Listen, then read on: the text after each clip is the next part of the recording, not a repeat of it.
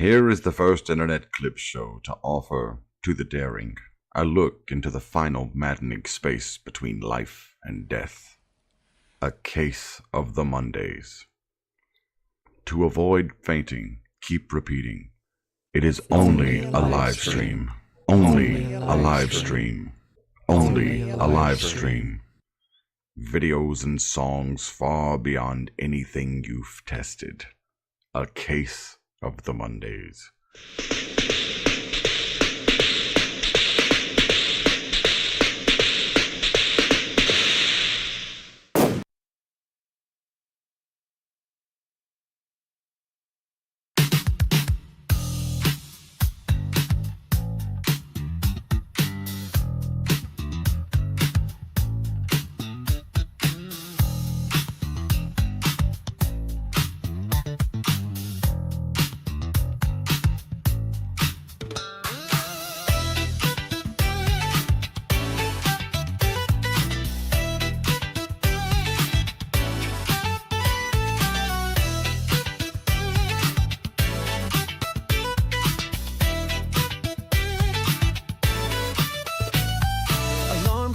It's way too soon, I hit snooze, but it's no use. Weekend's gone, it's back to the grind. Mondays always mess with my mind. Coffee's cold, toast is burned. Boss is already on my case, I've learned. Traffic's jammed, I'm stuck in place. Another Monday, same old race. Oh no, here we go again. The week's just started, but I'm counting to the end.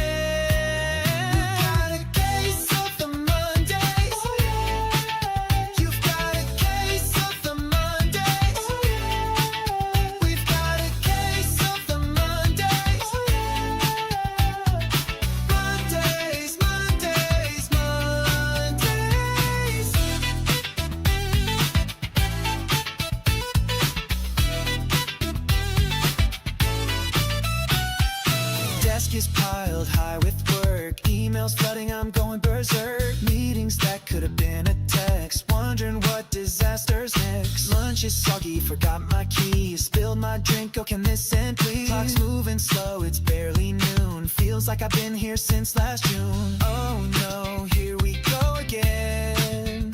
The week's just started, but I'm counting to the end.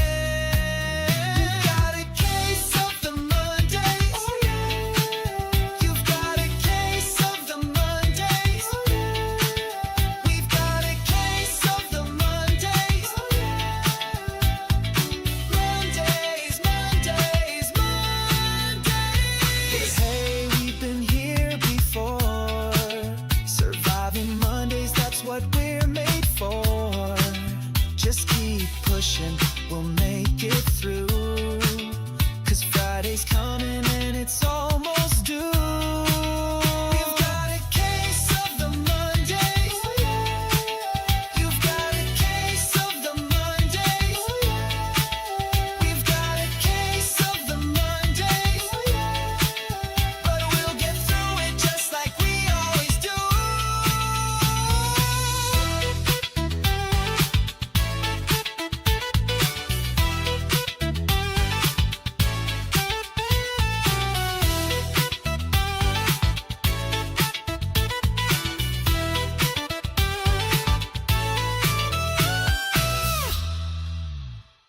Alright everybody, welcome to Case of the Mondays. I'm your host, Gene Skinner. I don't know, I was going to replay that 1 second. Hi, how's everybody doing? Hope you're all having a good Monday for your Labor Day. I know you love that AI music Hal made, Jenny. It's your favorite. You're a big fan of AI, I know. Every minute you hear it, it's your favorite thing to hear. So, we will be joining us shortly, I imagine. So, let's get right into the show. Here we go. Where's Waldo? Hello!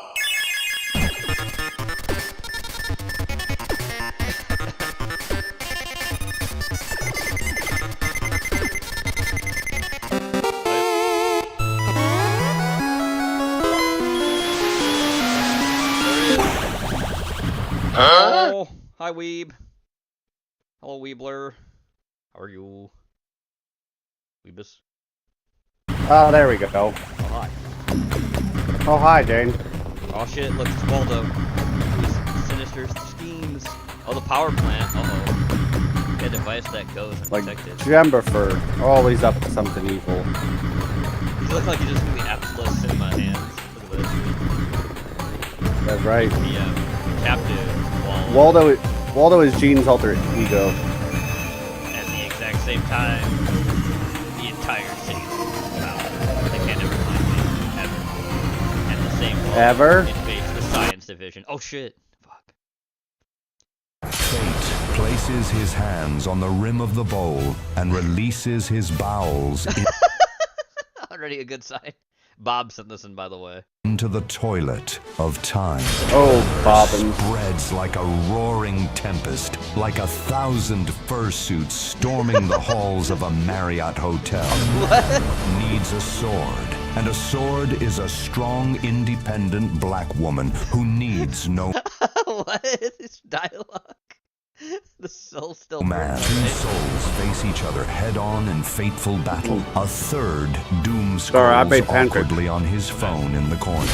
I'm not reading that one. Hell yeah. I'm not The reading- I'm not burger reading of that one. ambition is Just said that. I'm placed not under the reading that one. nose of a blind man and snatched away, leaving him forever haunted by the first bite that could have been. Anyway, here's Wonderwall. His life but a reverberating fart echoing through the halls of time. Trapped in a small cage with 6 children and nothing to eat, he emerged 3 days later victorious as the What?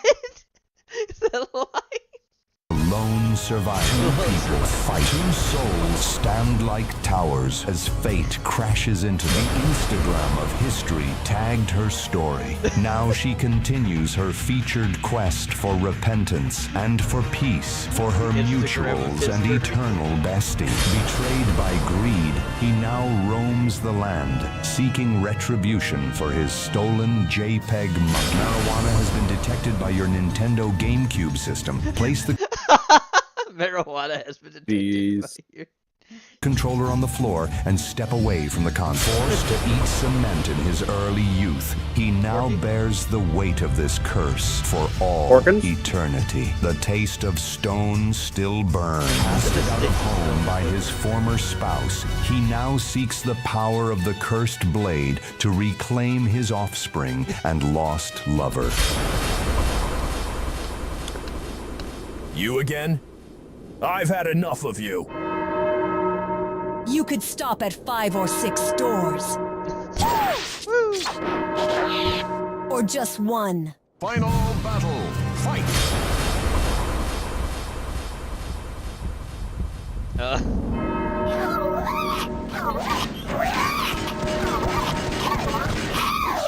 What the fuck? What the fuck? Final Me too, I battle, feel the same. fight! What the fuck? Thanks, Soul Calibur 2. 2. The Soul still. Soul Calibur 2. Soul Calibur 2! Great. Thanks, Bob. Alright, Strong Thanks, sent Bob. this in. Finally, Call to the after snake years tower. of This also gathering seems like ingredients, Bob was and sending upon things, the but night Strong of got the it blue moon, we are ready to summon the great Razul Danar. We need only place the final few ingredients to the summoning circle. Dust of a virgin pixie, seed of gnome, and of course a squirt of lemon. Always a squirt of lemon. Who has summoned the great Razul Danar? Well, we have great Razul, and we offer gifts, a virgin for sacrifice. I thought this was a board game night. Porky. A virgin for pleasure. Okay. And a golem of flesh, stitched from the body parts of virgins. Fucking kill me! Yes, very good. Kill but as me. you know, to be free of this circle, I must grant you one wish. What do your hearts desire? Yes, of course. We wish for More virgins! We want gold! kill all gnomes. You rogues! No, you only get one wish. Let's just...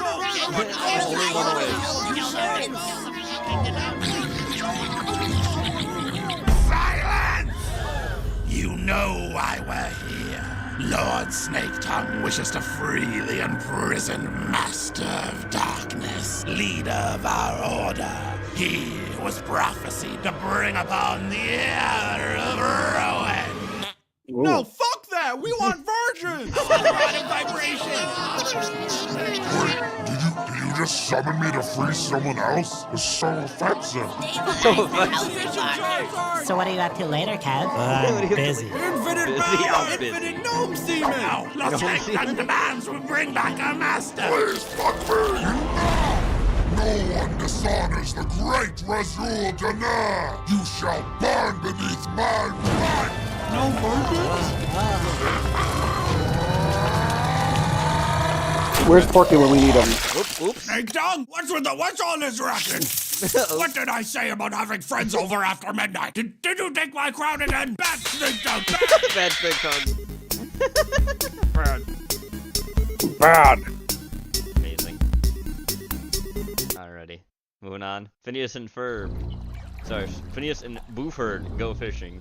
Beck, this gets you know Robin's at this end. Please, God, please, no, no. Alright, got it, Oh everybody. my God, please. Oh my God, Please. No. Dude, why do they have to add like 800 things to the shop, dude? I'm not paying you my entire salary to get a card. Oh my God, what have they done to this game, dude? You know what? That's what pissing me off, man. It's pissing me off.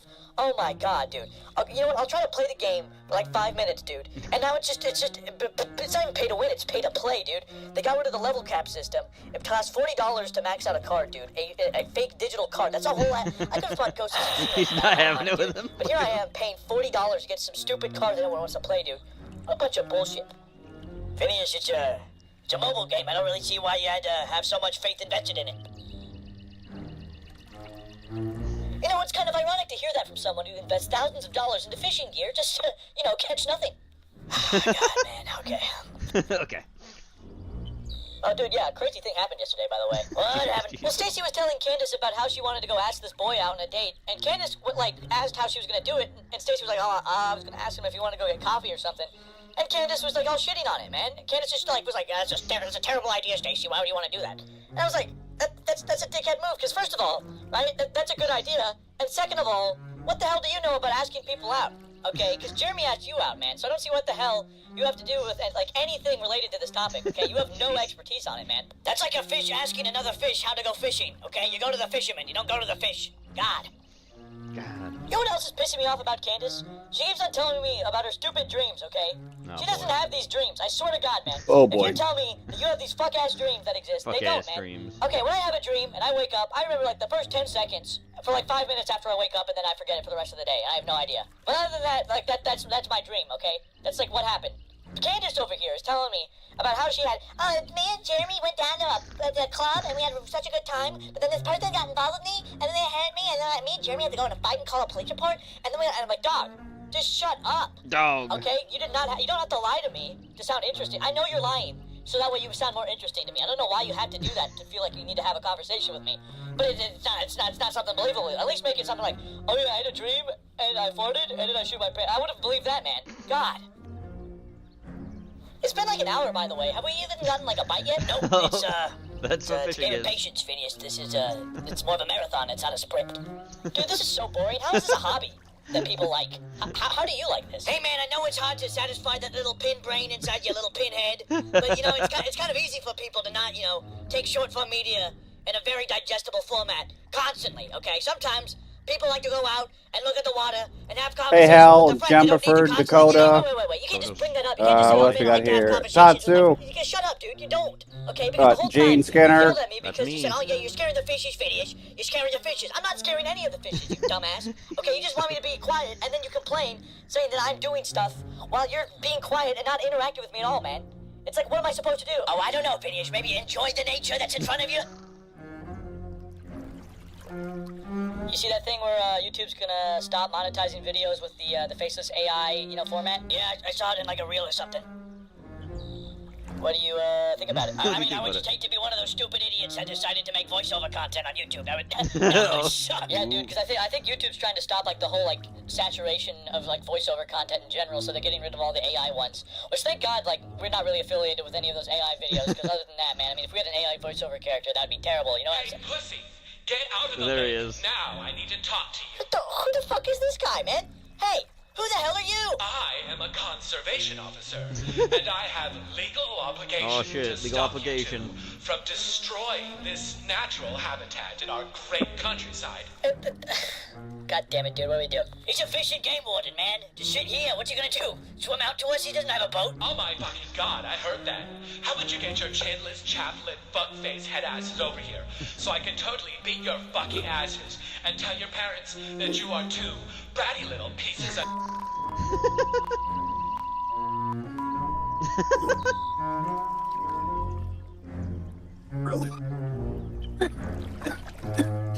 hell no, there's no way I get your bitch ass to get that stupid ass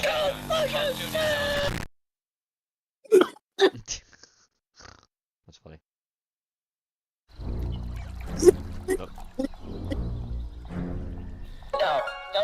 No, please, God, please, no, please, no, please, no. It's playing it again for some reason. I know why it's doing that. Let's go back to this. Here we go. Wait, what? The fuck? The fuck? Yeah, that's been 1 second. I gotta do it manually this way, it seems. I don't know why it's doing this. One moment. Oh, there we go. There we go. Jeez, that took forever to catch up. I don't know what the fuck was going on with that. Anyway.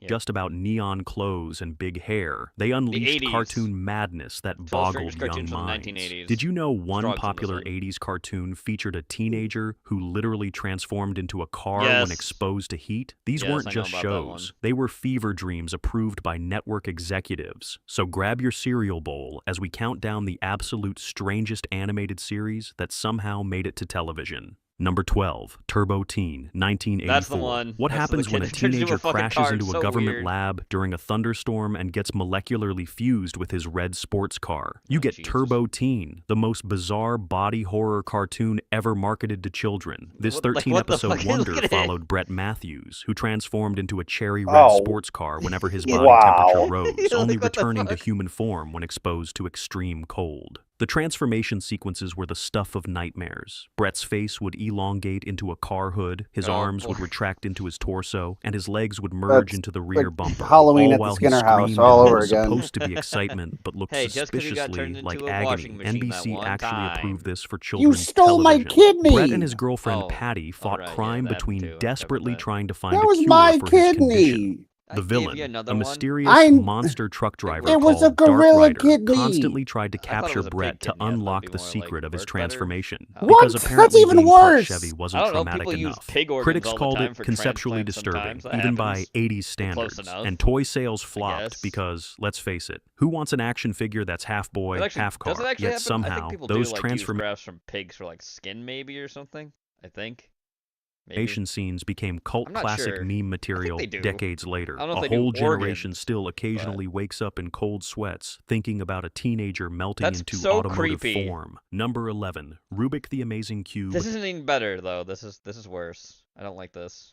1983. Just when you thought a puzzle couldn't get weirder, 1983 gave us Rubik the Amazing Cube, a sentient, flying, magical Rubik's Cube with an unsettling human face. Why? This 13-episode ABC fever dream centered on a magic Rubik's Cube that could fly and had amazing powers, but only when all its colored squares were matched up. The cube had fallen from an evil magician's stagecoach, and it was up to a group of kids to protect their floating puzzle friend. The show paired Mendelsohn-Melendez animation, the Peanuts people, with some of the most bizarre premises ever conceived. In one episode, Rubik literally makes a kid's homework come alive to teach him a lesson about studying. In another, he battles an evil mummy. The talking cube had a high-pitched voice that would make Alvin and the Chipmunks sound deep by comparison. Oh no! What makes this show truly insane was that it existed solely to capitalize on the Rubik's Cube fad. CBS executives basically said, kids like this plastic toy, let's give it a face and magical powers. Let's not. The theme song, featuring lines like, Rubik,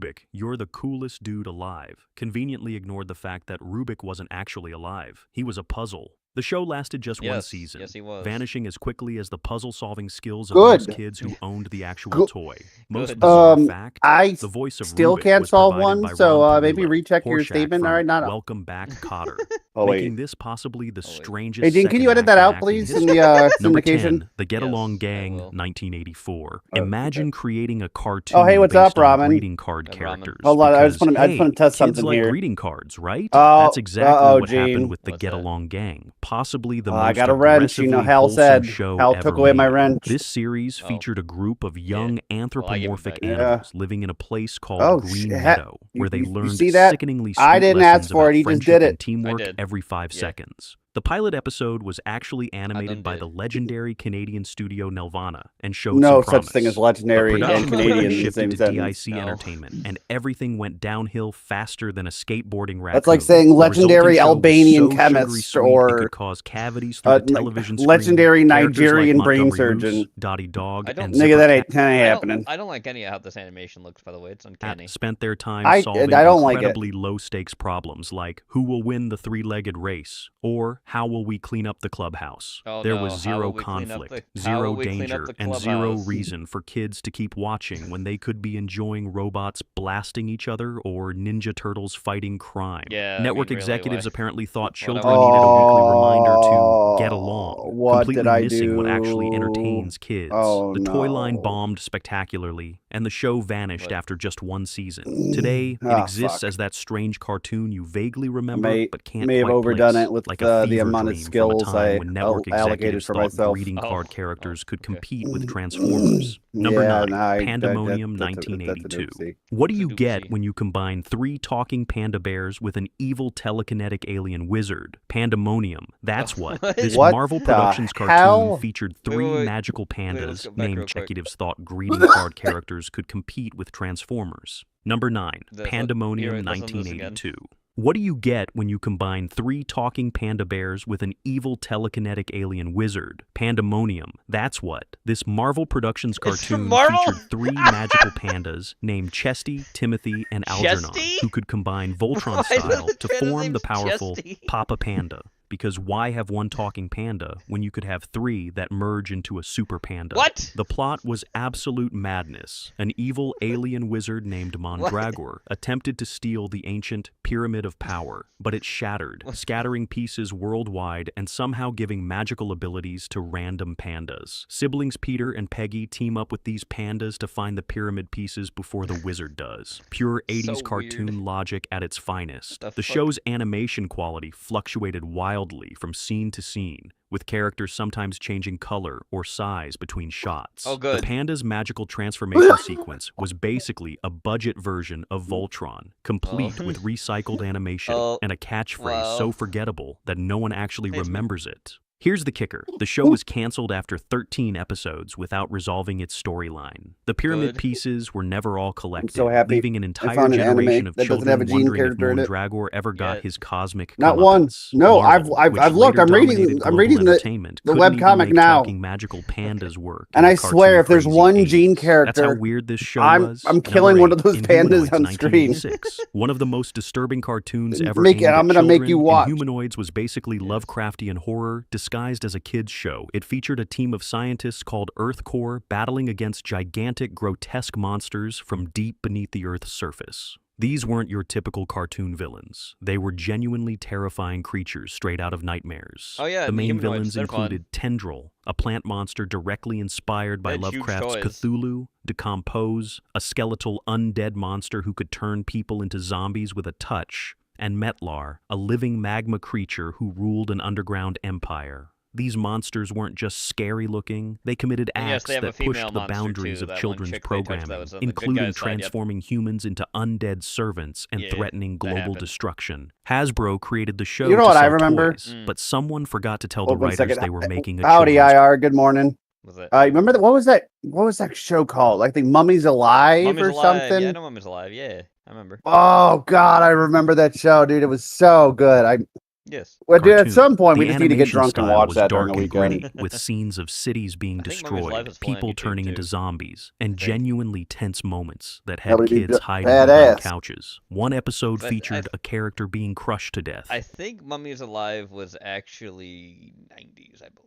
not knocked out or It was close captured, to, like, but crushed mid-80s, but I on think it was, Saturday like, morning 1990. television. Parents groups were outraged, networks were nervous, and the toy line was canceled after just Those are one cool toys, series, though. despite the show's cult cult following. The same creative team behind G.I. Joe and Transformers made Inhumanoids, but they clearly unleashed their darkest ideas here. For many 80s kids, this show was their first introduction to horror, creating nightmares that lasted far longer than its 13-episode run. Number 7, Visionaries, Knights of the Magical Light, 1987. Oh, these fucking part medieval things, I think. fantasy, part sci-fi adventure, Yeah, these Visionaries fucking was toys. what happened when marketing executives said, let's combine swords, sorcery, and holograms. For toys. Set on Yes. the planet To make Prismos, toys. the show began with a major cosmic event that Gene, caused all technology to all fail and cartoons magic to from return. 1980 Two to factions, the heroic 1989 spectral knights were and the developed with evil one goal in darkling mind. lords were granted Sell magical toys to powers by Porky. wizards, with Yes. each knight And a receiving lot of them holographic worked. animal totem Actually, I that would represented even- their I'd even start personality back to, like, and the could be early, summoned late for 70s battle. too, because What there made were this some show toys truly in Switch. bizarre was how it Yeah, merged well, it started with futuristic Star elements Wars. with I really like medieval the fantasy. 78 or Knights sorry, rode mechanical 77. horses Yeah, that that's- weren't They really started actually to put mechanical forcing anymore out toys because for that. technology didn't work. Their weapons So like, and oh, armor okay, featured nope. actual hologram We got a stickers cash that cow would for the next change 50 years depending on the until some light lesbian angle, fucks both it on up. the toys and in the Let's animated show. go. The character Oh, designs were no. absolutely wild. Warriors with names like Leoric, who transformed Leoric. into a lion, Witterquick, a cheetah, and villains like Darkstorm, a mollusk, and Mortdred, a beetle. Each Mordred? character's totem That's an animal actual revealed character from something about their mythology. personality, making this possibly the King only Arthur's cartoon where son? psychology and holograms intersected. mark? Critics Rival dismissed it son? as yet another toy commercial, change it but the in how the show mythology actually is told featured several times. surprisingly complex storytelling about the ethics of power and leadership. Hasbro had grand plans for the franchise, but poor But then toy they had to sales go doomed by it the Ouija after just board and 13 demons got episodes. unleashed. The planned live-action movie adaptation was shelved, and a generation of kids was left wondering why their hologram stickers never actually transformed them into magical animals. Number 6, Galaxy High School, 1986. Oh, God, Imagine look at being the this. new kid at school, except it's in outer space. With aliens. Galaxy High School, created by Star Wars novelist Chris Columbus, who later directed Oh. Home Alone and Harry Potter films, flipped high school stereotypes upside down.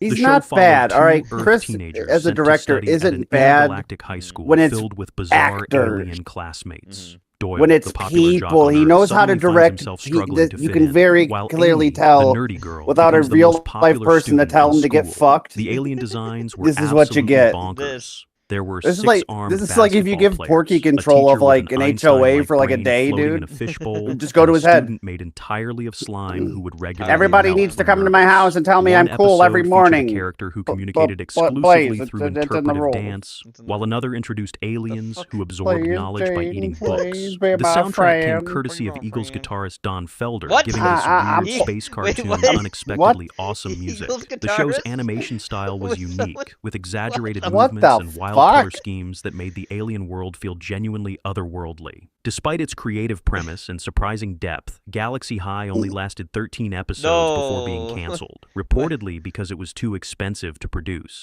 Critics praised its oh. reversal of typical teen dynamics and pro-education message, but Oh, boy. apparently, network executives thought talking turtles who ate pizza had more marketing potential than Because they interspecies do. high school drama. Today, They it do, remains though. a cult classic do have more among marketing animation potential than fans whatever the who hell this appreciate its shit on bizarre anybody's yet screen. thoughtful take on teenage alienation, both figurative and literal. 'Cause Number they're 5, aliens. Spiral Zone 1987. If you thought cartoons couldn't get dark, Spiral Zone would like a word. This dystopian word. nightmare was one of the grittiest cartoons of the 80s, Oh, boy. featuring a world partially taken over by a mind-controlling plague. A rogue Oh. scientist Oh, named gee, Dr. look James at the eyes! Bent uses a device to That's- create those are some Gene spiral Skinner eyes, zones if I've ever across seen half it. the Earth, turning people into mindless zombies Wow, called this is zoners. I got a with yellow rare skin double and S black on ringed my eyes. Only a team of soldiers called on my Zone horse Riders, game. Like normally you only wearing get special one. suits, Like could for your enter these inspiration, you only zones get like without one S becoming to pop infected. normally. What made Yeah. this show But truly I got disturbing two. was that half of humanity was And I already shouldn't have enslaved when gotten the series one. began. There was no before the catastrophe setup. The Zone Riders All right, weren't Weeb, trying nobody to prevent cares an about your apocalypse. horse They were schooner fighting game. a I'm trying losing to battle watch in a He- world already half Off-brand destroyed. He-Man. Talk about starting Oh, your sorry, Saturday Gene. morning on a Weeb, dark note. you're ruining The it. character designs were unnervingly realistic for a cartoon, Actually, this looks with really military realistic. uniforms The eyes, those like jaundiced looking eyes. Yeah. Of the bad guys are pretty creepy. based on actual combat gear and zombie-like zoners that gave kids nightmares. Ooh. One episode featured a Zone Rider becoming partially infected, slowly Ooh. losing his mind while his Ooh. friends watched helplessly. Heavy Ooh. stuff for a show aimed at selling toys. Yeah. The toys themselves were so disturbing that some countries actually banned Really? them, considering them too frightening for children. Despite critical praise for its mature storytelling, the show lasted just 1 season before being pulled. Spiral Zone pushed boundaries so far that even in the anything makes goes you wanna 80s, watch the show 'cause they're parents saying how and networks got disturbing it nervous about its bleak vision. Yet for Right? the kids who watched Oh, it, those I black did ring look at zombie 'em. eyes became an unforgettable image of cartoon horror. Number 4, Dinosaurs What up, 1987. Strimpus? Dinosaurs and Spaceships. Need we say more? Oh boy. Dinosaurs Yes, actually, you featured do. two All right, warring I'm factions of I'm not 5 anthropomorphic anymore. You're dinosaurs gonna have to battling jazz for that up control of a little Earth. bit. The heroic dinosaurs, led by Holy Allo, an shit, Allosaurus, dude. fought against the evil Tyrannos, Do you know led how? by Hold on. Gaius Rex. Holy because shit! apparently regular dinosaurs weren't exciting enough. Sorry. Damn it! There you go. Do you know how many people were killed in Chicago just this weekend? I'm gonna guess a lot. 50. Ooh. Yeah.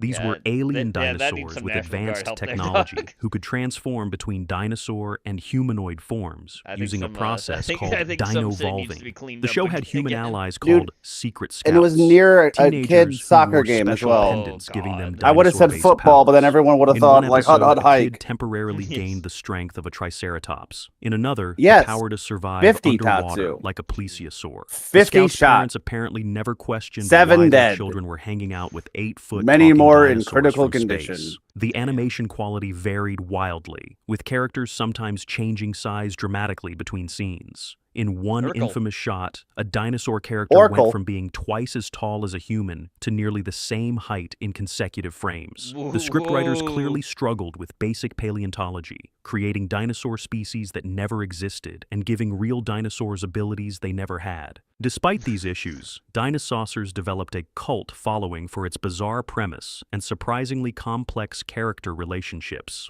Ironically, while despite the the show was bad created to animation. sell toys, the planned toy line was canceled Oh, before hitting stores. whoops. Michael E. Uslan, who later helped bring Batman to the big screen that a in fuck- 1989, is that a created this female, dinosaur like- spectacle, proving what that is even Mosasaur, future whatever those Hollywood ones are called? powerhouses That looks had like their that's what weird it- dinosaur That's phase. not a dinosaur. For a generation of kids, the I theme think so, song's too. opening roar became the sound of weekend freedom. fuck is Number this? 3, Cops Did you see it? 1988. Let's go back to Fighting that Core picture. became the sound of Look weekend. at this. What the fuck is this image? I think that one in the like towards the right is a fag. Yeah, I think it is too. I mean that, or that could be just Porky showing off his goods. Weekend freedom. But I think Number that's a 3, child, Cops Porky. So you might want to, 1988. Fighting ooh, crime in a future time. rein that in, buddy. Cops. Central I know this Organization of show. Police Speaking of Specialists cops- was what happened Tomorrow. when someone said, "Let's combine RoboCop, G.I. Joe, and Was it- were you Cyberpunk watching- were you into watching some one cop stuff wild today? show." Set in the futuristic year dude, of I'm 2020, always the series watching cop followed a shit, team bro. of specialized police officers I got with a high-tech problem. gadgets and abilities who fought a criminal organization Well, I mean, called Weeb, the Criminals the Risen fact that you Out of admit it is Organized like the first Kingpins. step, Weeb. Yes, both sides had forced acronyms. Wow, It was Gene. the It's your own 80s. time, Each what do I cops care that team you do member the had a things you code wanna do? name and special Actually, ability every or second of your gadget. life The is leader, bought and paid for, Bulletproof, Weeb. So had literal bulletproof start skin learning things after being to send me shot money in the line of now. duty. Highway had a Now. transforming vehicle. Oh, I found Mainframe something was a else computer today that's expert, interesting that you and probably Bowser know of. was partnered Anyways. with a robot What's dog that? named Blitz, gold and because silver every now, the 80s highest team they've been needed in, an like, animal 14 years. mascot. Even the police. The show stood out for its surprisingly You know about diverse it? cast, Oh, sorry, featuring wrong one of the button. first African-American leaders in an animated series. The futuristic vision of Oh, 2020 just for good included measure. video phones, advanced computers, and bizarre architecture. Though ironically, the real 2020 not turned gonna out share quite anything else with differently. you ever. Critics praised the show's action sequences No, and relatively I'm sophisticated sorry, storytelling Gene. That's compared like to if other Porky came and toy-based said, cartoons. "Man, my butt Still, really despite hurt." lasting 65 You could episodes, not Cops say that never he achieved was the getting pegged.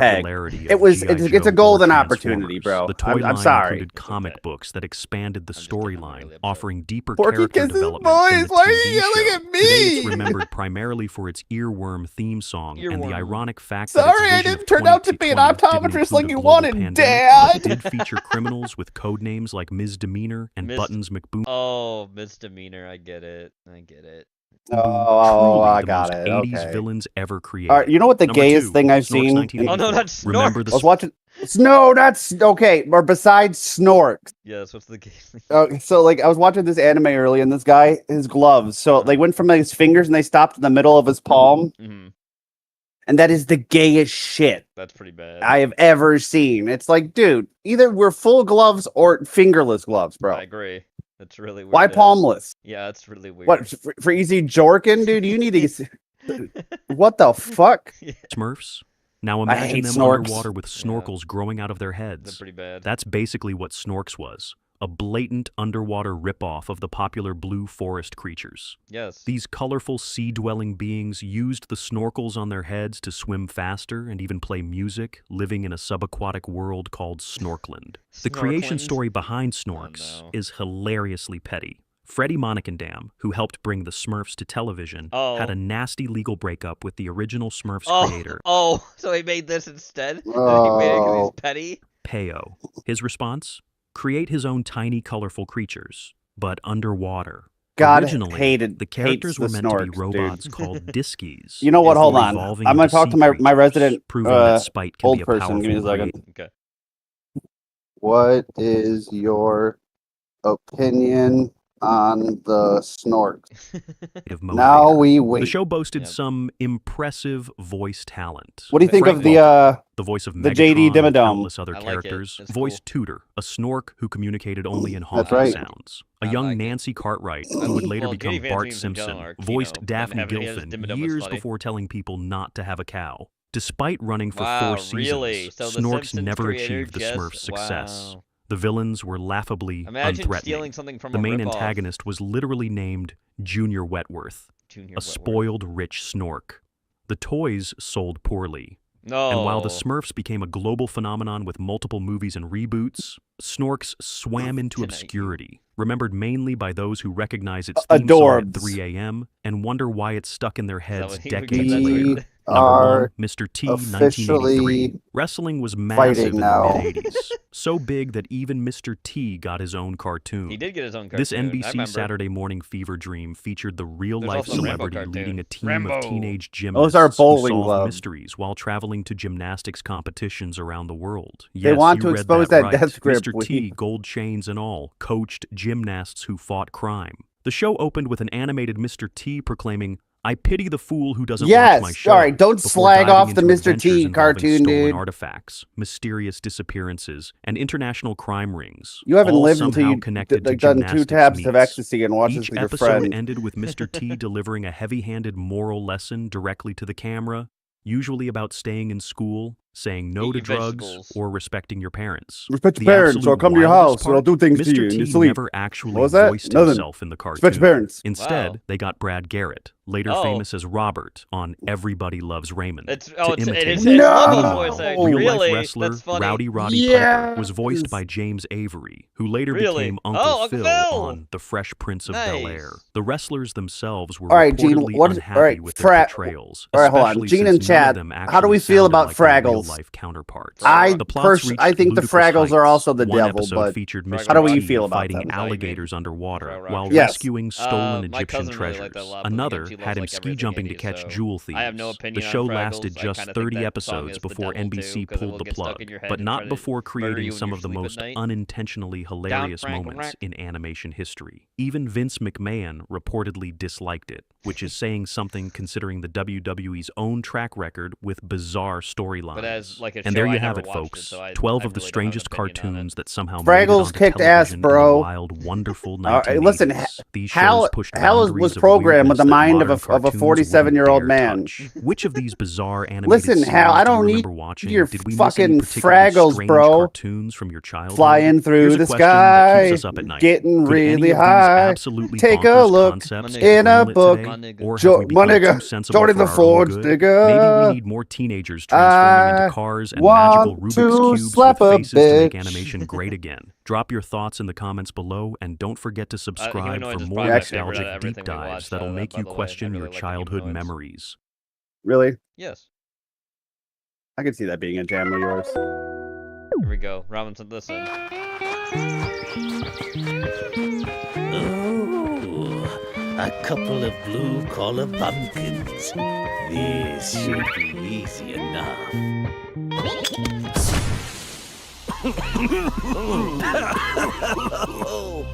Hello, boys. Care to have your Fucking fortune Persian. read by the great and all-knowing Koopadomus? Koopadomus? No. No. But I'm the all-seeing sage. I'm quite good, you know. What happened to your eye? It fell out, if you must know. I thought you said you were all-seeing. No, the future. That means I see into the future. Yeah, Mario, the future. The future. How's an all-seeing sage supposed to know when his eye's gonna fall out? Guess you couldn't see that coming. Very funny, Got him. clown boys. You got fucking Mario, son. Don't get mad at him. I'll tell you. Not his your fault you can't future. see where you're going, So get retard. lost or pay up. What happened to your wedding ring? Oh yeah, ha ha! Guess I should have seen that coming, Yeah, you- right? Yeah, Mario. How's an all-knowing guy supposed to know his wife's gonna leave him? All right, relish boy. You tell me how you could ever think straight, being with a woman that beautiful. Oh, God. Well, she's certainly assaulting my thoughts. She's assaulting my thoughts. Oh, please. You two couldn't get a girl half as good as that. I'm married to a princess. Well, doesn't that make you special? Not canon. No. Peach is That always makes friends me a with Mario. prince. That's facts. Well's your princess. I Greenie. guess, because Right Nintendo doesn't want people to have babies. Yep. So there's... Well, Luigi does get Daisy. That's actually canon. Oh, come on. I've had it with you two. Though she's kind I'm of a getting bitch. lunch. It's 4 p.m., my guy. It's 4 p.m., my guy. You know what? I will tell you your future. Buddy, I don't think you can tell the time. Wow. Curse you! Curse the both of you!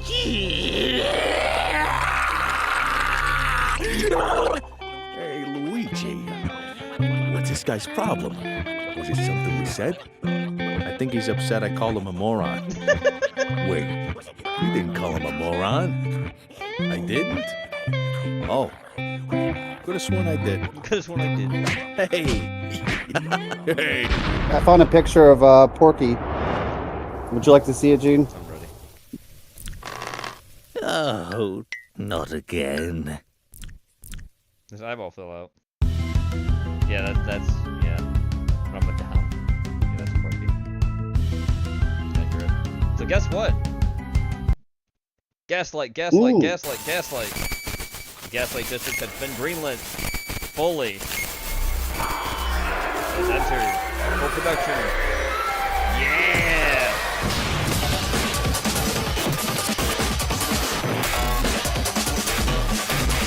Rugged. Hell yeah!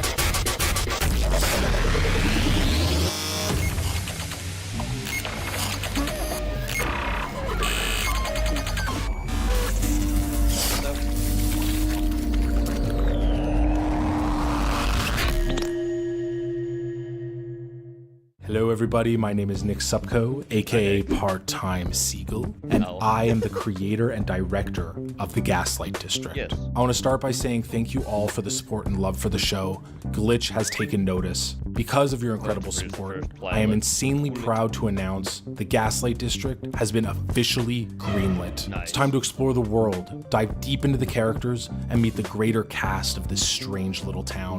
Here's a list of exciting things to expect. We will meet Ken's ex-wife. We will learn about Mud's past. Breadhead's older brother will make an appearance, and Mel dies in episode 3. Maybe not that, but what I can promise is gore, filth, and most importantly, absolute madness. Once again, thank you for all the support, the incredible view count, the insane like ratio. That was 17 million views. Woo! Show, and most 1 importantly, million likes, what gets a too. show made, merch sales.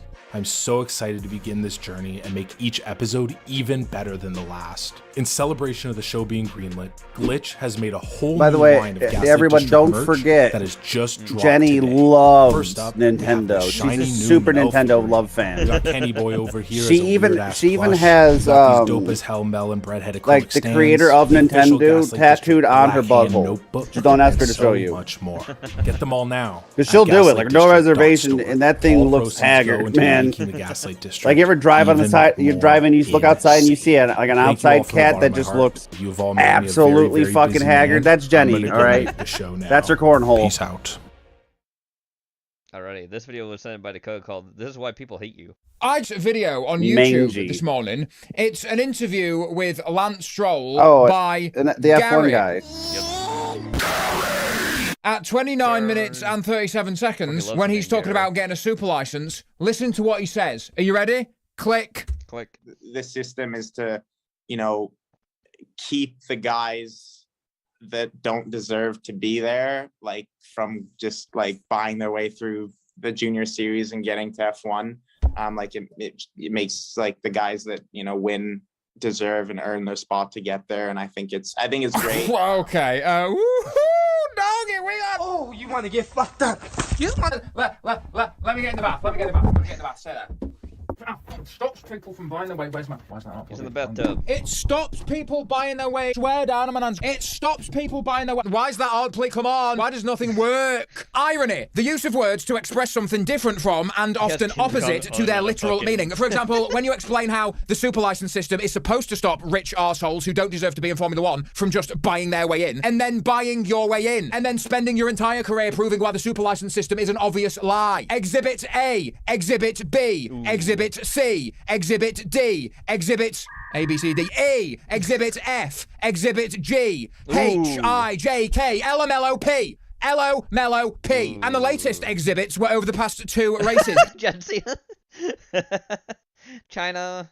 Yeah, he did something stupid in both of them. At the last race in Miami, he crashed into Fernando Alonso on the first lap of the sprint race, and obviously a certain fan base tried blaming Fernando. But people who live in reality saw that it was a combination of Purist Mountain steaming down the inside and the window licker having the spatial awareness of Stevie Wonder. Although Stevie Wonder somehow managed to catch a microphone stand that was falling over, that's suspicious. And he was also spotted taking a picture of Michael Jackson with a camera. Why would you use a camera like this if you were blind? He even did an episode of Carpool Karaoke with James Corden. Are you sure you're okay to drive? I got my license. Really? You've got your license.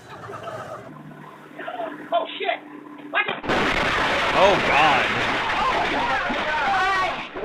Still a better driver than Lance Stroll. So, crashing into your teammate on the first lap of the race is pretty bad, but on the scale of licking windows, yes, that is a real unit of measurement, and it's measured in jam licked per square inch. Science! On the official scale of licking windows, we have barely lifted off the x-axis. Because at the race before Miami in China, he crashed into the back of Daniel Ricciardo behind the safety car, which is about the stupidest thing you can possibly do. Made even worse by coming on the radio and calling the guy that he just crashed into an idiot. This was at the head of it. Oh, that is ridiculous. That is a huge hit into the back.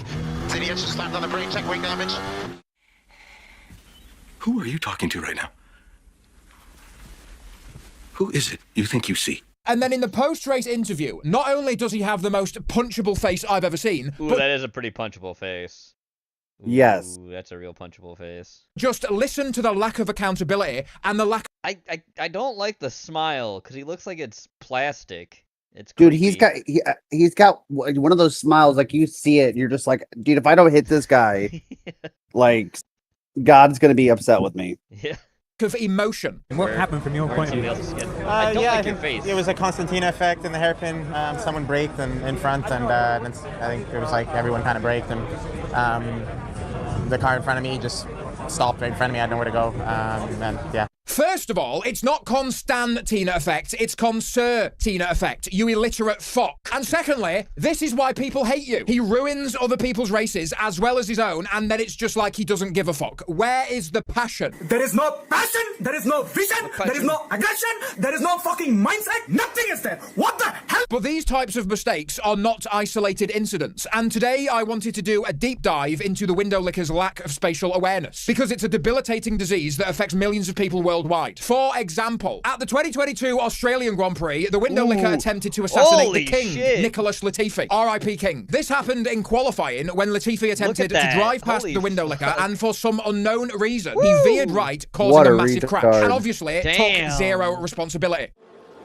Latifi, man, what the f is he just doing? He just hit me, man. He didn't hit you, hit him, you okay, I am going to stay calm. Moderate levels of window licking have been achieved, and there's more. At the 2017 Bahrain Grand Prix, Carlos Sainz came out of the pit lane, rejoined the track, and sent it down the inside into the first corner. But Stevie Wonder swoops in from the outside as if there's nobody there and takes both of them out of the race. And obviously, the Stroll bandwagon are going to say, well, he just didn't see him coming. He didn't see him come down the inside. What sort of defense is that? Remember, this is about his lack of awareness to what's going on around him. Carlos is clearly visible coming out of the pit lane halfway down the straight. Yes. So maybe he should have anticipated a Carlos Sainz-shaped object on the apex when he turned into the corner. And once again, zero responsibility.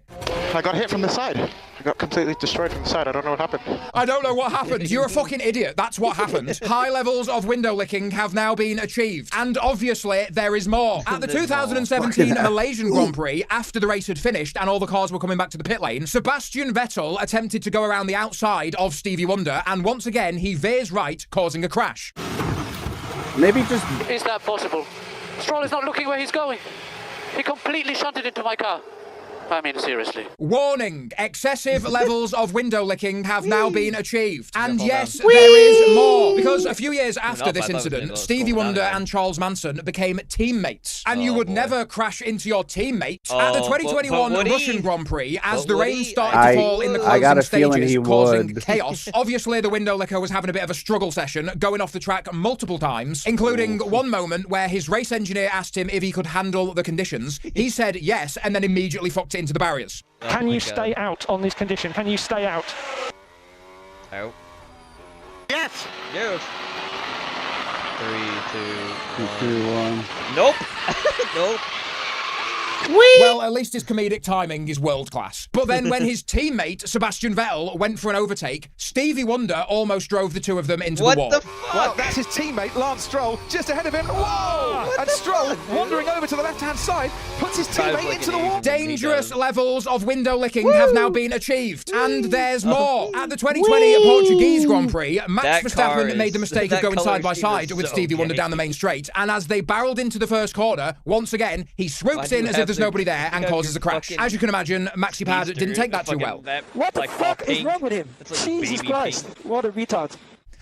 Excuse me, Max. We can criticize his driving without resorting to ableist language. Don't be so insensitive. And the window licker, window licker, the window licker, the window licker, the window licker, the window licker, window licking spastic, you fucking spastic. Intergalactic levels of window licking have now been achieved. Now let's go back to the interview, because what he was specifically talking about is drivers buying their way through the lower formulas, like Formula 3 and Formula 2. So I went and researched what Lance Stroll was doing in the lower formulas, and the level of barefaced hypocrisy is disgusting. 2015 was a wild year. Which one of you took a got shite? fired from Top Gear, Tom Brady was suspended from the NFL, and Caitlyn Jenner threw her cock into the ocean. But in the world of motorsport, a young, fresh-faced, window-licking bastard was about to make his debut in Formula 3. And if this is what he's doing right now, with almost a decade of experience, take a guess to what he was doing in the early days. She's made very good progress. progress. 15th on the grid and a huge crash there.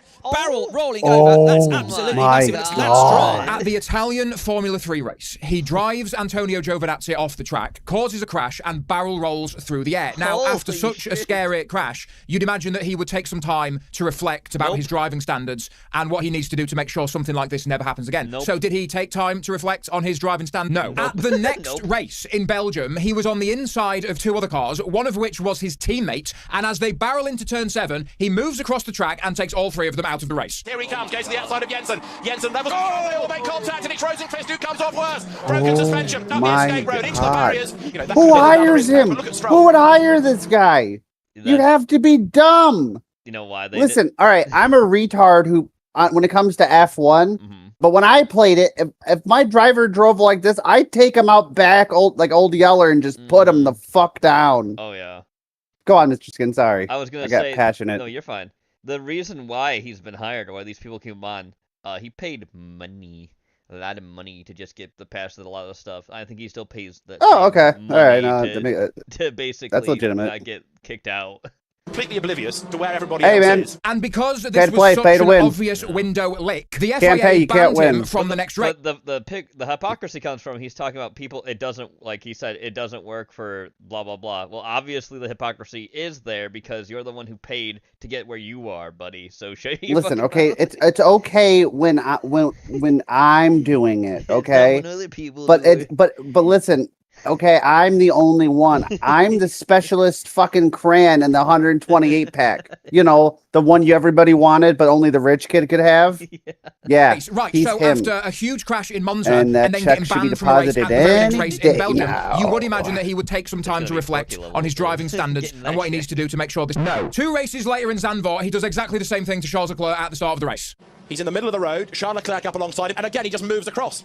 He gets airborne, he breaks front and rear suspension, and I'm afraid to say that again, that's Lance Stroll pulling a move without really being aware of what's around him, a bit like Spa. Yes. So fucking I have stupid. never seen anybody fail to improve even slightly over such like nothing. He's improved 0. It's actually kind of impressive how little he's not improved at all since his F3 days. Like, what the fuck?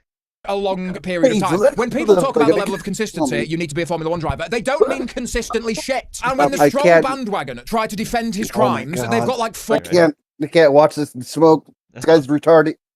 main arguments. The pole position at the 2020 Turkish Grand Prix, a front row start in Monza, his podium finish at the 2017 Azerbaijan Grand Prix because it was his first season in Formula 1, and oh my god. his F3 championship in 2016. Now, let me spend the next 5 minutes unpacking some of these arguments. And I know the Stroll fans are a bit smooth, so I'm going to explain this real slow. The 2017 Azerbaijan podium barely counts as impressive. 7 cars retired from that race, including his teammate, Felipe Massa. Oh.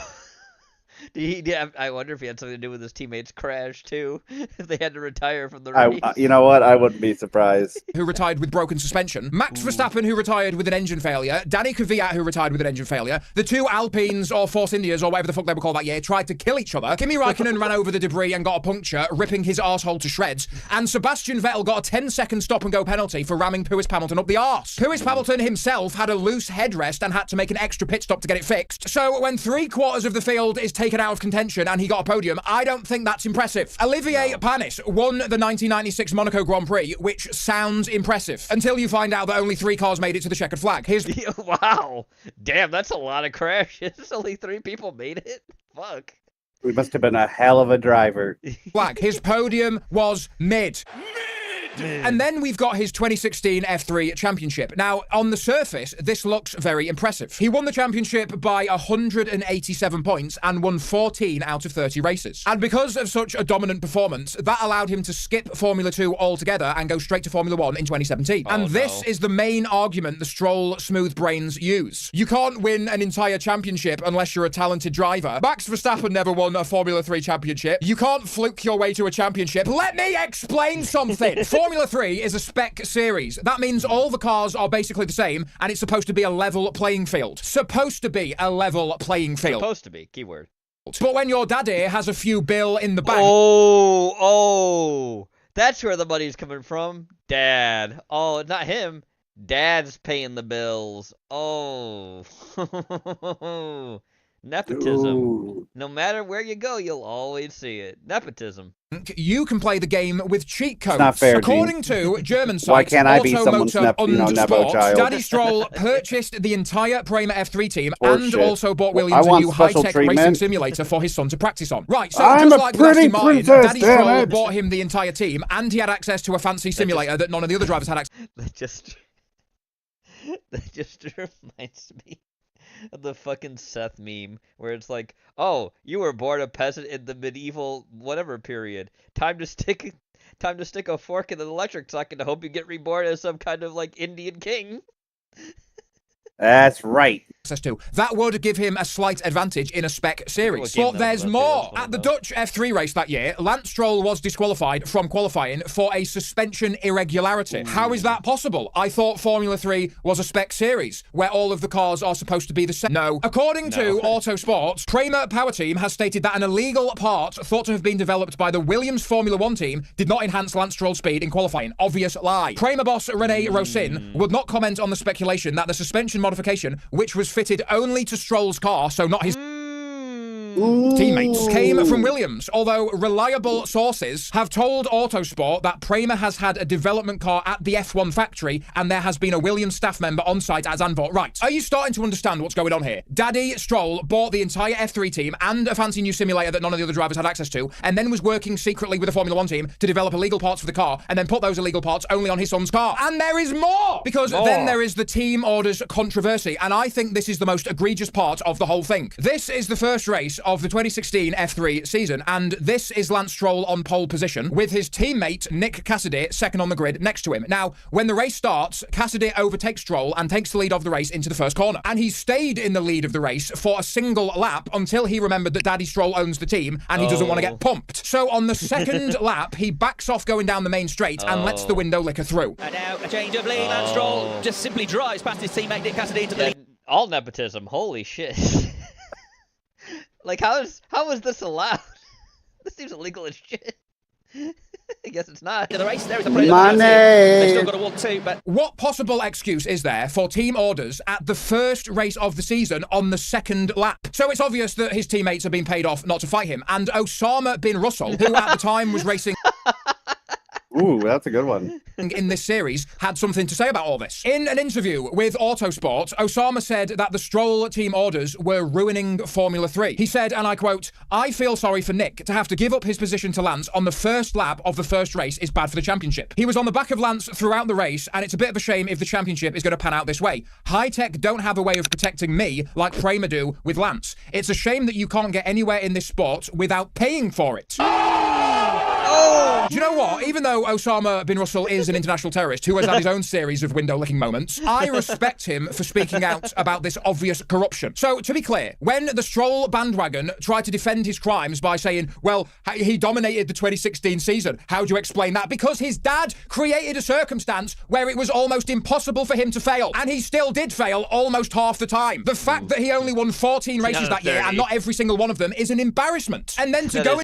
That is pretty bad that he still lost that much, even with that much rigging from his dad. That's so embarrassing. And then he goes on YouTube and does this. Do an interview and talk about drivers buying their way through the lower formulas when your dad bought you a Formula 3 team and paid off all of your teammates not to compete with you and was secretly working with the Formula 1 team to develop illegal parts for only your car and then to just brush that off as if it never even happened. You sit upon a throne of lies. Swear to Christ. Do you know what it is? Do you know what it is? Do you know what it is? It's the barefaced. It's the barefaced hypocrisy.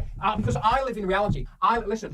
I live in three-dimensional reality, and this sack of subhuman trash. I live in three-dimensional reality. He does have an actual bathtub with his green He is screen. clearly delusional. Ow, fuck shit. Fuck shit. This is a Victory V12. No, it's a 212 cab with Celestian speakers, and it's got a 50-ounce ceramic magnet. That is a lot of ceramic. Okay, let me get back to my point. Let me explain. What I was saying is, I know. Let me explain something. And I am taking off his glasses. He's serious now. The podium in Azerbaijan was mid because like 3 cars finished the race. The 2016 championship domination was fake and made up and fabricated. But what about pole in Turkey? Your mum could get pole in Turkey, and the Monza front row star. Okay, he actually qualified 4th. The Red Bulls had penalties, so we lined up on the front row. Listen. Those moments are like tiny droplets of competence within a monsoon of shite. And I know my hatred of Lance Stroll is borderline mental illness, but it's the barefaced hypocrisy. Let me use the green screen. It's the barefaced hypocrisy.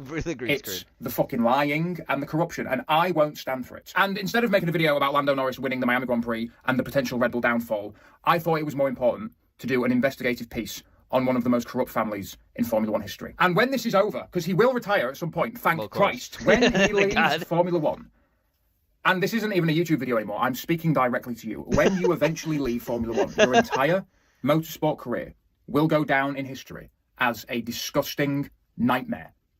Thank you and goodbye. Thank you. Oh, wow. Ooh. Fantastic. Thank you for that, Dakota. Strogs and listen. The most Franklin powerful Richards. Mega 11 This kid didn't just bend reality, he rewrote it. Before he hit puberty, Franklin Richards had already created his own universe. Not a planet, not a dimension, a whole universe. Born to Reed and Sue Richards of the Fantastic Four, Franklin came into the world as a mutant whose powers made Omega-level mutants look like they were still in the danger room. He didn't just warp reality, he understood it on a cosmic level. Franklin casually made a Celestial his pet and, in an alternate timeline, turned Galactus into his personal herald. In Heroes Reborn, born, Franklin recreated Earth 616 after it was destroyed. And when Onslaught was about to erase the Marvel Universe, it was Franklin, not the Avengers or X-Men, who folded space and time to save them all. He made a pocket universe with his mind. Yeah. No tech, no spells, no ancient artifacts, just raw, terrifying potential. At his peak, he was seen as one of the most powerful beings in the multiverse. Even the Celestials feared what he might become. So what did Marvel do with that power? They took it away. In Fantastic Four number 26, 2020, the truth drops. Franklin was never really a mutant. His powers were so vast they masked themselves as an X gene mutation. The Krakoan Gates rejected him. And just like that, the Godchild was retconned back into being just another cosmic-powered human. It was one of the most controversial moves in modern X-Men lore. A child who once stood shoulder to shoulder with gods suddenly benched. Not because he wasn't interesting, but because Marvel didn't know what to do with someone that powerful. Well, maybe don't write yourself to a corner. I don't know what to tell you. She didn't become dangerous because she trained harder. She became dangerous the moment the universe noticed her. From her teenage years with the original X-Men, she was already an elite-level telepath and telekinetic. But that wasn't the part that scared people. That came later, when the Phoenix Force chose her as its host, and everything changed. As the Phoenix, she wasn't just powerful, she became cosmic. She could disintegrate matter at a molecular level, regenerate from death, and travel across galaxies in seconds. Her mind could link with every living being on Earth at once. And during the Dark Phoenix saga, she casually snuffed out an entire star, killing billions in a nearby solar system, just because she felt like it. The Shi'ar Empire labeled her a universal threat, not a mutant, not a supervillain, a walking extinction-level event. So they held a trial by combat, and Jean lost. Or rather, she chose to lose. She let herself die on the moon because she couldn't trust herself with that power. But death never really sticks to Jean. The Phoenix Force always comes back, and it always wants her. Over the years, different versions of Jean have risen. Clones, rebirths, psychic echoes. But each time, the question isn't how strong she is. It's how long until it breaks bad again. Even without the Phoenix, Jean is still considered one of the most powerful telepaths alive. Highest cause of fatalities in the black She's held community minds is together across dimensions, shut down under the age armies, 30. and resisted cosmic beings trying to rewrite her thoughts. There's a reason Omega level they're black. exists. And for years, Jean was the blueprint. The Phoenix didn't make her dangerous. It just I set you amplified up for what a was winner, already bro. there. Legion. This guy doesn't need a team. He is a team. David Haller, son of Charles Xavier, was born with a mind that shattered before it even had a chance to form. The trauma of watching a terrorist attack as a child didn't just break him, it splintered his identity into thousands of alternate personalities. I watched that shit Each live one on controls a television, different mutant nigga. power, not variations, What? not What? power What in the tiers. gay Entirely shit is? unique, I watched world-breaking that. powers. One personality can manipulate time. Another can rewrite saying. reality. Some can create black holes, Do better. teleport cities, erase people from existence, or How? rewrite physics. And He if looks like David the ever fucking loses Slim Jim control, guy. the entire world goes with him. The Kinda craziest does, part, yeah. he doesn't even know how many powers he has. There could be hundreds still locked inside, waiting to take over. In X-Men Legacy, one of his personas almost tears apart the astral plane just to prove a point. In Age of X, he reshapes reality into a warped mutant utopia without even realizing it. And then there's the time he accidentally killed his own timeline's Xavier while trying to fix the past, an event that triggered the Age of Apocalypse, one of Marvel's darkest alternate universes, all from one misstep. The problem isn't power, it's stability. David can access Omega-level telepathy, telekinesis, pyrokinesis, precognition, matter manipulation, and that's just on Tuesdays. But every time a personality takes over, it's like spinning the roulette wheel with global consequences. Professor X called him the most powerful mutant he'd ever encountered, but he also admitted no one could truly control him. Not Magneto, not Moira, not even Charles himself. Iceman. Bobby Drake used to be the class clown, one of the original 5 X-Men. Throw snowballs, crack a joke, keep it light. But somewhere between the goofball nicknames and the ice slides, something wild started happening. His powers never stopped evolving. Iceman isn't just a guy who shoots frost from his hands. He's a full-blown Omega-level mutant with molecular control You know over what? water, Gene lives not matter. Ice, water, any moisture, anywhere, atmosphere, Oh, yeah, oceans, there's a people's protest in bodies, Chicago it's all today. under his control. He's frozen That was entire funny. cities mid-battle. Yeah, shut down global protesting weather the systems, police regenerated his body the National from Guard vapor in after being Chicago. shattered into pieces. In Uncanny X-Men, It's like he it's once only going to cause casually froze him all to of want to do hell. it more. Yes, hell, flames, demons, and everything in between. Gone. That's how far his range can go when he stops playing it safe. Emma Frost once took over his body just to show him what he was capable of. She turned his powers up to 11, teleporting via moisture particles, forming constructs on a molecular level, and freezing opponents' blood from the inside out. Bobby had no clue he could do any of that. Later, when multiple versions of him from different timelines appeared, one of them had literally become an ice giant god, controlling weather patterns, creating sentient ice clones, and stretching his power across dimensions. And here's the scary part. He still hasn't hit his ceiling. Beast, Storm, even Magneto. They've all admitted Bobby's powers might be among the most dangerous on Marvel Earth. being Marvel and Disney being Disney, they made him gay at one point. Like, why? Unleashed. He gay as hell. Why did they Because do that, moisture is he never everywhere, showed being and he's gay. always in control, even if he doesn't realize it. I don't know, but that nigga suck man He wieners. doesn't do subtle. Magneto. He doesn't whisper. Master he of makes the planet magnetism. scream. As He has we been know how bending strong the magnetism Earth's is. magnetic Judaism. field to his That's will right. since day one, pulling planes out of the sky, collapsing bridges. No and wonder why turning he metal can into control weapons metal. with a flick of his hand. And his power goes far beyond just metal manipulation. He controls the entire I'll be here all electromagnetic week. spectrum. That means he can generate Please save radiation, me. project force fields, mess with electronics, disrupt neural signals, and even detect iron in people's bloodstreams. In Ultimate X-Men, he stopped Wolverine cold by ripping the iron from his body. he did. In X-Men Alpha, he reversed the magnetic poles of the Earth. Yes, reversed them, just to prove a point. This is the guy who once pulled a giant asteroid toward Earth, shaped it into a mutant sanctuary, and held it in orbit by sheer willpower. He's survived being torn apart at the molecular level, tanked nuclear attacks, and walked through bullets like they were cotton balls. And let's not forget House of M, where Wanda restructured reality and Magneto still found a way to rise as the de facto ruler of a mutant-controlled world. That wasn't an accident. That was respect, fear, power. Even Charles Xavier, the man who knows him best, has admitted Magneto might be the most dangerous mutant alive when focused. And when he is, entire governments blink, satellites fall, tectonic plates shift. He's not trying to rule the world. He's trying to remake it. Every move he makes echoes through global politics, mutant kind, and human history. And no matter how many times he's lost, he never stays down. Because when Magneto shows up, gravity gets optional, and the planet holds its breath. Storm.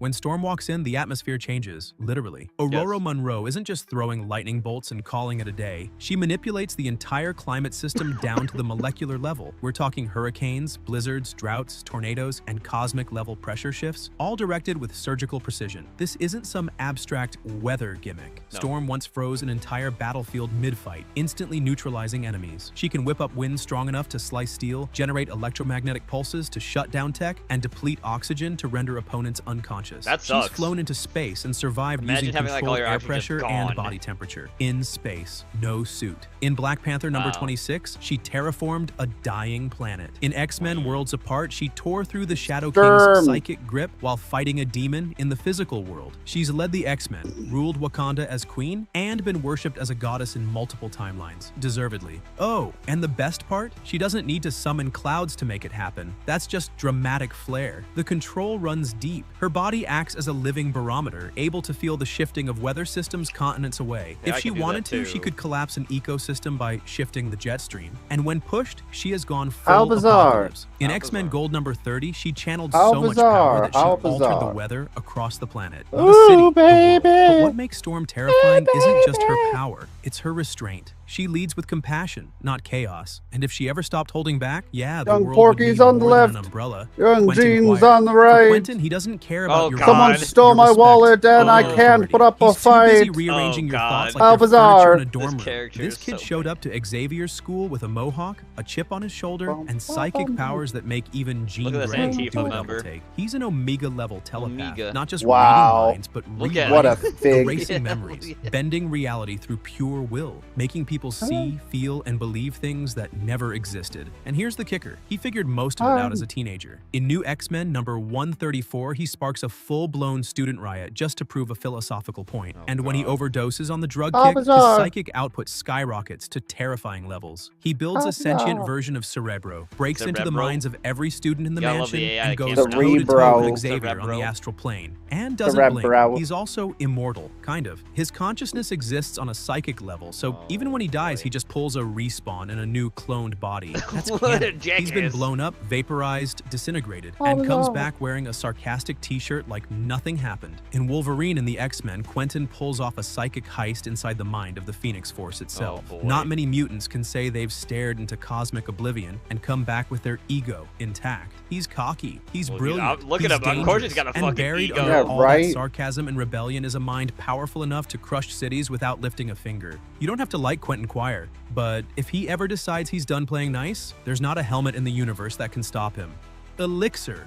Joshua Foley didn't want any of this. He was a teenage mutant caught in the middle of the Reavers, a mutant-hating gang, when his powers decided to show up. His skin That's right. turned gold. His touch brought someone back from the brink of death. The Reavers turned on him instantly, and just like that, Elixir was born. He's not just a healer. He's biology's worst nightmare. Elixir is an Omega-level mutant with full control over organic matter. That means blood, cells, tissue, DNA, the whole system. If you're He is the injured, high he can fix you in evolutionary. seconds. Broken bones, gunshot wounds, terminal disease, gone. But if you're on his bad side, he can do the reverse just as fast. This guy once shut down someone's nervous system on the spot. Brain, heart, everything. No weapon, just a thought. In X-Men, Legacy and New X-Men, he evolved past just healing. He learned to manipulate life itself, even bringing people back from death. That's right, actual resurrection. The only limit was how far he was willing to go, but there's a catch. When Elixir taps into his black skin form, the death touch mode, he flips Death into touch. a cold, almost emotionless state. It's not rage, it's precision. It is A surgeon black, with a you kill know. switch. And when Yeah, he's in that that did bring it zone, up. no mutant is safe. During Necrotia, he went full god mode. Surrounded by an army of reanimated mutants, Elixir absorbed lethal psychic energy, killed a resurrected villain just by touching them, and then walked out like nothing happened. He's not flashy, he's not famous, but if every mutant had to pick one teammate to keep them alive or end a war instantly, they'd all say the same name, Elixir, Vulcan. He started out as a secret, literally. He was born while his mother was imprisoned by the Shi'ar Empire and experimented on. By the time the X-Men learned he existed, it was already Hey, too Gene. late. He'd gone from Lost Summer's brother to It's Vulcan, been one of the one most week since you dangerous looked at beings in the me. Marvel Universe. Vulcan doesn't just I'm control angry. energy, he is energy. Light, heat, electricity, radiation, even magical and psionic forces, he can absorb, redirect, or annihilate them with a flick of his fingers. And the thing that makes him terrifying, he learns fast, ridiculously fast. During Deadly, Genesis, he went from unstable escapee to full-on team killer. Took out Banshee, manhandled Havoc, turned on Professor X without hesitation. Then came the big swing. Vulcan rocketed into space, declared war on the Shi'ar Empire, killed their Emperor Deken, married banger, Deathbird, dude. and crowned himself king. Just like that, the X-Men's missing brother became an intergalactic tyrant. In the War of Kings, Vulcan escalated. He didn't just defend his empire, he tried to dominate the entire galaxy. He battled that Black Bolt, Vulcan's a leader fag of the compared to the Inhumans, real in a fight Vulcan. that tore open space itself. The explosion nearly killed both of them. Vulcan has since returned from death more than once, and his power levels keep rising. Oh, that's He it? once drained all energy from a planet-sized star Pussy. system and turned it into a personal battery. Have you Even ever the tanked an Krakoan Council knows Exterminatus? He's unstable, unpredictable, and I way think too not. strong to ignore. Proteus. Not Kevin everybody's McTaggart you, doesn't weeb. need a plan. He doesn't need I'm not- weapons. He I'm not the barely needs a Primarch of body. the Once he shows up, Salamander. physics takes a backseat, and I'm reality not melts black around enough him for like that. wax under a torch. Not yet. I'm only, He is the I'm only a mutant little son bit of Moira Sicilian. McTaggart. Yeah, Wait, what do you mean by that? And he was born different. His power, pure reality warping. He can reshape matter, rewrite the rules of space and time, and tear the world apart with a thought. The catch? His energy form burns through physical bodies like acid. He needs hosts to survive. Each one doesn't last long. His first breakout in Uncanny X-Men was he escaped from Muir Island, hijacked a string of bodies, and turned Scotland into a surrealist nightmare. Wolverine, the guy who's never scared, was borderline Where that nigga paralyzed nose with is? fear. You don't That's have the one. kind He of looks like Voldemort. psychological terror Proteus brings. Does look He like doesn't fight like Voldemort. other mutants. He unravels reality until his enemies don't know what's real anymore. Oh, boy. And just when people thought they'd seen the last of him, Proteus came back, more powerful, Virtual more unstable. During the insanity. Necrotia arc, he re-emerged by possessing Destiny's corpse. Yeah, it got that dark. He's Ugh. also played a twisted role in House of X, where Krakoa's resurrection protocols brought him back as part of the Five. That's right, the guy who used to warp reality like a sadistic god is now one of the mutant race's rebirth engineers. Except he's still Proteus, still unpredictable, still one bad day away from snapping and turning the island Great. into a Salvador Dali painting. Hope Summers. She didn't just show up, she arrived from the future mid-war zone with Oh, a yeah, she destiny exists strapped out to of her time, like by the body way, armor. 'cause it's a She was whole the thing, first I mutant born believe. after Wait, M-Day when did- Scarlet Witch erased what did you just say, Gene? 99% Out of time. of mutant kind. That made her a target. To Cable, she was the future. You son to of a Bishop, bitch. she was a threat. I knew to you the rest said of the it. world, she was either a miracle or a ticking time bomb. I didn't But want to what have made to. Hope I was so listening. terrifying wasn't I just was the stakes enjoying my around her nice birth, it subtle was what she music, could but do. now I got to Hope is put an on Amiga Daryl level Hall and mutant John with power Oates. You mimicry, son of a not the bitch. borrow for a minute kind. She copies mutant powers perfectly and amplifies them beyond their original levels. Drop her into a battlefield and she becomes a one-woman Yes, I mutant believe army. she's another Elixir's kid of healing, Scott she can use Summers it and Jean better. Grey from a Magneto's different future that magnetism, never she's happens, right there with him. basically. Put her next to 5 Omegas and she Just like becomes 6 Cable's technically Omegas doesn't in one. exist anymore And then either. came the Phoenix Force. When the Cosmic Firebird They're out of returned to time. Earth, everyone thought it would destroy her. But Hope didn't flinch. She tamed it, used it alongside Jean Grey's legacy, and reignited the X gene in mutants across the globe. Her Phoenix-enhanced actions undid the damage of M-Day. That's not metaphorical. That's literally rebooting an entire species. But even without the Phoenix, Hope is essential. On Krakoa, she's a member of the Five, the mutant team responsible for resurrection. That's right. Hope helps bring every dead mutant back to life, making her arguably the most important mutant on the planet. Without her stabilizing the process, resurrection fails. Period. Oh, Exodus. I'm like, you know what? Okay, He that's enough doesn't of that. walk I'm gonna into skip. battle and he You know what the next descends song like is? Judgment. Known as Bennett du Paris, he hails Goddamn from 12th century Kiss from a France, Rose by surviving Seal. crusades, Come apocalypses, on. and intergalactic wars to stand as one of the most powerful mutants alive. Sasha. Yeah, this guy predates electricity and has survived everything since.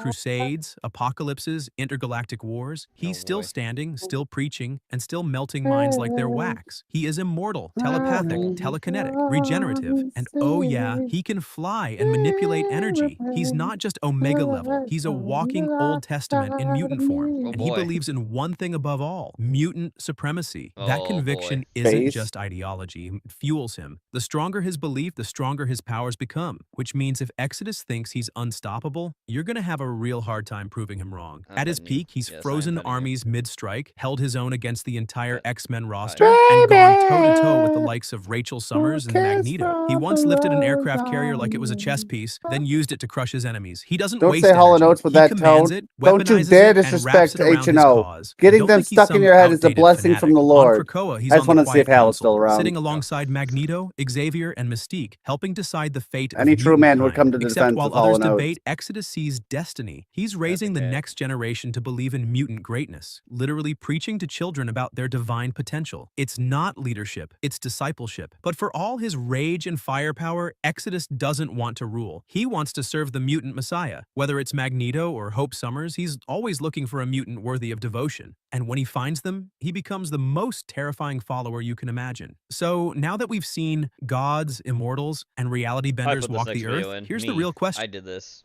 Here we go. Watch, listen Can to we this. acknowledge how ruthless MJ was as Scream? You can't keep a job. You can't pay the mortgage. Just fucking roasting Spider-Man. I do it help you. MJ, my life Damn. is constantly interrupted by you looking for Damn. answers. Please, because you lost a job or can't pay a bill. I write words I don't believe in for a man I despise. So you can be happy. I always come second. I live in your shadow where my dreams turn to dust. MJ was hitting Peter with everything she had. She was way more brutal than Bully Lowenthal. Here we go. Tetsuya sent this in. The most DI person They in were the given world. your job before they were even born. Their pronouns are a 12-word manifesto you're forced to memorize or get canceled. They got promoted for checking every identity box except qualified. Their therapy dog is queer, vegan, undocumented, and identifies as a squirrel. They've sued a more qualified man who was hired instead of them and won. They lost track of their actual gender nearly a decade ago, but it's always the opposite of what a person assumes it is. They have absolutely no real-world experience in manufacturing, maintenance, or production, but still get hired on as an engineer. They're the lead runner in a track team despite being in a wheelchair. They talk about the importance of diversity, despite only repeating the same ideas as everyone else. When they talk to you, they are mentally ticking boxes to see if you meet their criteria before responding. They never show up to work and still get promoted. Their work always flops, but Hollywood keeps hiring them for some reason. Their race and gender is so ambiguous, Sherlock Holmes died trying to solve it. They work from home and still complain about the work conditions. Also, no, shrimp. They That still was the think black unfavorable people built the pyramids. They is the most DEI person in the world. If it was shrimp, I would have said mud shark at least twice. And I never get fired. You can count on casual racism from Weeb Alert. I'm like that drunk uncle all the time. Hey, hello, nerd.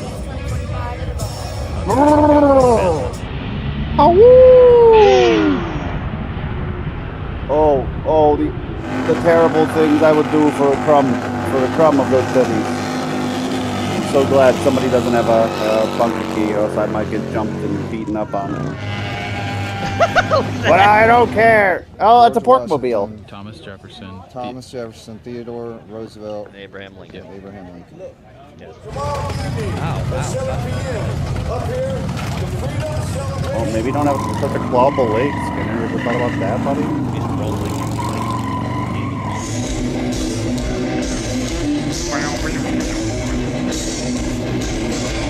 Welcome to Sturgis 2025. Don't care. Woo! I have standards for.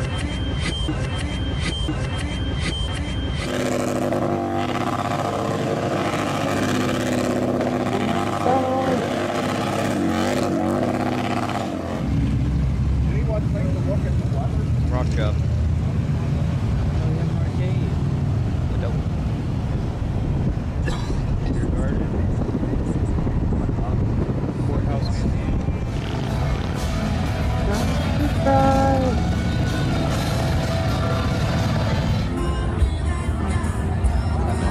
So what's your favorite brand of motorcycle? My favorite brand? Yeah. Harley Davidson. Okay. Whoa!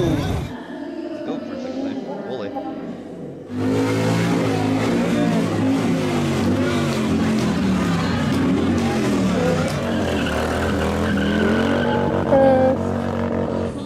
Here's our ride for the trip. 53 mile per gallon Toyota Camry hybrid. My little pork age.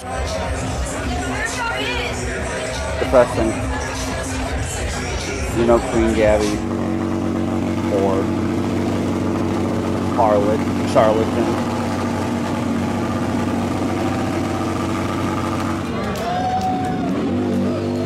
Don't care. Oh, okay. All right. You know what? Never mind. The ass can stay.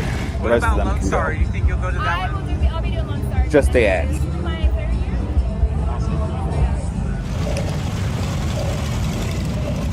So that's a porkmobile.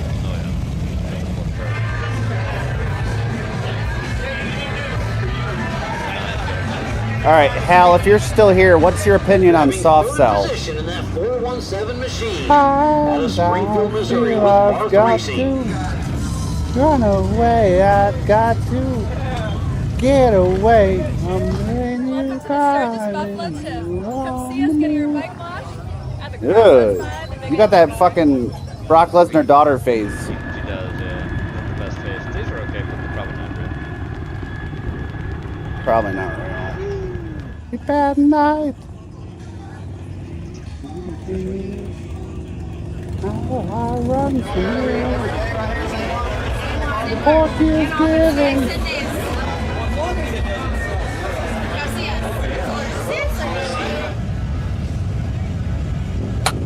That's another trike. Look at that one. That's a goober mobile.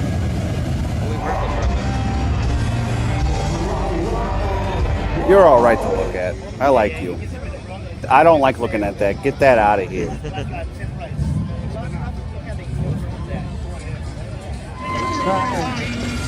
One to hold you tight, tell you to pray. But I'm sorry, I don't pray that way. They had one good song, which was a great amalgamation of two great. Hey, Gene, can you take away Hal's wrench for like a minute? Just a minute. That's all I need. It's a crumb of a minute. Booty.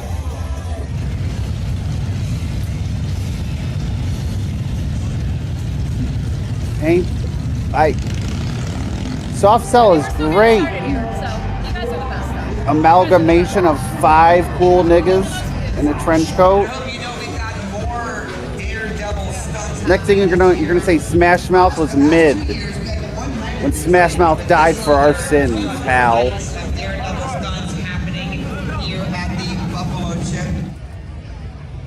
Oh, that's Angel.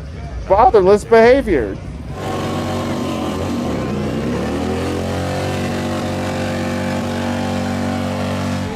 Yeah, welcome back, brother. What's up?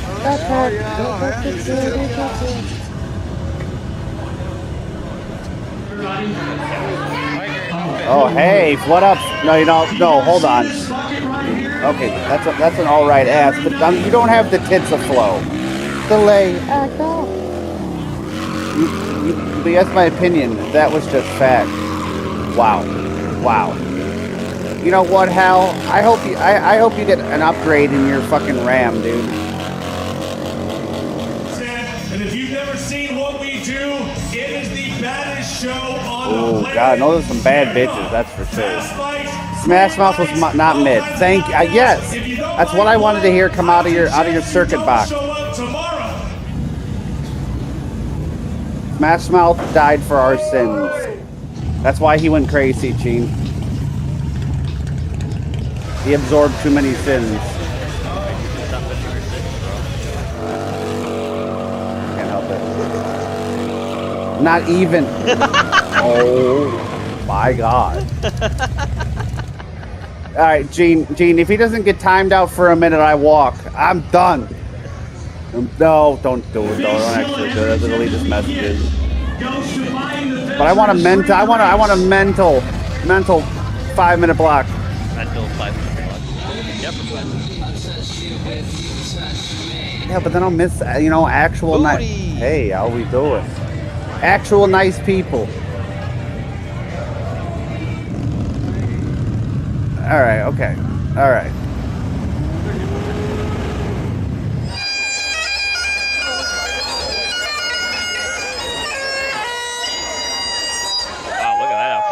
All right, Hal. One last question, Hal.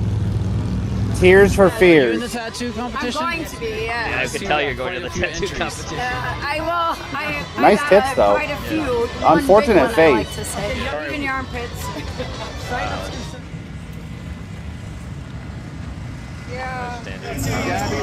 Oh, hello, my queen.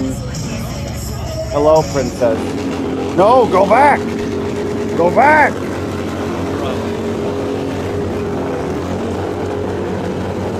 Going back to my horse game. Why it's lemonade? Oh, hello, prince. Get out of the word. Get out of the word. Hey, how we doing? Leave you alone. This is round number 1. Round number 2 will be coming up in just a little bit. And the lead round of competition. God damn it. How did Nice Nature beat me? You fucking whore. I'll kill you. That's a nice little ass. For a tiny ass, that's not a bad ass. Tears for Fears was better. Okay. Where do you rank them in terms of 80s-ness, though, Dr. Hal? That's a question for you. It had 3 grades. You're lucky, Gabby. You're lucky Gabby just came up, bro. I was gonna drop at least 3 hard R's in a row. What's his name? God, now, motherfucker, say something. I dare you. I dare you.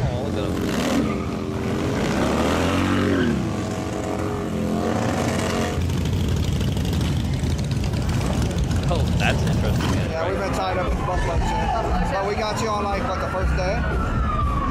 Second day. One of those days, they all run together now. Everything runs together now. All right, well, thank you so much. Nice seeing you out here. An event, a week event, days kind of can run together. Week-long event.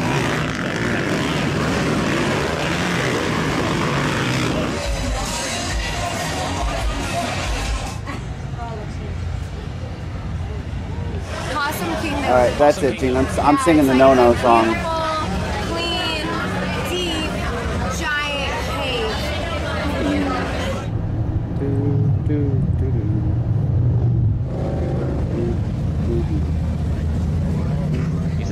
Fears was definitely in the top 100 80s artists.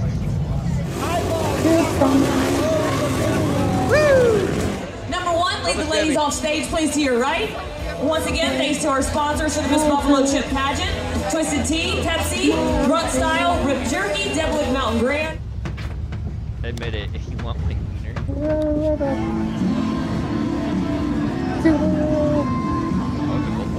Southern Children. Oh, hey, princess. I see you in the back.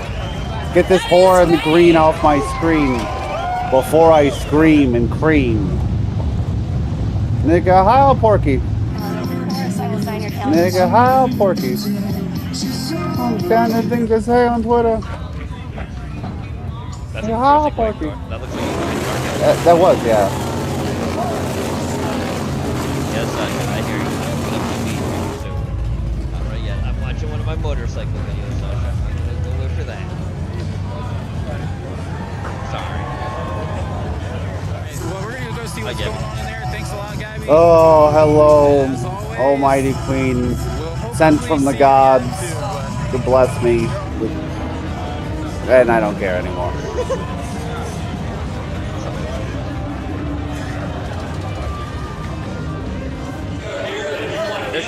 I get it.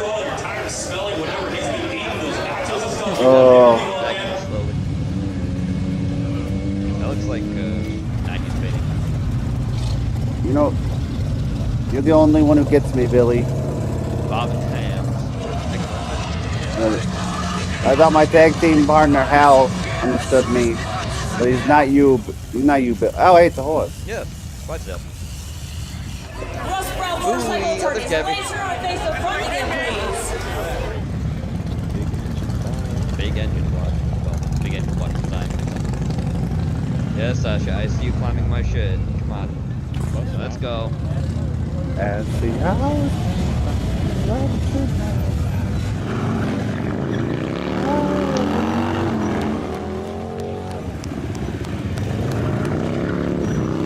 Measurements are sexy, slender, and always the longest legs in the room. There's number 5, Alex from Fort Myers, Florida. Yes, Sasha, I know. Almost be fat. 30 seconds or so.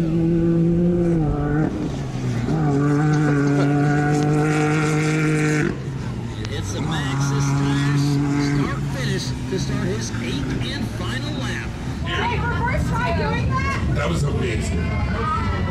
You can get whatever you like. It's TI Sundays. And every penny will go to buying the veterans and their spouses a free drink tonight. So if you got...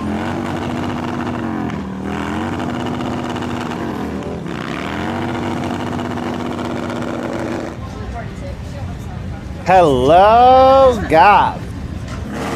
Out of the way, orange whore. There's only one woman with orange hair that was hot, and I think her name was like, what was it, like Leela from Fifth Element? We need to watch that movie. It's been at least 10 years since I've seen that. Which movie? Fifth Element? Yeah. That's Bruce Willis, Gary Oldman.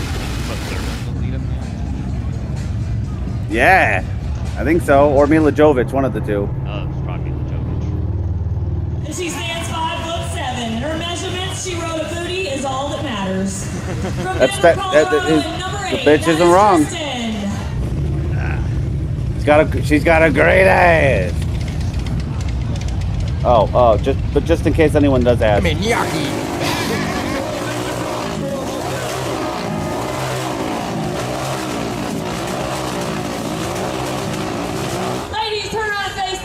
Oh my! Oh! Why? Why would you do that? Oh my God! Okay, I'm done. I can't watch these videos anymore with Eugene. You're on your own. Duran was better than them both. Don't get me wrong. Duran was a fantastic band. What the fuck was even that? Ladies off stage to your right. Thank you to our sponsors, Russ Brown Motorcycle Attorneys. God. Damn. Sorry, Lord. Yep. Did you say welcome to Sturgis 2025 on Main Street? Let's see. That looks like a fucking snowmobile.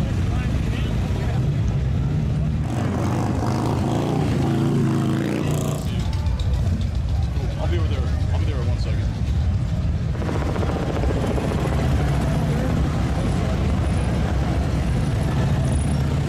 I talked to my buddy. He's got a friend that's a drummer in the band called Tesla. Oh, nice. So he told me, he said, if you go see that band, he said, go up to the drummer. That's my friend. So.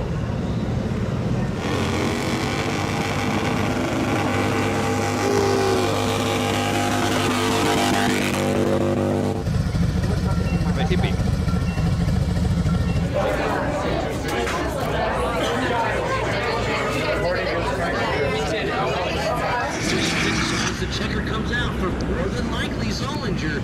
Nobody else will go out for another lap.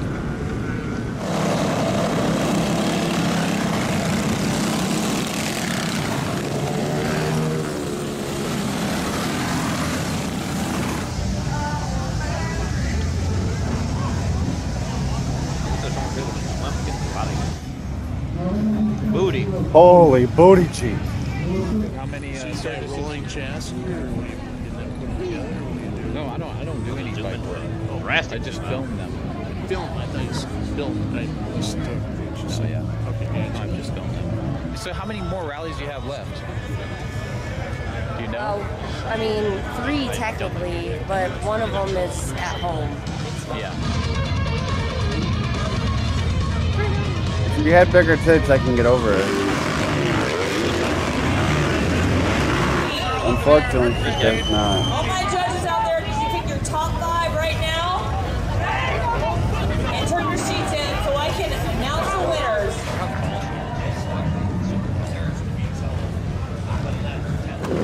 I would so climb that tree, Gene.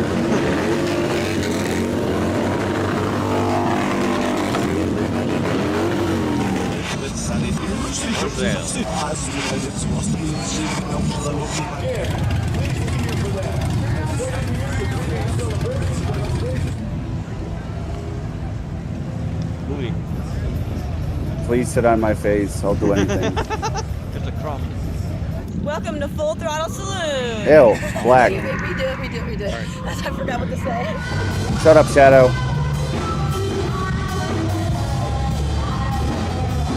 Oh, you're lucky Alice in Chains came on. I do have my, actually, it's called the Gene playlist.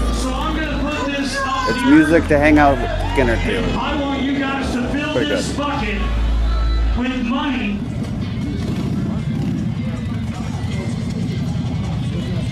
You know what? I got a great question for fucking Hal this week. I better type it before I forget it.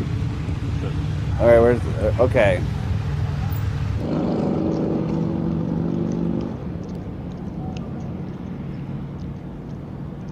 Oh.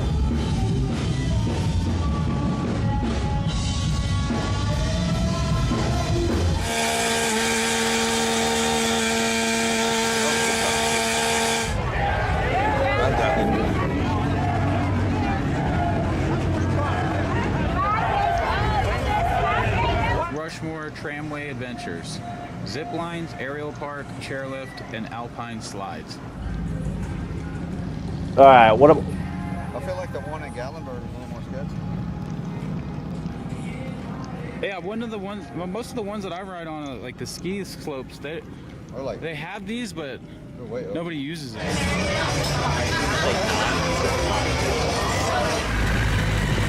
What's up? You can say not. I'll change it.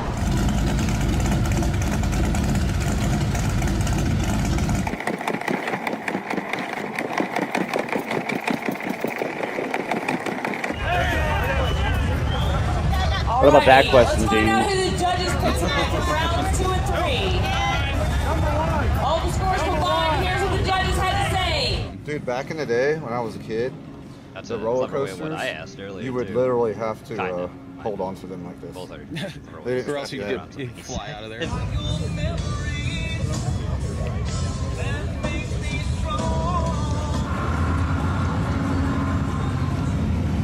Small bit. Okay, no, not a little bit. Hopefully no chip dust gets in there. Oh, I want to bounce in that house. Let me tell you what, Gene. Abe Lincoln. Please. Please.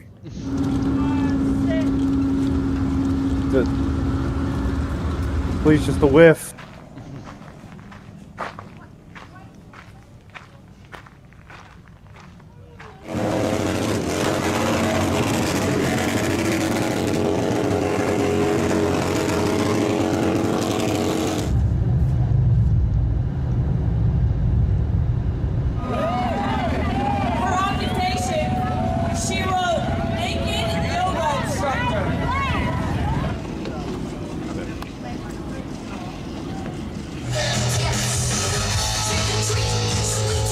Oh god, that Esau. Look at that guy, he's Esau fit.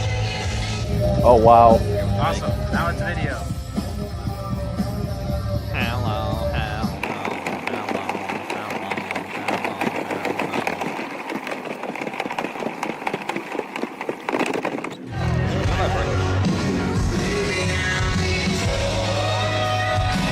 Hello, Sure. Thank you for signing my calendar. When you're super famous, it's gonna be worth a lot of money. It's Nirvana. It's part of Team Spirit, I guess.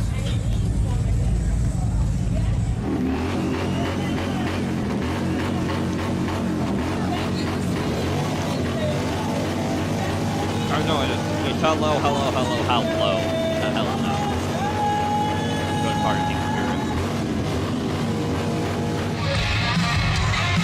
I was wrong. Alright, Trog sent this in. He wants to know us all about the Outer Limits episodes you like. 12 best episodes of The Outer Limits, 1995. Sci-fi at its best. It was a revival of something amazing, and the sci-fi fans were mightily impressed when The Outer Limits made a comeback in 1995. Unlike its predecessor, which was canceled after a couple of seasons, this sci-fi horror TV series continued for 7 long years, spanning 7 seasons and a whopping 152 episodes. The production values were impressive, and the episodes relied more on the story than star power. While the original was a classic in its own rights, the revival did bring in the same theme with renewed enthusiasm. Narrated by the legendary Kevin Conroy, this dark sci-fi not about dressing. is the kind of show that is missing in today's time. Despite its popularity, this sci-fi gem slipped under the radar over the years, and we thought it might be a fun throwback to take you through some of the best episodes of this show. If you love imaginative anthologies, twisted endings, occasional alien and monster appearances, and tons of thrills, hop on board for this entertaining ride. Before we go into our explanation, we have a very small request. If you like our content, please support us by subscribing to our channel. No. This is a small clip for you, but for us, it means a lot. Thank you. Strike my channel, Let's Strog. Don't look at the striking me, Strog. Don't you take her. Quality of Mercy, Season 1, Episode 13. This episode will bring you an engaging story of a hostile alien takeover of the Earth with a twist. It opens with a human being thrown into a prison cell by his alien captors. This guy is called Stokes, and he finds his cell inmate to be of suspicious nature. She seems to have a strange growth on her arm, and she reveals that she is a member of the Cadet, and her name is Bree Tristan. The alien jailers are experimenting with her skin and fusing samples of their own skin onto her. It seems to be an effort to transform her into one of their own, and Stokes finds out that her previous cellmate was tortured to death by the aliens. This is where we learn about the war between humans and aliens. The humans seem to be outmatched because the alien race is 1,000 times more advanced and stronger. Stokes was a part of the human resistance, and he desperately wants to escape to join the fight again. He tries to rip the alien skin graft from Bree's hands, but the alien guards immediately lock him up in another cell. It is a nightmare situation because he can hear humans being tortured in other cells. He makes a brave attempt to climb up to a barred window and uses a rock to cut through the metal bars. Meanwhile, Bree is taken for further experiments on her skin. Stokes' escape attempt fails, and he ends up in Bree's cell once again. This time, her condition seems to be worse, and a large part of her body is now covered in alien skin. When Stokes tries to fight off a guard, his arm is cut off and he is knocked unconscious. Later, he wakes up in the cell and finds Bree looking on. She is now largely transformed, and it seems like she has no more hope for her life. Stokes can do very little to help her now, but to offer her hope, he reveals his secret plan. The humans are planning a surprise attack. A large fleet of their ships is hidden to launch a sudden strike that will change the course of the losing war. Suddenly, the alien guard enters and attempts to take Bree out. However, this time she stands up herself and walks willingly to the exit. She turns back and gives a shocking revelation. It turns out that she is actually an alien, and the aliens are only trying to change her back to her old form. Besides, the last secret plan of the humans has been revealed, and Bree will certainly let the others know about it. Good job. Listen, they're moving. The New Breed, Season 1, Episode 16. An apparently innocent discovery changes the lives of people forever. It all starts with Dr. Stephen Ledbetter's discovery of nanobots, a type of tiny organic machine that can cure any disease or imperfection in the human body. When Stephen's best friend Andy tells him that he proposed to Stephen's sister, he is delighted by the news. He reveals to Andy his new discovery and just how path-breaking it can be. However, Andy's joy is short-lived because he soon learns about his pelvic cancer, which barely gives him a year to live. Ooh, Desperate, he sneaks into Stephen's lab and injects himself with the nanobots. Oh, dude. The results are miraculous, to say the least. His cancer is healed overnight, and he tells Stephen about the success of his invention.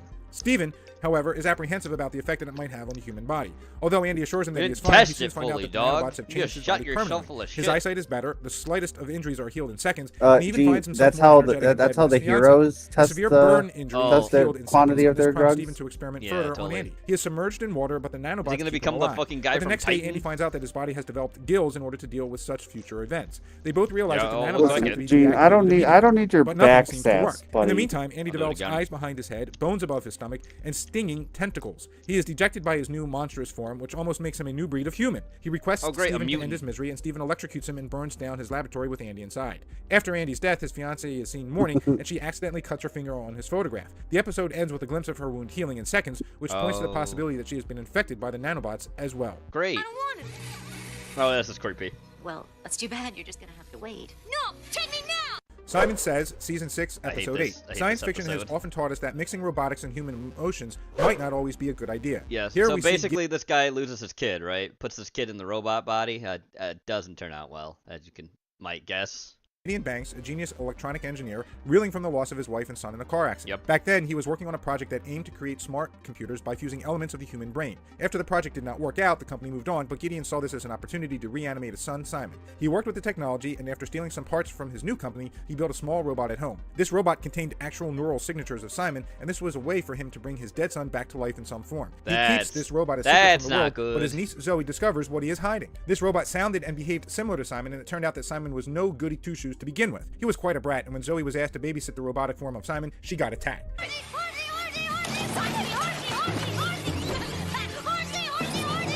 Its demanding ways pushed Gideon to do some extreme stuff at work, which also threatened his job. However, Simon later apologized to Zoe, and just when things seemed normal, Gideon's boss found out about the robot. The company wanted to possess the robot because the parts were stolen, and Gideon was in no mind to let go of the last memory of his son. An argument broke out between Gideon and Zoe, and Simon diffused the situation by blaming himself. He revealed that he was the one responsible for the accident, and Gideon realized that the whole situation could put Zoe in trouble. He asked her to leave and promised to fix the situation, but had something else in mind. He's responsible for killing himself and his and mom. she rushed back to find that Gideon had committed suicide. That's However, fucking terrible. he copied his mind into another robot, and the father-son duo continued their conversation in their new forms. That's creepy. I'd like everyone's opinion about something. Now, please.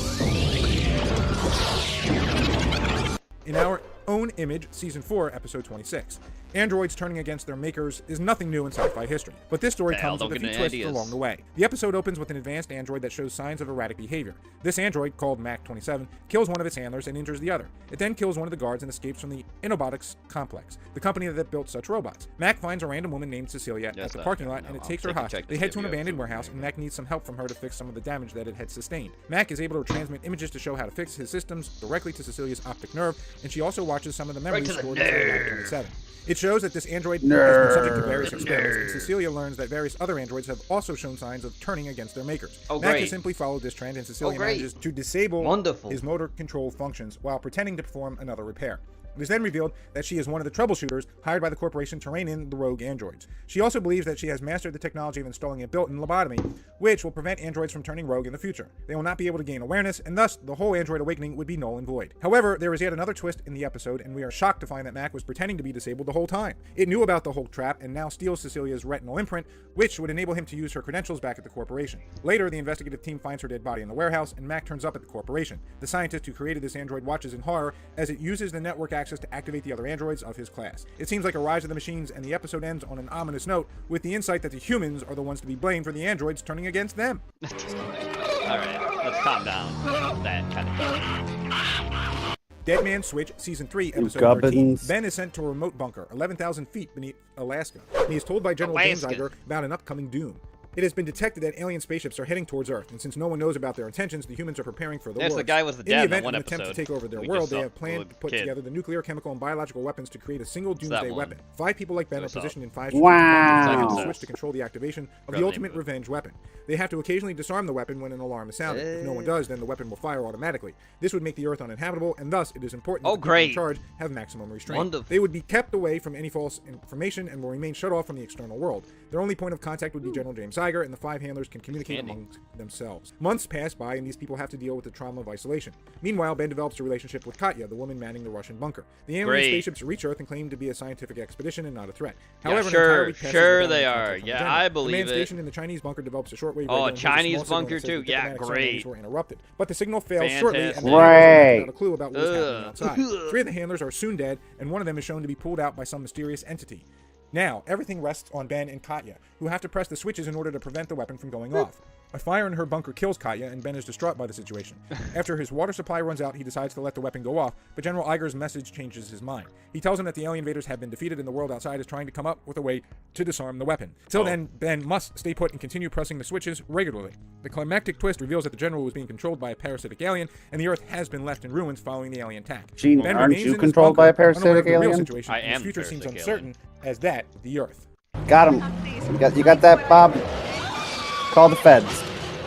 Usually Camp, dork. Season 3, Big old Episode 7. nerd. The opening narration of this episode gives you a good hint of what is about to come. It points to the grim nature of human history, which has seen horrific times, wars, and disasters. However, the human spirit has never been captive.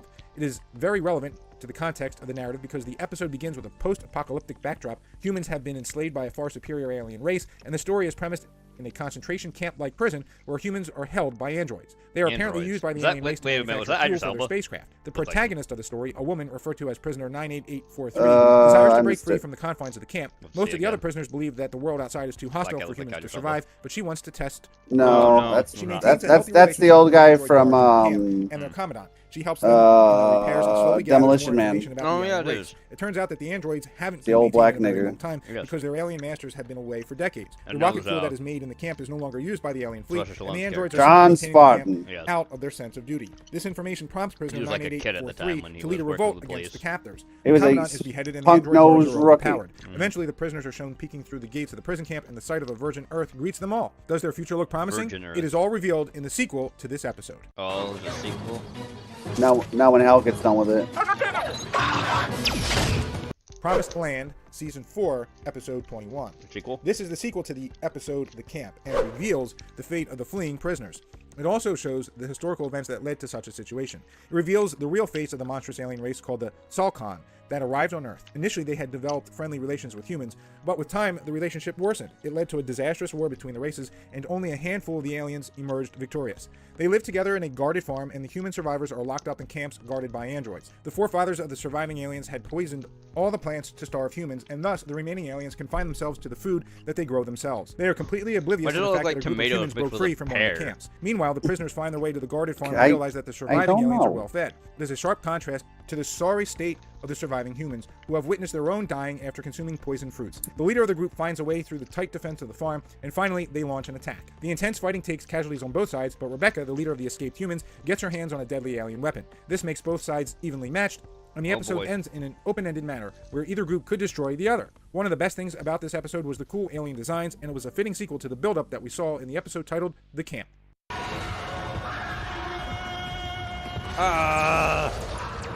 Monster, Season 4, Episode 18. Monster. Telekinetic powers can be pretty cool until they turn against the user. This Oh, episode yeah. is the perfect example of why greater power must come with greater responsibility. It All right, starts calm off with down. 4 people from Spider-Man's not different here walks to of life gathering in a lecture me top-secret today. research facility. They do not seem to have anything in common, and the 4 individuals yeah. come from different professions. One of them is an I called him in, dude. a woman named he's Rachel not is a nurse, here. and the 4th He's individual is a very computer programmer. disappointed in However, you, they all have Gene. one I'll common kill again. characteristic. They all have telekinetic I abilities. told and them all their about minds how can you be didn't powerful clean your weapons. room. Looking to exploit their abilities, a CIA kill operative again. has brought them in, and there are certain devices in this research facility which can amplify their powers. They are first made to perform simple tasks such as breaking a granite block using Oh, the mind, but soon the gee. tasks take a serious turn. Their first mission is to use their minds to kill a Balkan terrorist leader. Rachel wants A no part of such Balkan activity. Hey, Porkins! To take up the Oh, hi, assignment. Parker. She is told that her junkie brother will That's accept everything else she everyone's does when favorite nearby, and she is Organian. helpless. Oh The wow, assassination hey, attempt is a success. that's They also use her powers to kill the revolutionary leader. Now, the handlers must also deal with certain side effects. Mine what's is a her live wire name? that might not always be Jadzia Dax. After that one, she's in the last season of the episode ends on the note where the ones who Deep misuse Space these Nine. powers That's are right. brought to justice.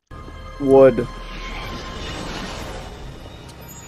Alien Shot, Season 7, Episode 9. This was one of the most innovative episodes in the series as the concept was unique compared to the others. The story revolved around an alien shapeshifter who was in charge of a curio shop.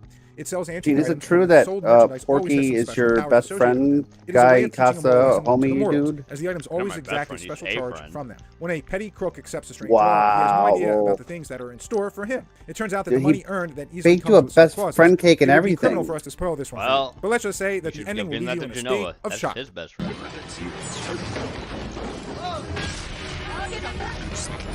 Well, Genova left iRobot Season 1, the Episode cake 18. that Here is Porky yet made another from out story in the of robotic rain. robots. I knew So. that was coming. This episode begins with a scene straight out of Terminator movies, where a robot named Adam turns against the scientist who made it. Dr. Link is killed and Adam escapes through a lab window. However, the robot soon has no memory of Dr. its Link. violence and is taken to a cell.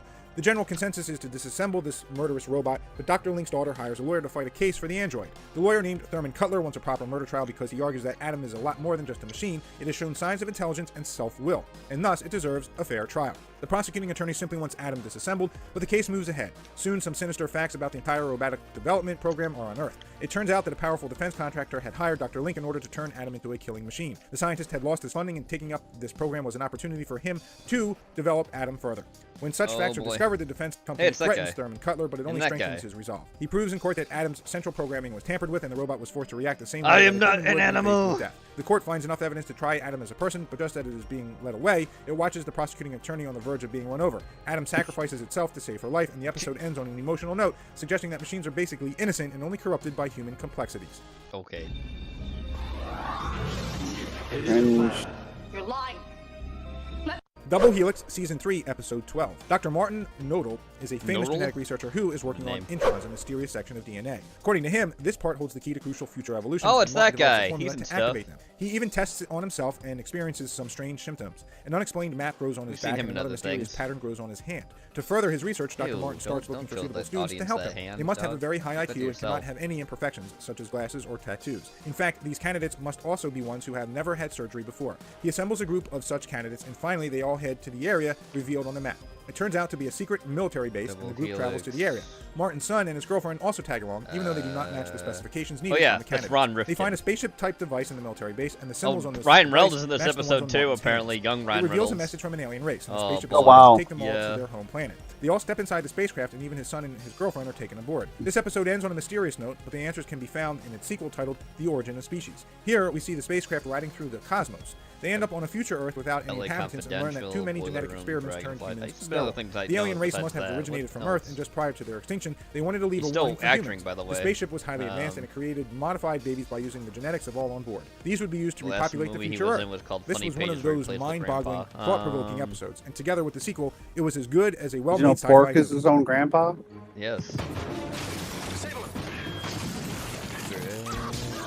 The Glitch, greatest Season adventure 6, stories Episode from the 12. Bible. What is real and what isn't? Glitch takes you on a rough ride where Phase. you are left wondering about the reality and surreal nature of existence. The story is about a loving couple, Tom and Wendy. Although everything Live in seems perfect, Colombo. Tom is haunted by some terrible memories at night. He dreams about being stuck in a burning building with a crying baby trapped inside. However, his dreams are not exactly real, and neither is he. It is revealed that Tom is basically an android that was built to deal Tom's with deadly an android, situations and huh? disastrous fires. The memories viewed by Tom were placed in his artificial intelligence by his creator, the late Joe Walker. He created Tom in order to save humans, but soon realized that his colleague, Dr. Edward Normandy, had plans of militarizing these androids. To stop that Damn from it, happening, woman. Walker ensured that Dr. Normandy would have to upgrade Tom into a thinking machine. His wife Wendy is just another android, secretly developed by Walker based on his wife. Their new robotic identities were just the perfect way for them to coexist forever. We have only brought you the tip of the iceberg, and this amazing show has many more interesting episodes on offer. We strongly recommend checking out the entire series because such sci-fi Don't gems tell are me what rarely to made do. nowadays. And if you liked our content, don't forget That's to leave right. a like and subscribe to us if you haven't And already. now, Have a good it's one time. and be safe. there you go. Bajos de Mina is a district located in the municipality of Puente Alto, within the metropolitan region of Santiago, Chile. Chile. The development of this area reflects a historical process of urban expansion closely tied to national policies of city growth. Originally, the territory had a rural character and remained under the administration of the Catholic Church during the 18th and 19th centuries, a period marked by agricultural activity and a more dispersed territorial organization. Over time, particularly throughout the 20th century, the area suffered significant environmental degradation, gradually turning into a dumping ground, an outcome that directly affected soil quality and the availability of resources for future residents. During the 1990s, under the administration of President Ruiz Tagle, Bagos de Mena became the focus of an ambitious plan for public housing. Between 1996 and 1997, roughly 23,000 housing units were built for low-income families, representing a major state effort to reduce the housing shortage in the capital. That's Porky if However, his green doesn't despite get the intent to doesn't get provide checked a soon. decent living space, the buildings revealed serious structural deficiencies, including water leakage already issues hear 'em. and the use of low-durability materials. These flaws were further compounded by the I like condition of the bacon. land itself, Yes, you long do, Porky. compromised by decades Bacon. of waste and pollution. As a result, the establishment and long-term survival of basic commercial services, such as pharmacies, grocery stores, and other convenience shops, were severely limited, with many businesses closing down repeatedly or being forced to relocate to other areas. The physical and social isolation created by these conditions brought significant challenges for the community. Bagos de Mena became a place defined by poverty, urban segregation, crime, and discrimination against its residents, factors that continue to this day. This context gave rise to local experiences that were often passed down as urban tales and legends, reflecting both the sense of marginalization and the way outsiders perceived the area. Despite these difficulties, residents have developed strategies to improve their quality of life, adopting new technologies and establishing community-based security measures to counter violence and the presence of drug trafficking, clear evidence of a constant effort toward resilience in the face of limited state intervention. To understand the hostile perception that has surrounded Bagos de Mena for years, it is necessary to revisit some of its earliest and most striking episodes, which helped cement its reputation as a troubled, even dangerous place. One of the most memorable events occurred in the winter of 1995, when an intense and unusual frost blowing in from the Andes covered the recently built housing blocks with a layer of ice far thicker than what was typical for the area. At first, the phenomenon was attributed solely to that season's low temperatures, but later it revealed an unexpected cause. Subsequent studies showed that some of the construction materials had been adulterated and contained polluting components. This combination may have triggered a chemical reaction that intensified ice formation on the buildings, leaving the impression that the apartments had literally frozen over. At the time, the episode was compared to similar situations from the 1980s during the Pinochet dictatorship, when poor quality materials had also been reported only in got rid of construction fucking projects Pedro. intended for working-class communities. Bet his family fled before then. Other incidents soon added to this history, reinforcing the sense of an anomalous environment. Toward the end of the 1990s, large stains of mold and other biological growths began appearing on the buildings and walls of the housing complexes. Their origin could not be clearly identified with the technology available in Latin America at the time. These substances, with their unsettling appearance and rapid spread, stirred unease among residents and drew the attention of a handful of specialists, though no conclusive explanation was ever reached. The uncertainty surrounding these phenomena quickly fueled a popular belief that the land itself was, in some way, cursed. That perception was sustained both by the daily experiences of the community and by the prejudices outsiders already held toward the area. Far from fading, this image endured and even grew stronger in the years that followed. Between 2014 and 2016, various events forced residents to intensify their safety measures, not so much because of crime, but due to new situations that added to the already long list of strange episodes linked to the neighborhood. In the summer of 2014, footage began circulating that deepened residents' unease. Several security cameras installed across different housing blocks captured what seemed to be shadows moving through inner courtyards, lingering at apartment doorways, and even wandering inside common hallways. It's fine. At first, the most common explanation was that it was nothing more than a ghost story, a notion that quickly spread among neighbors and reinforced the already rich tradition of mysterious tales tied to the area. However, the situation took a far more unsettling turn when, alongside those images, strange formations of mud and dark, clotted substances began appearing in the exterior corridors. These deposits appeared overnight without any apparent cause, and in several cases, retained their shape until dawn. Some neighbors, driven either by curiosity or the need to clear common spaces, dared to remove them with nothing more than shovels or brooms and disposed of them in garbage containers. No visible reaction followed, aside from the unease they stirred. The absence of a clear scientific explanation for these residues quickly wove the phenomenon into the neighborhood's collective imagination, an imagination already shaped by decades of structural problems and heavy social stigma. Over time, more elaborate theories began circulating to account for the origin of these episodes. One of the most widespread versions tied them to operations by the Central Intelligence Agency of the United States during the Cold War. According to these accounts, it was not only Latin American governments that were subject to intervention, but also specific locations used as testing grounds for experiments conducted outside any ethical or legal framework. No. In this interpretation, peripheral districts like Bajos de Mina may have served as dumping sites for materials of uncertain origin released at night from helicopters, leaving behind no official records and producing an unknown impact on both the environment and the population. To this day, such narratives have helped keep Bajos de Mena in a marginal position, not only socially and economically, but also in the realm of public perception. Fear of the unexplainable and the persistence of these legends have reinforced the symbolic distance between this neighborhood and the rest of the city, cementing the image of a place associated as much with abandonment as with phenomena that defy any attempt at logical explanation. Gross. Yes, Sasha. Mucho I see grosso. You. I see you, Sasha. Hello. Can we sit? Not walk all over my stuff, please, when I'm streaming. That'd be great. Anyway, I put this in. You know why. Please. Okay. Want to go to it there? Other watch together. Located in the municipality of Puente Alto, within the... There we go. Jesus. Come on. Go to the next one. No. OBS. Come on, buddy. Let's not do this again. 1 second. I believe in you, OBS. Alright. You know what? Get past this. There we go. Here we go. Oh, what? Really? That's age restricted? Boo.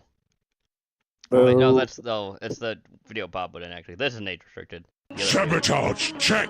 Disable the guns, check. We's in the game now.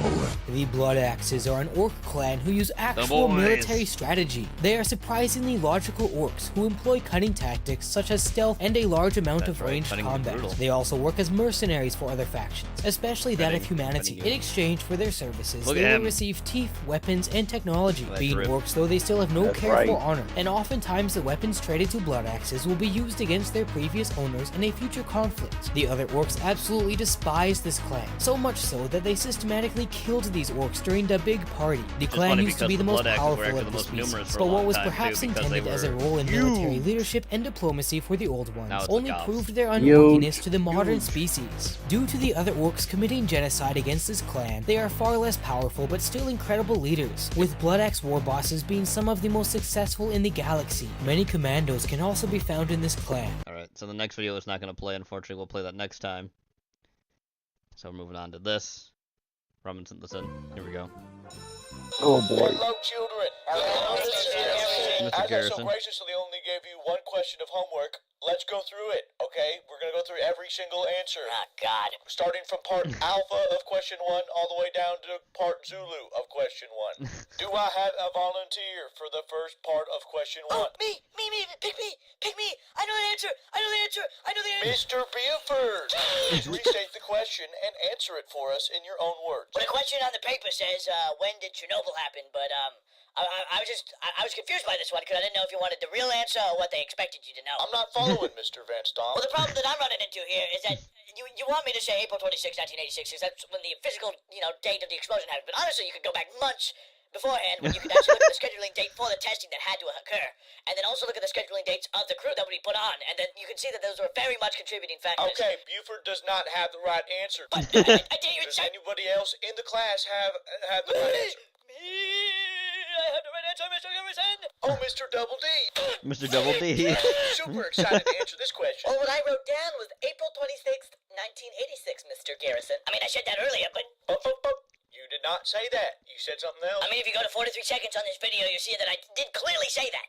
Okay, I just didn't know if you wanted the real answer or the Retard answer that alert. the government is trying to control you with by telling you that that answer's the... Okay, next question. God. Please, Mr. Garrison, I know the answer. If you think you know the answer to this question, Phineas, then go Well, ahead. the question is, what is the greatest hazard in nuclear reactor safety infrastructure? And well, it's clearly industrial safety hazards. I mean, thousands of people get injured every year. Oh, in just my every form of industrial I'm complex. sorry, Phineas, but that is not the right answer. What? Yeah, I'm sorry, Phineas, but the correct answer was nuclear radiation waste. What? So that was the correct answer. You can be wrong sometimes. It's okay. But that's not at all the right answer, Mr. Garrison. Well, now let's just see if Mr. Hat agrees with you. I hate Mr. Hat. I hate Mr. Hat. Right, and I should tell you right now that you don't know what the heck you're talking about because nuclear radiation would seep into the water supply if it ever got Mr. Hat, I want to know what you think radioactive waste is. I would love to know. Well, Mr. Hat here says that radioactive waste is any material exposed to a radioactive substance that's deemed unusable. And what state of matter would that be in? Like a liquid? Well, Or... it's radioactive waste, so I mean we've all seen TV shows and stuff. So it's stored in radioactive containing lead barrels. See, this is how I know you're a fraud, Mr. Hat. Okay? Because radioactive waste isn't just some green goo in a liquid barrel like every other piece of media ever has exposed it to. This isn't Fallout New. That's also not radioactive waste. You know what that actually is? Most of the time. What's that, Gene? That would be toxic waste. That's not the same Toxic? thing as... Yeah, toxic waste is not the same thing as radioactive waste. At all. Radioactive. By big oil companies Big and oil. big coal companies, so that way they can force more coal and more oil down your fucking cars, so that way they can destroy the environment more and add more coal plants to destroy the... That's why Germany went back to coal plants, okay?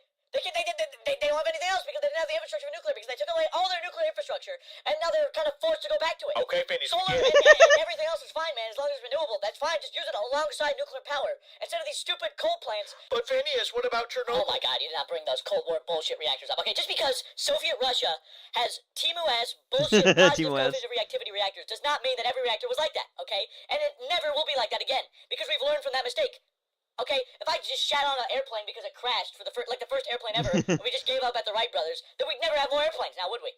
Okay, if I called every car a Jeep, then you'd be pissed at me, because not every car is a bullshit, garbage, piece of shit Jeep. Okay, sometimes they're actually good cars, and the radioactive waste will never, ever just be like a thing that we have to worry about again. Okay, because we're not mixing fuel loads like that ever again. It's a whole thing, dude. You can't just bring bullshit up like that. Yes. It's stupid. Go fuck yourself, Mr. Hat. Wow, Phineas got that really wrong. Hey, you know I'm right, man. Shut up, Phineas. Yeah, dude, shut up. Hey, don't boo me. Don't boo me. Fuck you, guys. Hey, buddy, Oh, boy. holy crap, what's happening? Charles, what in the hell is that? Oh, this is, How is that supposed to make me feel better? I mean, I didn't know you were this sad. You just told me that you were sad that Goku, passed away, and I just felt like this might cheer you up, man. This might cheer you up. Why don't you, what's got you so down like that? Because, I mean, honestly, I don't think it's that crazy now, is it? Goku died. Trunks and Bulla hate me. Bulma's federal prison sentence for 20 to life for felony tax evasion. Tax evasion. That's why you gotta pay your taxes. Jesus. Strokes on this end. Yeah, we're actually thinking of buying a house soon. What does that mean?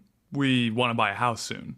No, I get that. Everybody wants to buy a house. I'm asking, how are you doing it? Are you lowering your standards of living, or is your family giving you money? There's no shame either way. I just want to make sure we're talking about the same thing. So are you moving to a place where you don't actually want to live, or are you being given an unthinkable amount of money from your family? Well, both, actually. Oh, cool. Congrats. Congrats.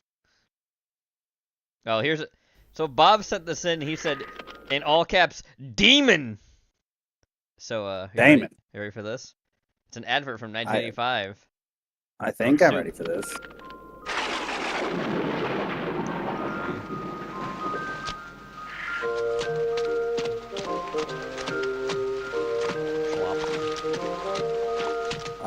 I'm scared, Gene. He's right there. But... Whether you're cold or whether you're wet, you'll weather it better with a warm, welcoming Knorr soup. Thanks, like Britain. Knorr blended golden vegetable. Wholesome, I don't want vegetables, selected and blended for a soup gotta get that's inside thick first. but smooth.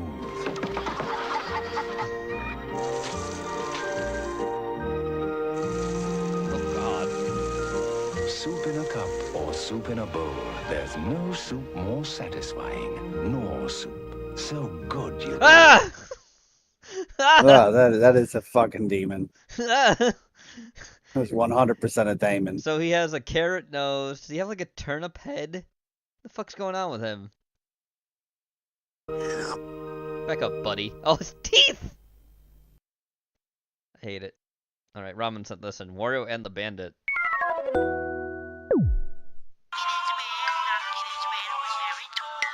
I would like to reach my... My dad's gonna kill me! You gotta help! I don't know what kind of freak family you're from, but I am not helping a father kill his son! No! He's gonna kill me if I don't get his gold coin back! Please, mister, you gotta help me! Oh! Gold coin, you say? Gold coin, you I think say? I could help you with that. Do you know what it is? Yeah! It's in a filthy well! Well, Going down the well. which way? Over here!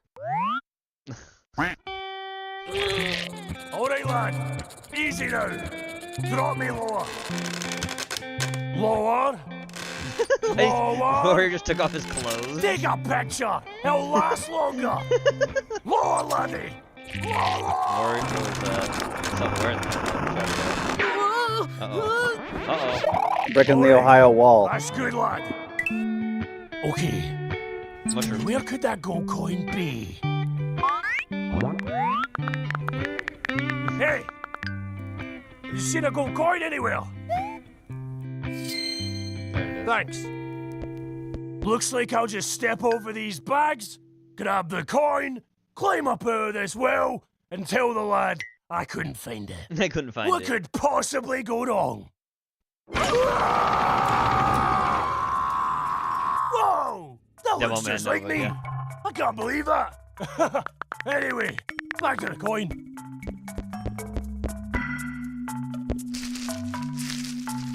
Or like Devil May Easy Nova. now. Oops. Hi, Strog. Oh, unbelievable. Any luck finding that coin? No, I haven't Hey, got Star. it yet. Oh, that's okay. Take your time. Oh, he's stealing Not his a wallet. bad score. Let's see, any other goodies? No. Ooh, a gift card with 200. 150. 80.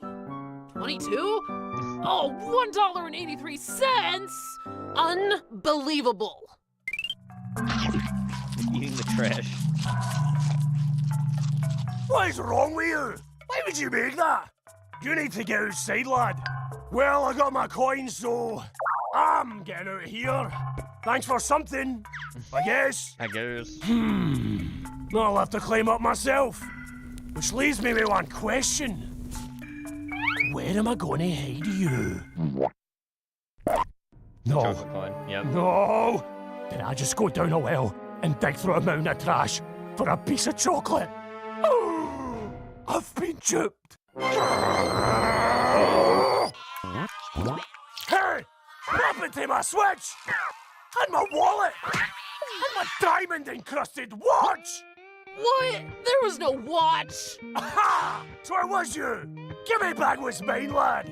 I'll give you what's yours.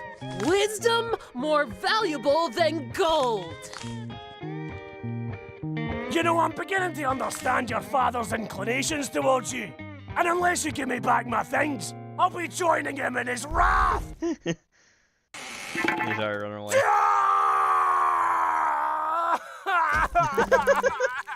Enough with these lies. I didn't cry like that.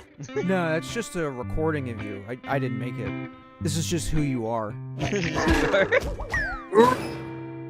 Oh, go outside, he tells me. Unbelievable.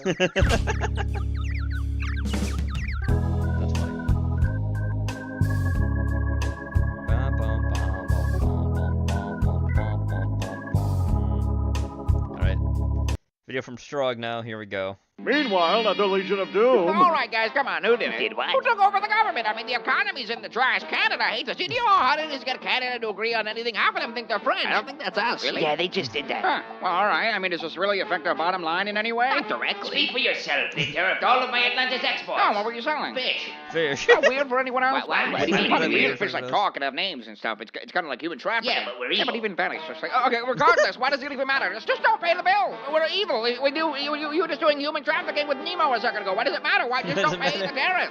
This really isn't clicking with you guys. It's just don't pay the bill. Just don't pay the bill. I mean, it's like taxes. Just don't pay it.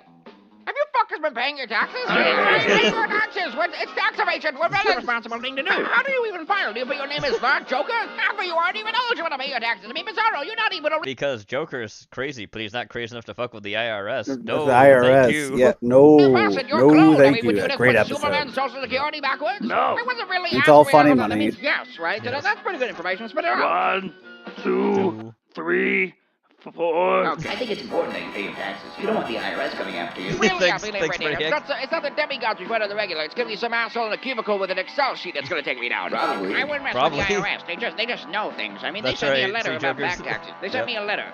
I don't live anywhere. I don't live anywhere. The purple brings out my balls. No, I mean, how does it work with you being a villain and a public figure at the same time? I mean, I'm the Riddler, and then I'm Edward Nygma. You're Lex Luthor, and then you're also Lex Luthor. I'm not following Well, you you're there. Lex Luthor all the time. There's Yeah. no off switch. You're blasting kryptonite at Superbad one day, and then you're holding a business meeting the next. How do you get away with it? Well, money. Like Oh, a lot of money, money. like a lot of But money. the government takes your money. But why would they do that? That's what taxes are. That's what That's taxes what they are. are. Being evil by the fucking system. You didn't know this? When I said I evaded taxes, I really evaded taxes. I never learned what it was. I just knew that it involved money and Superman somehow. Well, then do you even know what a tariff is? Of course I know what a fucking tariff is. I'm the one on the podium and you're the one drawing to the background. See, I knew things were gonna get shit real quick, so I thought ahead. See, what I did was I put all our goods and our equipment on an island populated by just fucking penguins and seals. Just penguins and seals. They're not gonna tariff that, so we're safe. They tariff the penguins? Yep. We have to kill the penguins. Based on your indecipherable rambling, I'm assuming that's not the move. Does anyone here have any idea of how we can get around taxes and tariffs and other politically relevant things? The step-by-step method of disabling the American government lack of Shadow voice government. actors. Gina, we don't have time for a shadow government. Shadow we government. gotta act quick so I can keep my fucking house in Malibu. You have a house in Malibu? Yeah, it's a timeshare. Wait a It's a second, that's it. timeshare. I know where we can go to avoid our taxes. The one place the IRS can't reach us. So when you said Malibu, and it gave you an idea that was for the moon? Yeah, I don't get to townhouse until August. 145. You know, I just realized that our Legion of Doom, Darth Vader-looking fucking shed thing is in the bottom of the swamp in the middle of nowhere. I think we actually would have been fine if we just stayed there. 149. I had a severe lapse in judgment. Wait, so are we safe here or not? So wait, so Man, I love taxes. This video is brought to you by Gamer Yeah, because fucking Bruce. I don't want to pay taxes. So this is the Family Guy. Oh, Lost Island. yeah. Have you seen this before? I'm not. Oh, buddy. I've seen the precursor thing of Family Guy, where it's the old guy and the talking dog. That was the precursor of Family Guy.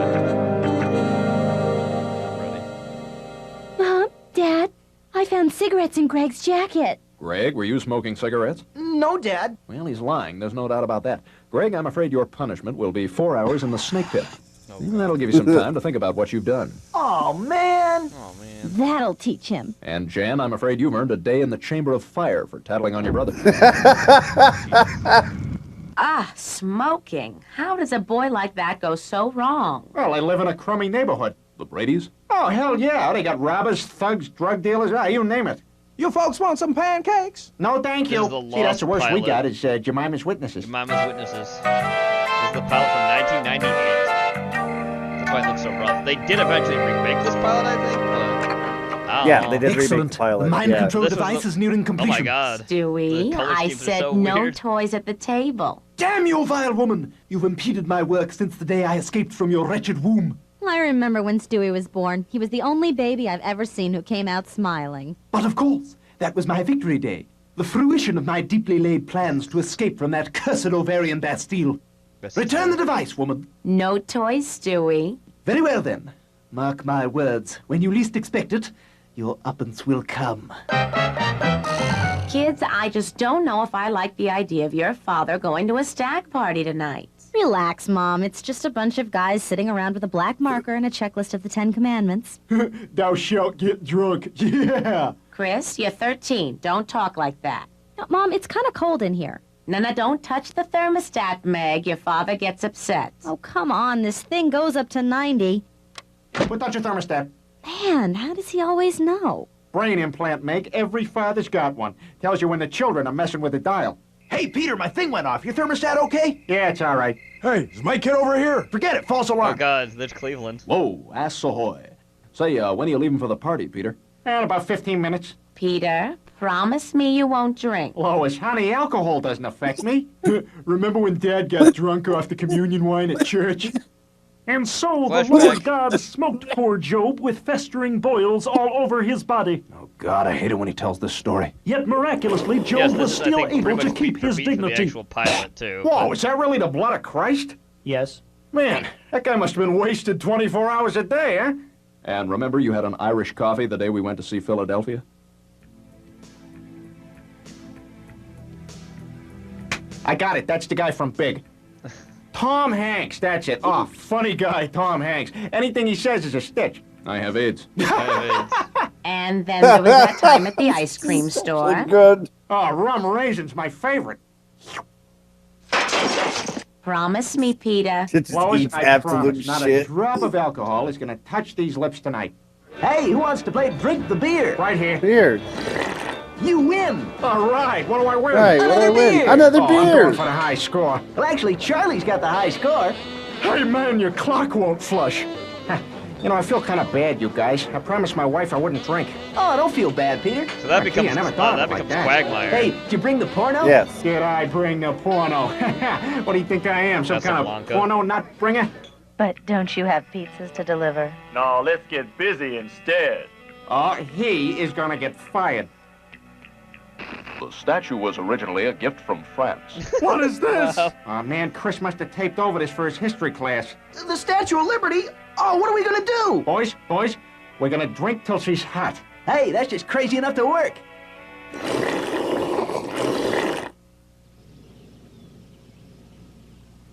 Would that work, Gene? No. Bacon's great, Mom. Where's the great. orange juice? Over there by the crotch.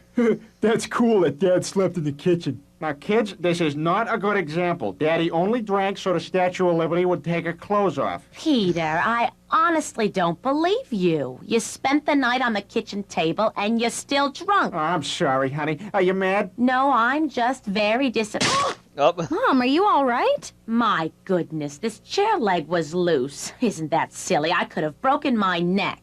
Damn. Damn. Look, honey, I'm late for work. Can we talk about this when I get back? All right, Peter, but we haven't finished this conversation. Okay, bye. Yeah. That's right, he works at a toy fetcher. Are you coming, Johnson? Well, Mr. That's Reed, Porky I've been working on the after new two White G.I. Claws. Jew line, and as you can see, they look great. G.I. Call Jew. these bagels? Whoa! I'm glad he's on our side. Oh boy. Peter, are you sleeping on the job? Yep. What the... Oh, hi, Mr. Weed. Peter, it's your job to watch for any toy products that might be harmful to children. And yes, this guy character is almost exactly the same as the original pilot, but his voice was way different. Now look sharp. Voice yes, is sir. way different. Yeah, right, Ramen? Oh, there's a knife. There's a bunch of stuff. Porcupine. And now, back to Channel 6 News. Our top story tonight, when toys attack. Quite a situation we've got here, Mike. Quite a situation we've got here, Mike. Indeed, Diane. It seems think the they have the same happy-go-lucky voices. toy Those, like, company has both released sound several exactly the highly same. unsafe toy products into Yeah, the they sound retail very market. similar. Come on, Timmy, throw the silly ball. Oh boy, a pound poochie. Oh, pills. Come on, baby Heimlich, spit it out. Oh, jeez. Peter, I'm appalled. Your negligence has damaged this company's reputation. You're fired. Ah, jeez, for how long? For how long? I don't believe it, Peter. You got fired? Way to go, Dad. Fight the machine. How do you know about the machine? Peter, you know this is all because How do you know drank about the at the stag party. I know. Lois, honey, you were right. Alcohol is trouble. Now, I feel kind of guilty I ever gave Chris his first taste of beer. Yeah, but you turned out okay, didn't you, pal? I'm gonna go get wasted. Okay, look both ways. Peter, what are you going to do about a job? You'll have to find something soon. Now, why don't you... Oh. What on earth was that? What the deuce are you staring at? It's tuna fish. It's tuna fish. And nothing else. Had This nothing sucks, else. Chris. I gotta find a way to get money. I've been through 2 jobs this week. I got fired off of that commercial. Try it again. I'm caca for Cuckoo Puffs. No, damn it, take 26. Then I had that job as the sneeze guard for the salad bar at that restaurant. Take it outside, lady. And then I thought I could win some money in that talent show. And the grand prize goes to the Von Trapp Family Singers. Oh, that is bullshit. They're gone! Oh, yes. And I still didn't win. Hey, Dad, you ever think of welfare? That's like free money, you know. Chris, that's it. I'll go on welfare. No, boy. Next question. Do you have any disabilities on your record? Past injuries, physical anomalies? I didn't have gas for the first time until I was 30. What the hell was that? Oh, now that wasn't hard at all. What's your weekly stipend? Let me see, $150. Wait, that's not a decimal, that's a comma. Hey, move your thumb, Dad. Oh. Whoops. 150,000. Weekly, damn. Oh, that was a crazy one, Dick. Sure was, Ed. In this next blooper from Joni Loves Chachi, watch what happens when Scott Baio tries to say she sells seashells down by the seashore. What did you say your mom does for a living? She sells seashells down by the... Jesus. That is kind of a tongue twister. Peter, where did that TV come from? Dad's getting $150,000 a week in welfare. Isn't that cool? What? This money came from the government? Yeah. Hey, maybe somebody down there was drinking too, huh? Mr. President, why has the government made so few strides with regard to environmental legislation? Probably because you're so fat. Oh, yeah, because of the 90s, Bill Clinton's gonna be... It says here another state's going to abolish the death penalty. What state is that? I don't know. I got the toothpaste on the article. Looks like Oakland, Massachusetts. With the wind comes sweeping down the pike. Peter, we need to talk about this welfare thing. It's obviously an oversight. Of course it is, honey, and that's why we're going to start living like rich guys. Peter, what are you going to do? Spend 150 grand a week? Yeah? On what? Yeah, I'd like 6,000 chicken fajitas, please. I beg your pardon? 6,000 chicken fajitas with sauce. And a sausage McMuffin, please. Hey, Dad gave me $2,000 for raking the yard. Kids, this whole thing just seems Chicken wrong. fajitas. I just wish I Vagina, could the talk some Chinese sense chicken. into your father. That's right. Up. Stewie, why don't you play in the other room? Why don't you burn in hell? Well, no dessert for you, young man. Hey, everybody, I got a surprise for you. Come out in the yard. Now that we got all this money, we can start having nice things. Dad, you bought Michelangelo's David? No, I just rented it. They're gonna be ticked, though. The penis broke off while I was loading it into the car. Whoops. Well, that's a bad part anyway. Yeah, you're right. Shoot, these things are lucky. Peter, Oh. I have had enough of this. Was that All was that that implying money that belongs Quagmire to the was gay? taxpayers. And if you don't Yes. return it, I will. Or bisexual. Boy, your mom is ticked, huh? All right, Gene, front or back? Yes, your judgment lately has been rather... Well, You have sure? crappy Are you judgment. positive? Give the taxpayers their money back. How am I On a supposed scale to do of that? 1 to Porky. Hey, wait a second. Weeb. That's the I'm amazed. You can barely drive a car. All and right, yet you were chose allowed to Granddaddy purchase a hot air Perpins. balloon? Yeah, America's great, isn't it? Except for the South. Okay, everybody, here's your money America's back. great, except for No, the you South. know, I should be on the ground. Why? Well, that way, when the police come to shoot you down, I could direct the gunfire. Brian, what are the police gonna do to us all the way up here? Hey, looks like we're getting some rain, Sarge. Yeah. Hey, wait a second. This is no ordinary rain. This is some kind of crazy money rain. Sarge, look! My God! That man and his dog are just throwing cash over the side of that balloon as if cash grew on trees. But why? Unless he's trying to make amends for spending $150,000 a week in misappropriated welfare funds. Marty? It all checks out, Sarge. It all checks out. Jail. How was your shower? I tell you, Brian, all the rumors about dropping the soap are true. Really? Oh, yeah, you can't hold on to that thing to save your life. Oh, I was slipping all over the place. Guys were laughing. Hey, there's a guy who couldn't hold on to the soap. Oh, that was classic. Peter, I hope you've learned a lesson from all this. Yeah, I guess Lois was right. With words. Probably never should have touched that money. What are we gonna do? Where on earth is Peter? He was supposed to be home 3 hours ago. You got me, Mom. Hello, Mother. Well, hi there, sweetie. You know, Mother, life is like a box of chocolates.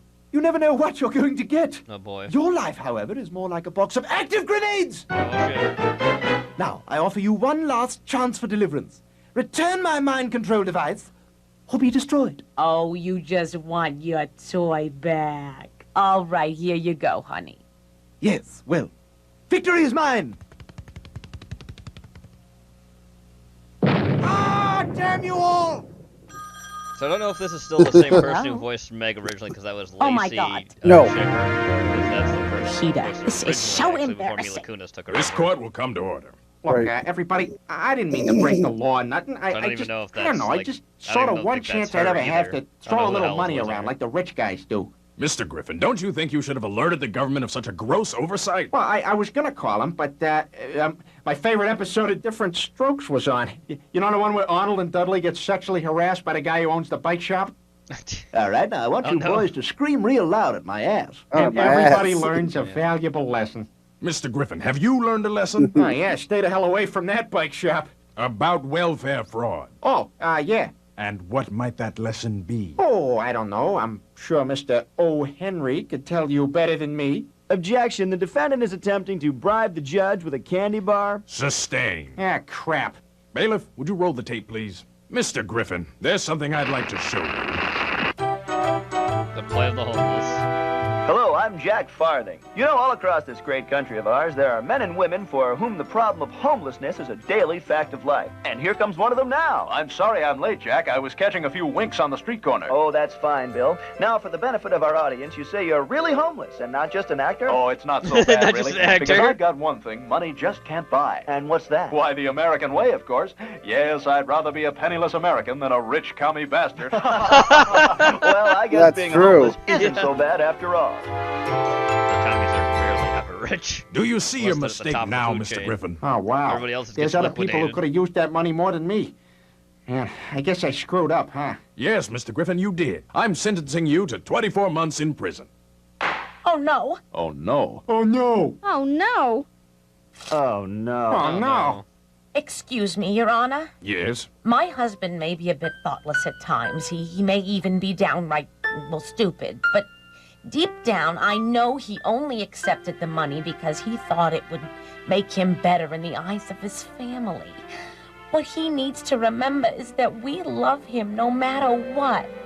Oh, I love you too, honey. That was very moving, Mrs. Griffin. Okay, you can go to jail with him. What? This court is adjourned. 24 months in prison, eh? Well, we shall see how the iron constitution of American justice fares against the device. The device.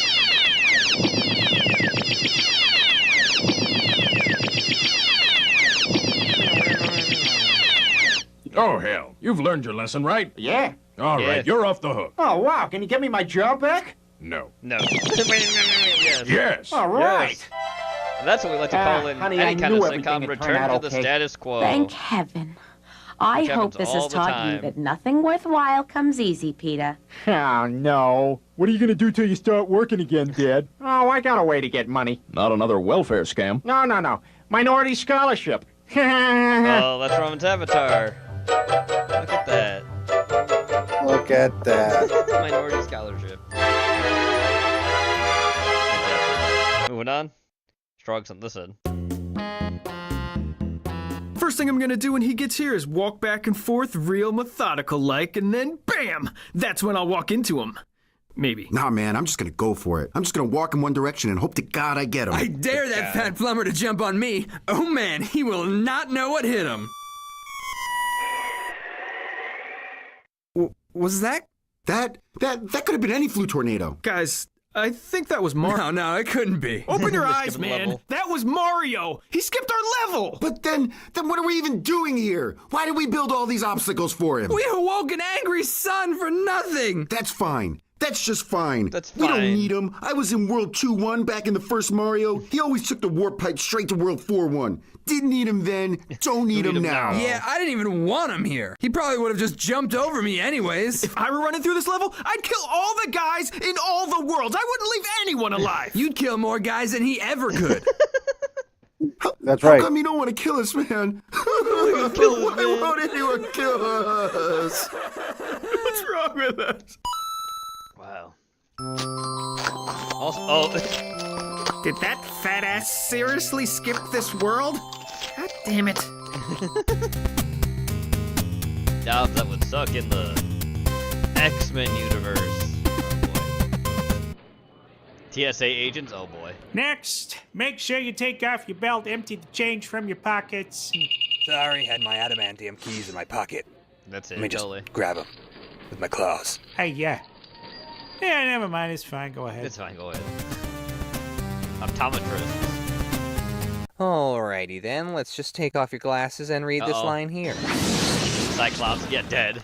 Oops, sorry. I think it was AVQ. Sorry for interrupting, but there seems to be a... Oh, sorry. Whoops. Tailors. What do you mean it's not enough pouches? Mr. Cable, your suit is already like a 90% of pouches. I can't even put any more pouches in it. God damn it, Joe. Do not make me go back in time to murder your parents before you're born. Just put more pouches on my shit, okay? Okay. Damn. Fucking rubber rifled. Just being a mutant in general, yeah. Today, the world was saved by Spider-Man, Captain America, the Fantastic Four, and other beloved superpowered beings. In other news, the Mutant Registration Act passed because for some reason we only hate and fear superheroes if their superpowers are genetic. Can't really explain why. It's not like we actually know how Spider-Man got his powers, but it is what it is. It's Oscorp's fault because they had a radioactive spider. Publicist. That's right. You know, I'm something of a scientist myself. Hello? Hello, Mr. Splinter. My name is Jerry Klein. I'm with Social Services. Oh, boy. Oh, hello, Mr. Klein. To what do I owe this pleasure? We've received multiple reports that you're living here with 4 teenage boys. Is that correct? Ah, the boys. The jewels of my life. And these jewels, they're not related to you? Oh, heavens no. I just found them and brought them here to live with me. That's not Alone, creepy something at all. In the sewer. I see. Hey, what's going on here? I thought we weren't allowed to talk to anybody from the outside. That's true, Raphael. You are not to go outside or be seen by anyone. Boys, how do you like living with Mr. Splinter? It's awesome. He lets us eat all the pizza we want. As long as you practice your pole work first. Oh, right, no. Donatello? Oh, no. Shut up. You have to work out, too. You make these young boys work out in front of you? Oh, no. We work out together. Sometimes we get pretty sweaty. Don't we, Master? No. Yes, Leonardo. Oh, no. So wrong. Yes, we do. Mr. Splinter, I'm sorry, but the city will not allow you to keep custody of these underage boys. Is that so? Jesus. Hey! Easy with the head punches, fatso. I'd like to see you do this. You got the easy job. I'm the one who has to do the hard stuff. Wear capes, kick shells, explore the castles. Well, why don't we switch places and see? Well, all right. Hop on. Not so fast. Shoes only. Shoes only? Ew. Well, this isn't so bad. A nice weather. Hey, new Yoshi. Go eat that cactus. All right. Can I get a fork? Eat it with your tongue.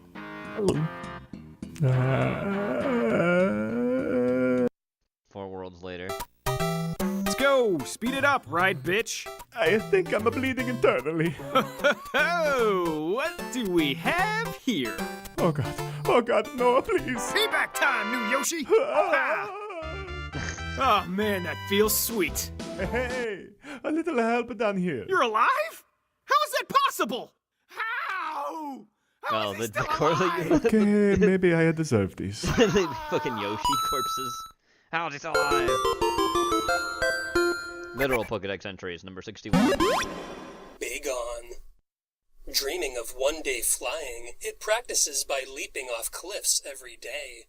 Really?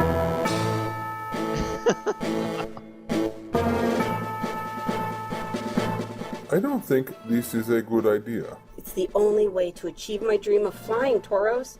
You'll never understand what it's like to not be able to soar through the skies. It is true. Flying is easy for me. Flying is easy. Now, it's Big On's time.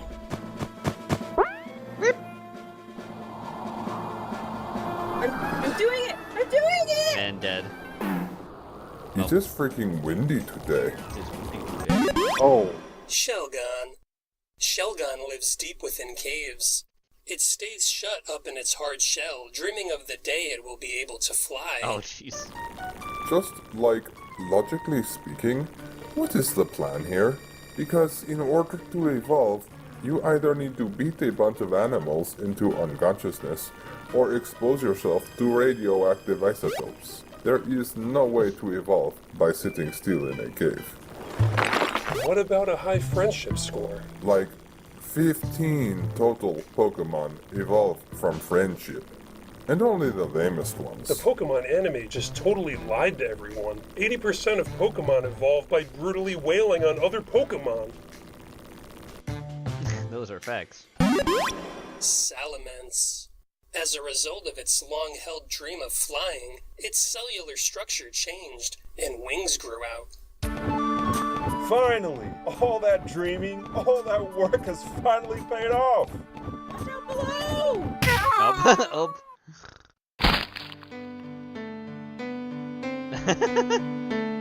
Got killed by its less evolved form. Sweet, 3 wings! Oh, shit. Now back to the cliff for round shit. 2. Now back to the cliff for round 2. Hey, we just got the carpets clean. Take off your shoes. Were you raised in a barn or something? No, I was raised by you.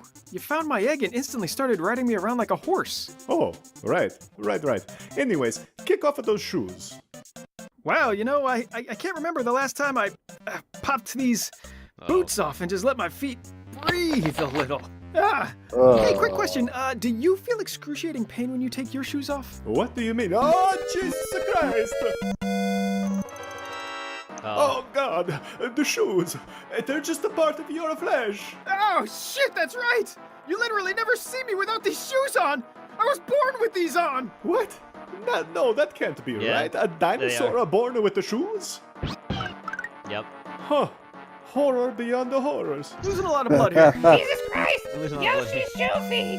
Why would anatomy work this way? Why would anatomy I'm gonna work call this for way? help. Toad, take off your hat and fan Yoshi so he doesn't pass out. I'm on it, Mario! Well, it's not gonna. Yes, operator. I need you to get me the cheapest ambulance available. Oh! Yep. Oh my god! I guess his head is part of his head canonically? How would birthing work? I mean, is every toad a C-section? Seems weird, right? So weird. Did you look up whether your shoes are your feet canonically too? I mean, I was born with them, so that would make sense. I did try Googling Yoshi feet, and oh no, it did not bring up the results I was hoping for. Oh, right. All the perverts. Yeah. All the perverts. Yeah.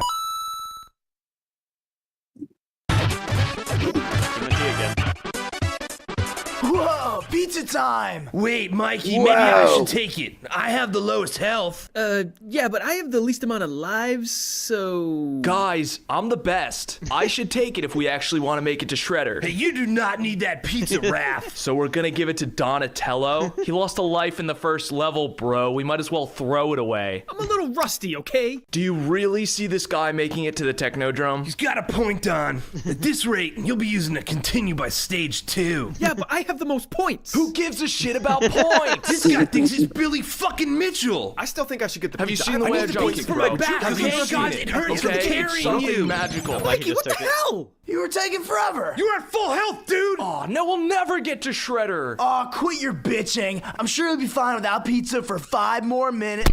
Oops. Well, now you guys definitely don't need it. Look at the Fuck you. Fuck you. Ooh, a cat suit. Oh no. Meow, we're talking. Did I just say meow instead of now? Oh no. No. It begins. Yeah. Orange cat brain. Huh. I'm sure that was a nothing. I'm sure that was Meow, nothing. let's see how well this kitten suit purrs. Oh no. Oh no. I don't like this. Oh no. All right, Harold, back in the green shell, finally focused on only moving forward, and Oh, Mario in a catsuit, staring at me. That is unsettling, but at least it can't get any worse. Oh, dude, gross! Come Ew. on! That's bad. Knock it off! Get out of here! Scat! Leave me alone! Leave me alone!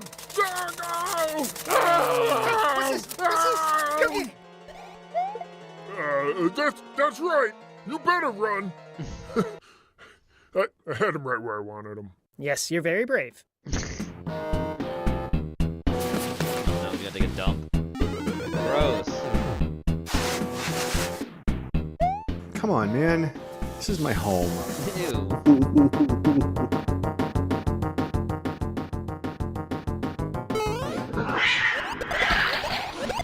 Roberto's dead. Damn. Yes, the biggest bouquet you have, and have the card say, I'm so proud of you. You are definitely my favorite son, Luigi. Love always, Mama. Mario, what are you doing? No, a bad kitty, my statue. Don't you do it. Don't knock over the flowers. Okay, that's it. Looks like I'm gonna have to come over there and clip your nails. Oh, haha. Oh, shoot. You know, I can't believe I'm saying this, but I think I prefer him when he's in his frog suit. Mario, here, kitty, suited man. Oh no! I left my bedroom door open again, and I just did the sheets. We did it! We defeated Lavos and thus saved the future world of 1999 AD from a Wow, horrifying 1999 AD. Should we go Thank God check we out saved what it. 1999 is like now that it's been saved? Absolutely. I'm Oh, sure it's boy. a glorious paradise, Oh. freed from the terrifying doom that would have been its fate if not for us. Baby geniuses. Kill Factor Michael K. Also, Mrs. Brooklyn Biscuit, America Online. Jar Jar. We failed. Forgive us. Now that the Death Look, Star Wars, Star is weeb. complete, it is the That's ultimate right. power in the universe. You won't get out of this station alive. Take out your lightsaber and end this, old man. What are you doing? Oh, okay, what just happened? Something just came through the ceiling and impaled Terry! Terry's dead! Oh, God! Oh, no. Oh, that's right through the bad. floor! That's bad. That's what it is. This is bad. Oh, God! It's heading right for the daycare level! No. Get the reactor Oh, no, no, no, no, no. Oh, God! We're all gonna die! Oh, Every those one of Qui-Gon is us gonna give me so much shit. I never even got to touch a book! I never even touched your boob. That is not how lightsabers work. They weren't even paying attention in The Phantom Menace when Obi-Wan clearly... Hey, thanks for watching and supporting independent animation. If you want to see more from Dorkly, check out our Patreon. We got... Next, Ramen sent this in. Postal the cartoon, Monday. Here we go. Monday. Monday.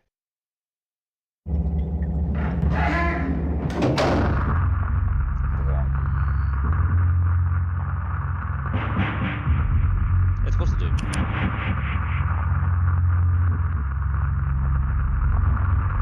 Damn the animator.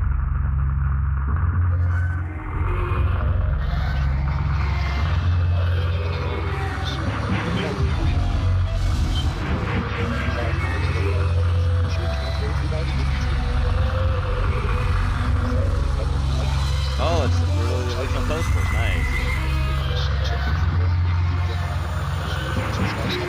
When is this? Hell yeah.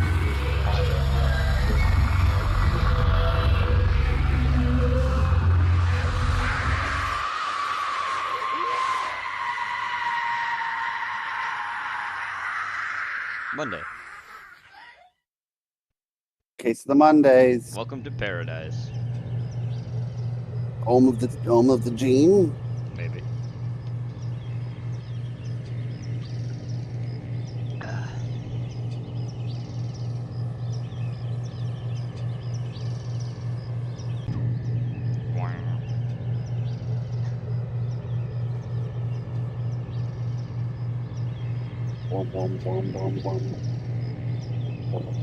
Let's see if the AC unit breaks.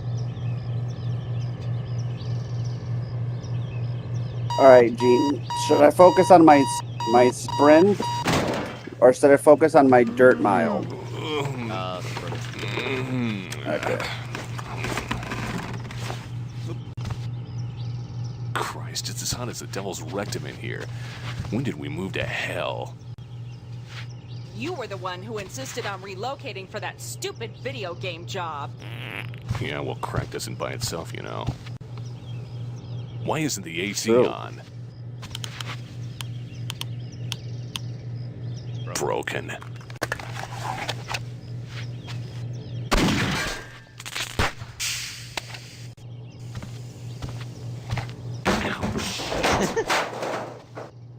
When you're done screwing around, I made a list of errands for you on the fridge. Jesus, woman. Where's the milk? It's on the damn list. I'll put you on a damn list.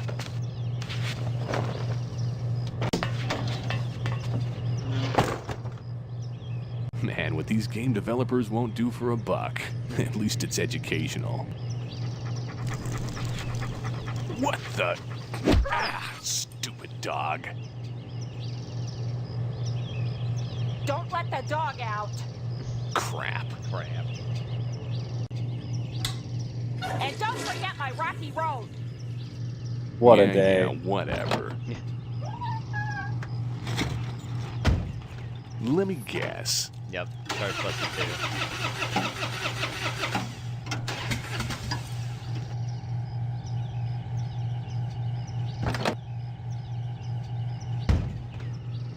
I can tell this is going to be an interesting day. Yeah. Postal. The cartoon.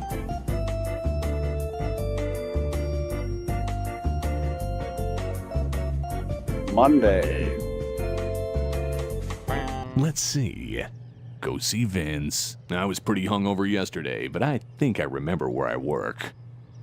Score some cash. Excellent. Pick up some milk. Too easy. I guess I better get started. Yep. This can't be good for me, but I feel great. Day gone by, then it's 365. That's right.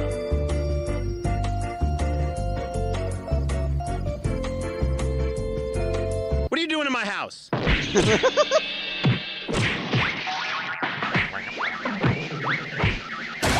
Whoa! Ow. So that's what that feels like. Games are bad. Games are bad. Games are bad. They make you mad. Games are bad. They make you mad. Games are bad. They make you mad. Games are bad. For thousands of years, Americans have looked for answers to life's difficult questions. Now, millions of people just like you are finding answers and taking charge of their lives through the original patented and proven program of Valhalla's finest deity, Thor. Treasure awaits you, but beware of your women. Where you folk. going, Treachery is sissy? deep within. By the coming of the spring, she shall be no more. Thor changed my life. Hey, how are you? Oh man, I gotta take a wicked leak. Great.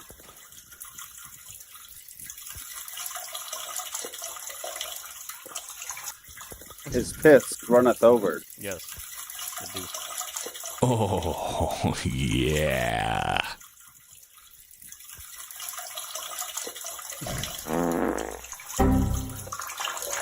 Hey, dude, Vince needs to see you. Thanks. And yes, that guy's office is in the bathroom in the actual game, too. I like that he made me my old bald self, but where's my fucking beard? Yeah. That's Mudahar? Oh, God. What the? Nothing personal, man. But you're fired. But you're fired. But I just started yesterday. I tell you to get your stuff, but somebody already took your shit. Fuck. Here come the protesters. Games are bad. They make you mad. Games are bad. They make Who's you with mad. me? Games Yeah! are bad. They make you mad. This Games way. are bad. They make you mad. Games are bad. Come on, everyone. The old lady Follow doesn't me. understand. They make you Holy shit. They make you mad. Games are bad. Games are bad. They make you mad. Fuck! And these people don't go away, by the way, in the game either. You'll face them throughout the entirety of the game. Preparing for decent state. Fucker! Whoa. Shit! Nice. Good hit. Yeah, very good hit. Fire at will! Yeah, fuck him up. Fucking burn it all down!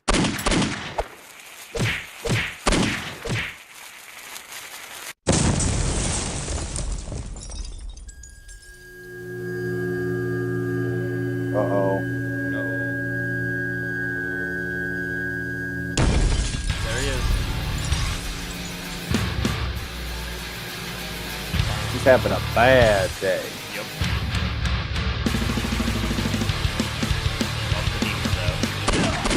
Nice! Look at that animation. Damn. Hell yeah.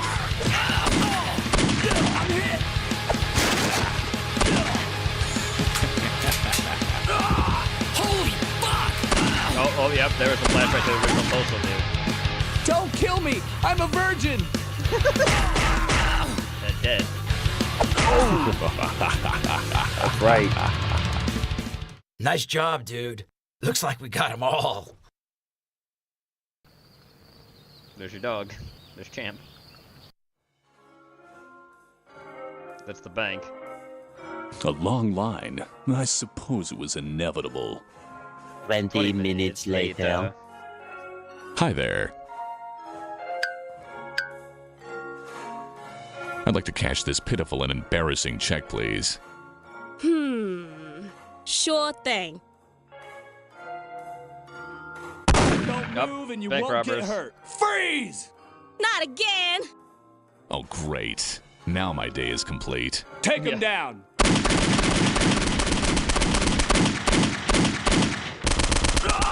So, the one thing I will say is usually, because I've played those too.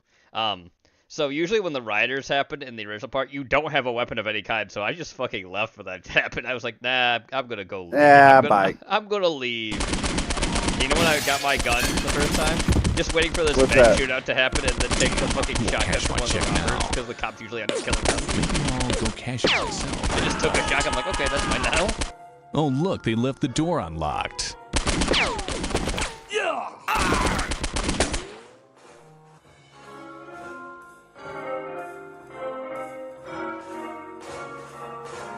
Hand over the dough or die.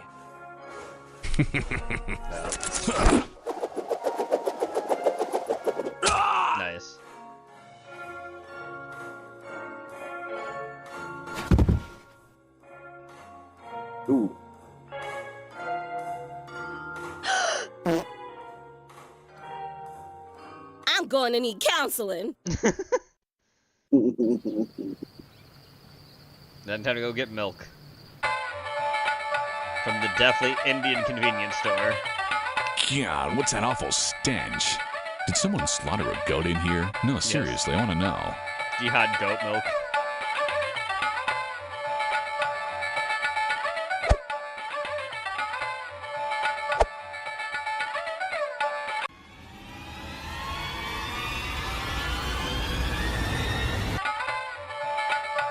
Hurry up and buy something. You can't actually just leave the store without paying for it too, by the way. They don't actually stop you. That can't be good. $5. $5. And done. Thank you for your unclean for visit. milk. Now get out and come again, please. Even for a half gallon, that's pretty fucking expensive. Right? What the fuck is that?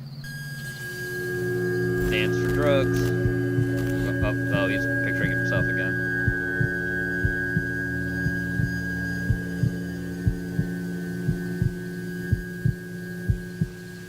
Yep. Well, technically, it's not really him. That's supposed to be his dad. Because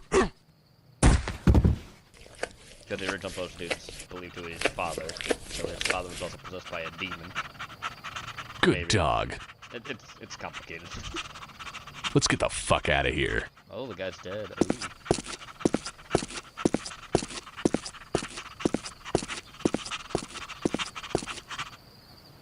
Did you go by work? Yeah, apparently I'm on sabbatical or something. Well, good. Maybe you can get a few more things done for me. I'm gonna do a few things to you, woman. What was that? Nothing, dear. Enjoy your milk.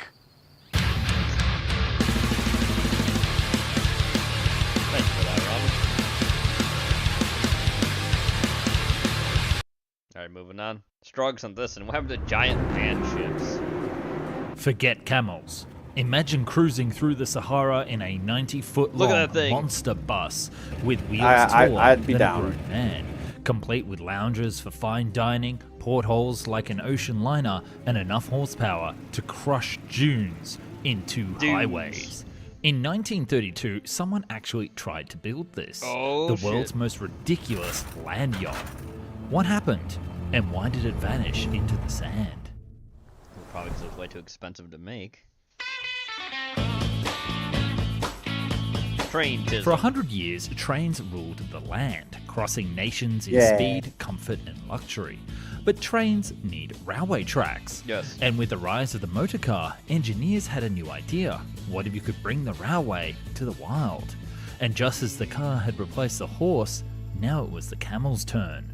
And they called this idea the new ship of the desert. Oh boy. This was ambitiously designed to be 86 feet long, operate at 26 feet high above the desert sands, Jesus. and be propelled by twin Maybach Jesus. engines, each with 900 horsepower, able to I don't carry think the more wooden wheels than are gonna 20 make it tons work, of dog. freight. And let's talk about those No, giant not with wheels. that attitude, The Gene. idea was that the entire These are body way of too the much. desert ship would be suspended in a cradle of hydraulic springs, Oh, with the giant springs, wheels, huh? 15 Would feet in Coily tell you diameter, that? carrying it over the dunes. No springs. And because of the sheer weight of the craft, the wheels would essentially be acting like giant steamrollers and creating a road behind them. This packed and crushed sand would facilitate travel for the locals or any other vehicles following behind. Imagine some sort of convoy. But let's just pause for a second and talk about the physics. Because whilst the idea was insane and with merit, the desert is not forgiving. This machine could handle the terrain. The problem is, the terrain couldn't handle it. Sand doesn't compress and become asphalt, it shifts. Wide wheels help, but they're still heavy and concentrated. A Maybach-powered tank is not light on its feet, and hydraulic suspension sounds futuristic, but imagine trying to service that in a sandstorm in 1932. But the engineers believed that it would be able to move it around 30 miles per hour over the sand dunes with a range of about 6,000 miles with adequate fuel on board, which is very impressive indeed considering normal cars can't do 6,000 miles. This is so impressive that I have to remind you that the Sahara is only 18,000 miles top to bottom, so real range may vary of this actual craft. For shorter trips, and I'll get into the details of how crazy they were later, the speed and range was about half. To control such a large beast, there would be a third, smaller 7.5 litre diesel engine that would power all of the electronics on board, including the hydraulic motor for steering. And there would also be a large, powerful radio to communicate across the desert and to receive weather reports, just like a real ship.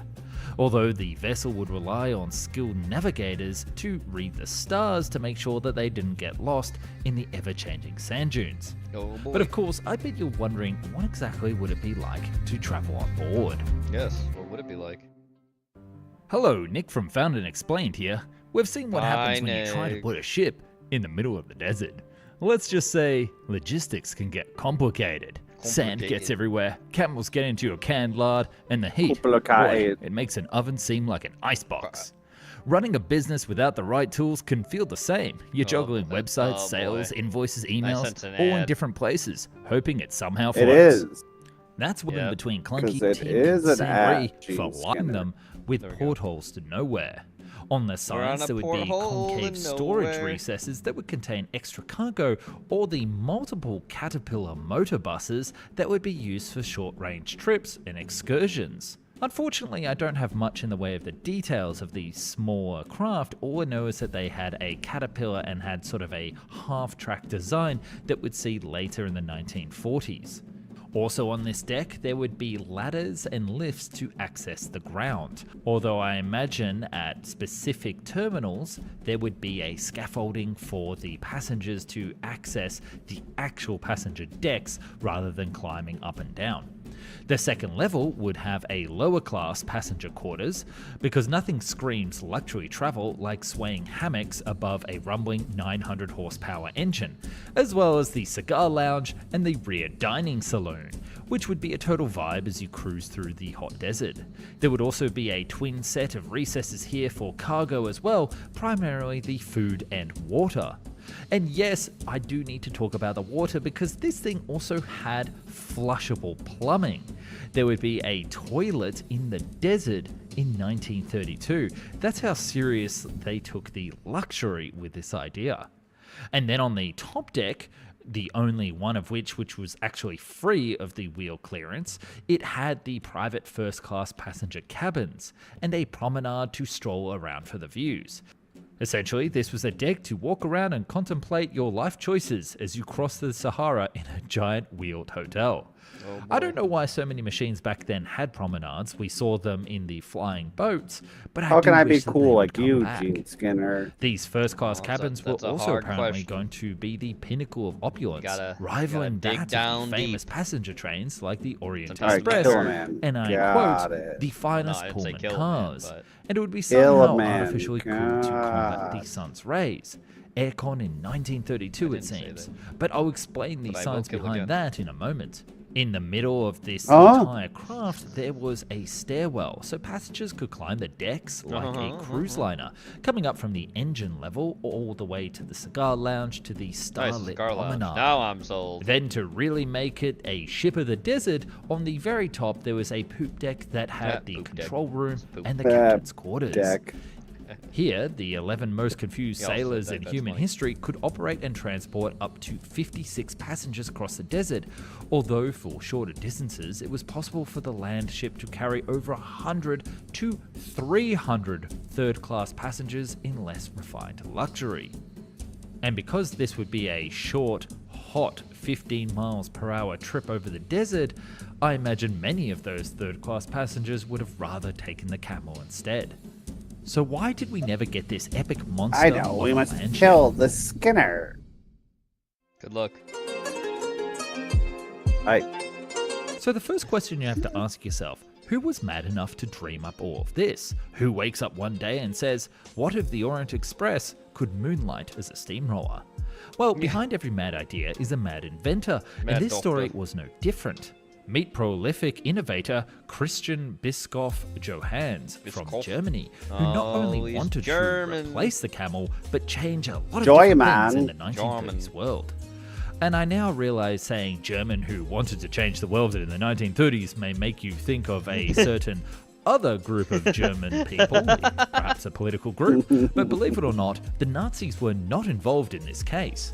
Surprising. Our humble innovator would surprising actually that they go on actually to weren't, create because it many sounds like something that would be up their inventions alley, throughout his too. career, such as a generic advertising speech device, Yeah, which yeah, was keep essentially going. an interactive We're taking dictation notes. machine that would highlight prices and sales, much like Weeb's the gonna have TVs his that we have dream today. boat But for one the of his desert other one day. inventions was really radical. It was a hat that One could cool day. you down. Actually, it was the idea to cool the body by means of a light, volatile chemical instead of, say, a cool breeze. The idea was that you would put your wrist or head into this device, and a special chemical, which are cool to the touch due to an endothermic reaction, would cool your blood and soon your whole body, but prevented from causing harm by the barrier of the device. Neat. He would then take this idea and apply it to the cabin of a ship, and then he would realize, what if we put it on land? we So do this it would on become his magnum land? opus, the ship of the desert. He was so confident with this concept that he went out of his way to patent it in as many territories and languages as possible. Patents for all countries with colonial possessions. And he planned eventual evolutions of this concept, such as an amphibious version that could travel on both land and water, and weirdly also patented the idea for it to travel underwater. Really, they're this really so guy good at their saw own this language, project aren't going they? to the moon. And you could subscribe for my eventual video on what happened to underwater land ships. To seek investors, he actually built a scale model and shopped it around the world for 5 years to see if anyone was keen to build it. It even made the cover of Modern Mechanics and Inventions. It had pure Pulp Fiction energy, with neon green paint, giant headlights, and a captain's tower straight off the Titanic with searchlights. It was less engineering manual and more sci-fi comic for the men who drink gasoline. And in the midst of the Great Depression and rising fascism, this was a dream of progress and peace, almost laughably optimistic. And maybe this wasn't just a vehicle. Maybe it was a symbol, one of colonial ambition, of impossible hope, or one man's glorious rolling fever dream. It's But rolling. with war on the horizon, no one had time for silly ideas like peace, friendship, or giant luxury land ships. And just like that, the idea ended as the world descended to war. Although I do wonder if he had given any thought to sticking some guns on it. The battle for Egypt and North Africa for the Germans would have gone very differently indeed if he had weaponized it. So maybe subscribe to see that story of the world of giant impossible to build land battleships. Oh boy. Next video. Here we go. This is from a channel we don't really watch all that much. This is from, what is this actor's name? JDB Moto. But it's from Daytona.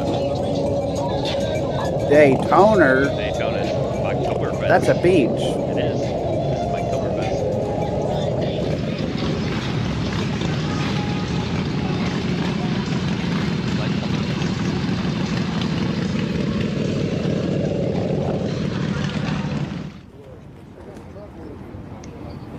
It's very rust looking.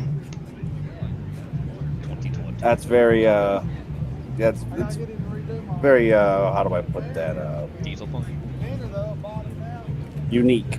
Yes. That's the Christian way of saying that. Oz. Hi, Oz.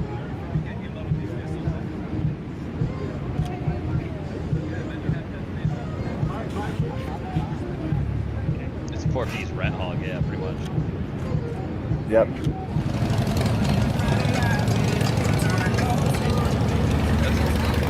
Very deep One of the blue. numbers. Booty. Come to the booth, give us that number, and we'll put That's that right. down for people's choice. We'll do that awards.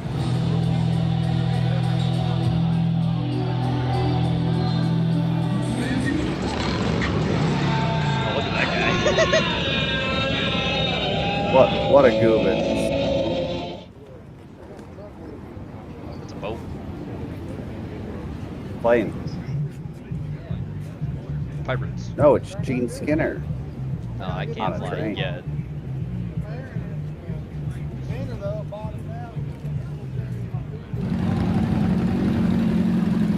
That's a speedway. That's actually pedaling. He's pedaling that bike. What the fuck? Yeah. Very, what's that color? Topaz. Yeah, it's topaz. That became brighter orange. Topaz? Topaz.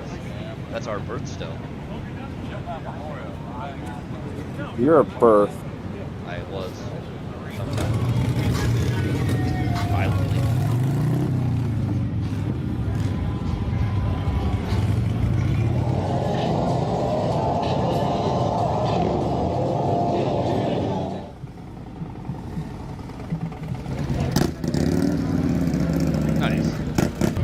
Nice. That's definitely a King Cobra bike. Look at the colors of that thing. Oh, yeah. That would have been a Cope bike. Rip.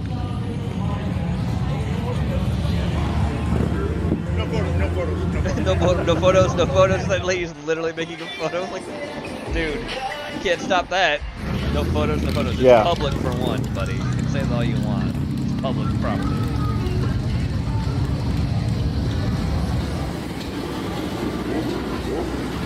Sorry, but your lady looked like she wanted to be in that photo, so that's on you. Yeah, bucko.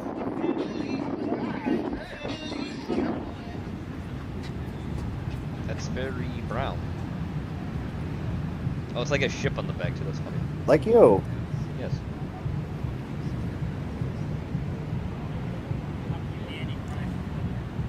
That bike next to it looks like it's got some Tonight, you. some Viking themes to it. Tonight, you.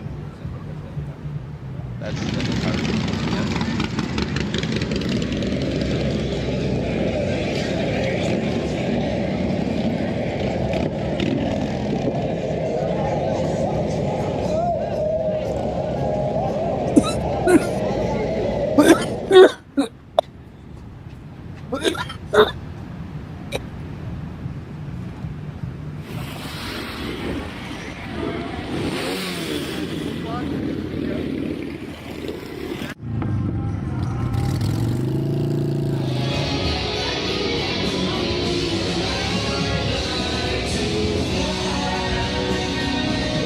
Great song.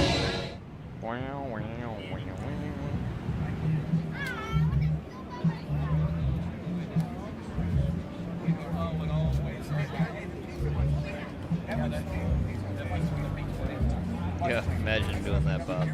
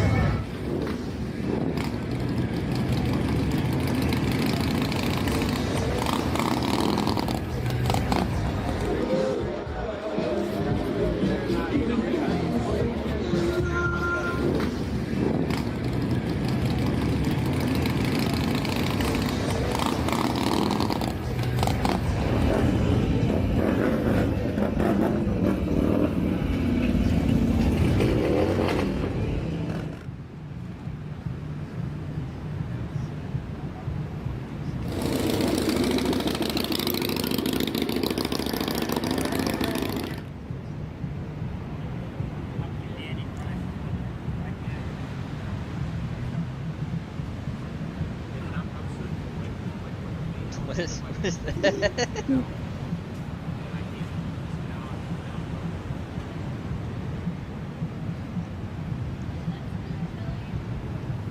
know what that is, but that's very fantasy themed. Underworld, Gene. Oh, it's Underworld? Oh.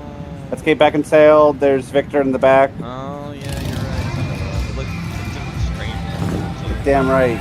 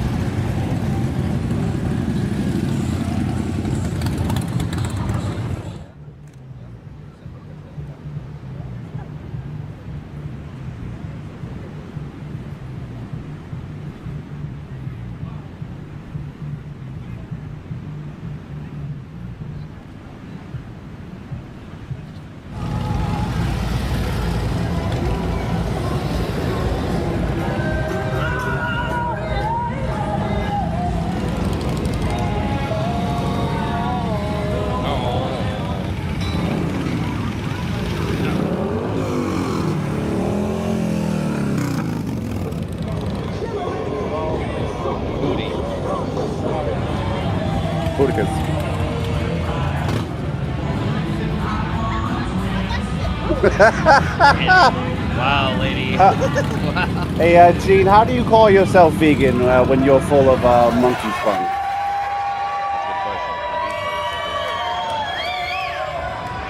Well, you are the brood wrap.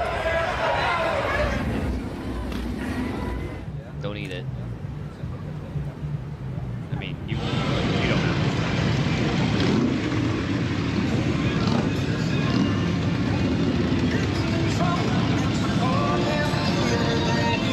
I mean, chiggers.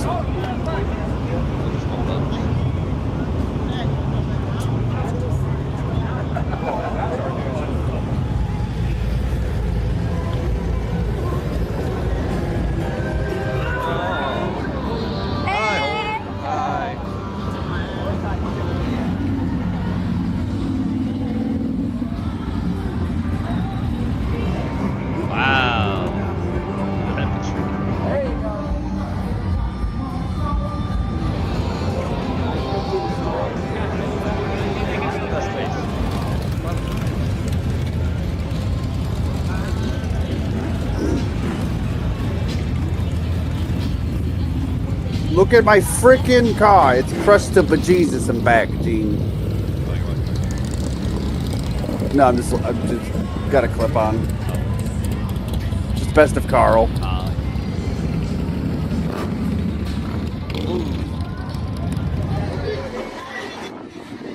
She alright. Yes, she alright. Well, I'm glad you have something to fortify your will because, Oh boy. Oh look, Gene, it's time for bed. Isn't that crazy? How'd that happen? oh look. Thalassophobia. Oh, Thalassophobia. Here you go, Weeb. Fear of deep waters, buddy. Level 1. Easy. Just dolphins. Yeah, that ain't too bad. No, those are killer whales. Level 2. Medium. See, that's still fine. Oh, there's a boat nearby. Level 4. Okay, now we're getting fucking spooky. Extreme. Yeah, nope, nope. Kiss my whole ass and nutsack from the back. Nope, you couldn't pay me. Impossible. You couldn't fucking. Oh. Oh. Oh no, no, thank you. The giant waves. Oh. No, thank you. If God wanted us to be in the water, He would have given us gills. You would have left us there? And 24-inch penises. Democrat. Yeah. Look, Maxine Waters. Maxine Waters, you're like 197. Shut your ancient ass up. We have to move very aggressively. Why are you wearing a dog chain? Her face looks like it's melting. It is It's melting. not about, lingering and trying to think that maybe the courts will help us.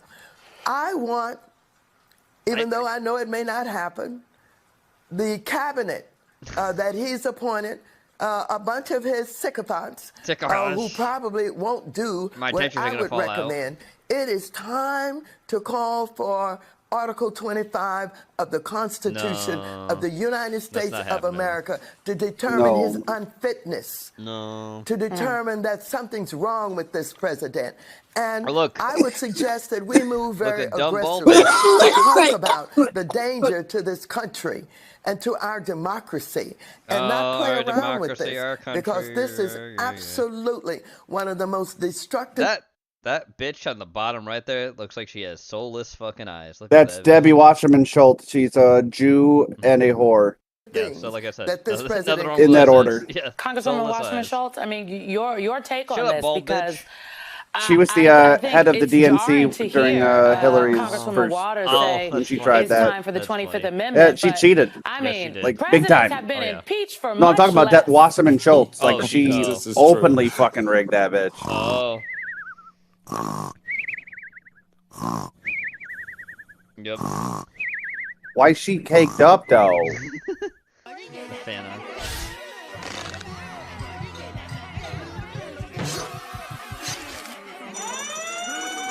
Oh, look, there's Gene. Gene, when you say that you left all his cigars out in the rain. Cooking bacon on the side.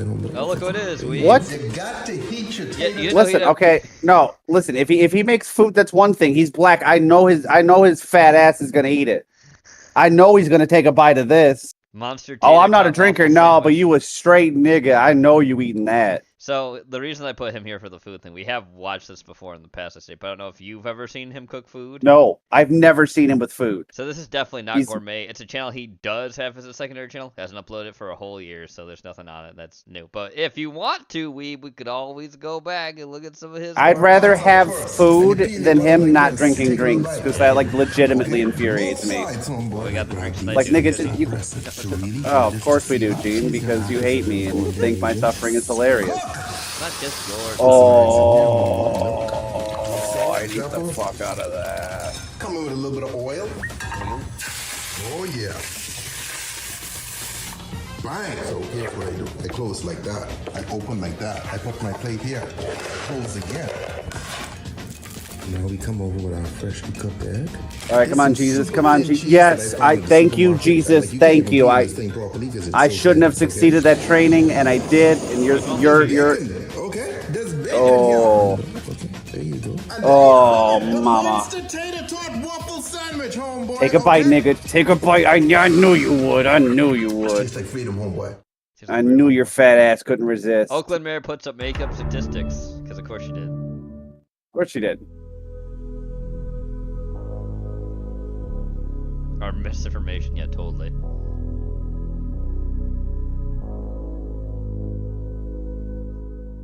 Now, you've recently marked look who 100 it days is. in office. Hey, yo, what the fuck? Look, it is. It's race Oh, hoax good. and Al It's Sharpton. two fucking raisins that refuse to be turned into, grape juice. Yeah. Look at how Die. haggard he looks. Look at how haggard he fucking looks. Al Sharpton, you old race hoaxer, you. Look at how awful you are. You've made seem to have made I can't wait till impact. you become like John According to McCain, data from burning the in FBI hell. examining each city's murder and property crime rates, Oakland still ranks among as the second most dangerous No way. place in the country. What a shock. And police retention in the city Hold on. has been a big... Hold on. Very black city. Oakland, all black. St. Louis, very black. Baltimore, Blackamore. Detroit. Enough said. And then problem for Chicago's Oakland. probably The six on the department list, too. says Oh, I'm sure we're on that officers list. short of what they need on the streets. Trump sending in the National Guard for 30 days doesn't seem like it would bring long-lasting change to Well, it has been for DC.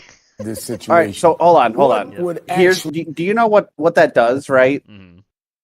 So you got 30 days of the National Guard, right? Yeah. So that's anywhere from 3,000 to 5,000 probably per city as peacekeeping forces, Yes. like police. Yes. What that does is it gives you time, gives you 30 whole days to review your policing policies, hire new officers, or bring in new officers. Yeah. Wow. So then you have new officers in training with the National Guard and the veteran police. Yep. It's not hard. Yeah, it's really I listen. The only sort of civilization I've ever run was Interstellar, and I've always xenophobic. Okay, so you guys wouldn't even be in my empire to begin with. But if you were, that's how I would solve your people's problem. Really help. Excuse since me. You already start bringing some things down. Yes, Robert. Now, those statistics aren't the correct statistics. Yeah, when right, you look lady. at the FBI report, Oakland, in the scheme of things, is number 17 or number 18 on its list. And so there's a lot of misinformation and disinformation about Oakland. Right. Right. All right, Weeb. Now it's time for your favorite person. God damn it. I'm gonna speed him up. It's actually it's a shorter one, believe it or not. It's 15 minutes, but I'm still speeding him up. I don't care how short it is. If it's longer than a second, it's too much. Hello, I'm the nostalgic guy. Remember, so you don't have to. In honor of its 20th anniversary. Oh, it's 19th. I got the card ready. Let's just do it. Good job. You didn't even get the date right. Released in 2006, Night at the Museum, I'll just say it, is a fantastic idea. Based on a kid's book from 1993, it tells the story of a security guard who works at a museum where all the exhibits come to life at night. That is so simple and to some extent has been done before. I mean, objects coming to life is nothing new. The idea of it happening in a museum, though, adds a whole new dimension to it. There is something kind of intriguing and magical about certain museums, particularly at night. It is like you're entering a world that both used to exist, yet also currently exists in a strange, surreal way. The film seemed to capture that with a fair amount of comedy that I was shocked to find didn't win everybody over. The critical reviews weren't very strong, and the audience reaction was positive, but not overly positive. Maybe it came after the fatigue of making so many sequels and spin-offs, or maybe people are just constantly torn about Ben Stiller's comedy. But the film is still being talked about almost 20 years later. Oh, hey, look, I'm a Jew. 2000s, That is kind of an achievement. So what is it that makes this film come alive for some people? Well, let's somehow both get and not get educational to find out. Nobody talk about my dad, Let's see Jerry what slapping Stiller. a monkey means in a PG movie. He's more This famous is than I Night at ever the will Museum. be. Being The George film opens Costanza's with Larry, dad. played by Ben Stiller, who's having trouble getting a stable life so he can look after his kid Nikki after being separated from his wife Erica. There he is. Hey, how are you, Larry? Good. How you doing, Don?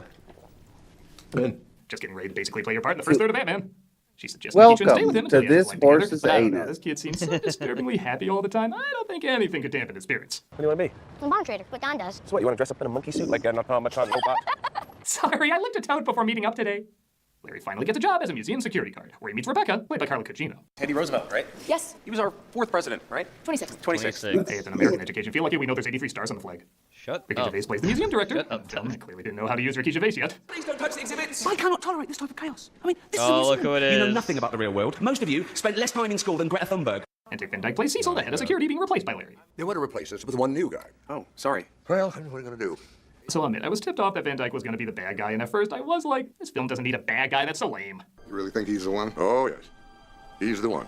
But the minute I saw his super over-the-top chipper way of doing pretty much everything, I instantly fell in love with the idea. Van Dyke. Seriously, though. Dyke Van no Dyke. fooling around in here. Yeah, let's see Burt crank some chimney brushes up some asses with the guy from Demolition Man, the world's former biggest star. Gus, Oh, yeah, the black guy from Demolition Man. Look at that. That is literally how Mickey Rooney reacted when they woke him up. They just kept in the That's movie. right. Yes, he looks like a Mickey Rooney. weirdie. Do you want the job or not, Snack Shack? Like listening to a Twilight Zone commentary. Do you remember much about this episode? No, I don't remember. We're watching it together for the first time. I don't care. The younger audience don't doesn't want to care. see this. That's who's watching this. No, it isn't. They're watching sexy things. Cecil gives him a tour of the museum. Oh, monkeys. I love monkeys. You clearly haven't done enough kids' films. He starts his first night. Yeah, who hasn't seen that episode of Taxi? Oh, a lot of people nowadays see this episode of Taxi. It's funny. And as you'd expect, things start to go bump in the night. I was making a Gen X Reeled in the joke Jurassic there, Park 'cause sequels. it kind of went over my He tries head. calling Cecil to find out what to do. Read the instructions. Okay, got it. I'll see you tomorrow. Hey, baby, want to pose for that Trump guy over there signing a birthday card? The instructions say he's supposed to play fetch with him, and it seems to work. Sure enough, more exhibits come alive, and he tries to read the instructions to figure out how to handle them. Thank you very, very much. Ew! Oh, yuck! Bad monkey, stop that! Doesn't even make sense. You're female, and weirdly have a lot of acting credits as male. Do you have an issue with me? Because if I have a problem with somebody, I don't pee on them, okay? Unless it's Janine Garofalo. It's one of the reasons we're not a duo anymore. Yet bizarrely, not the main reason.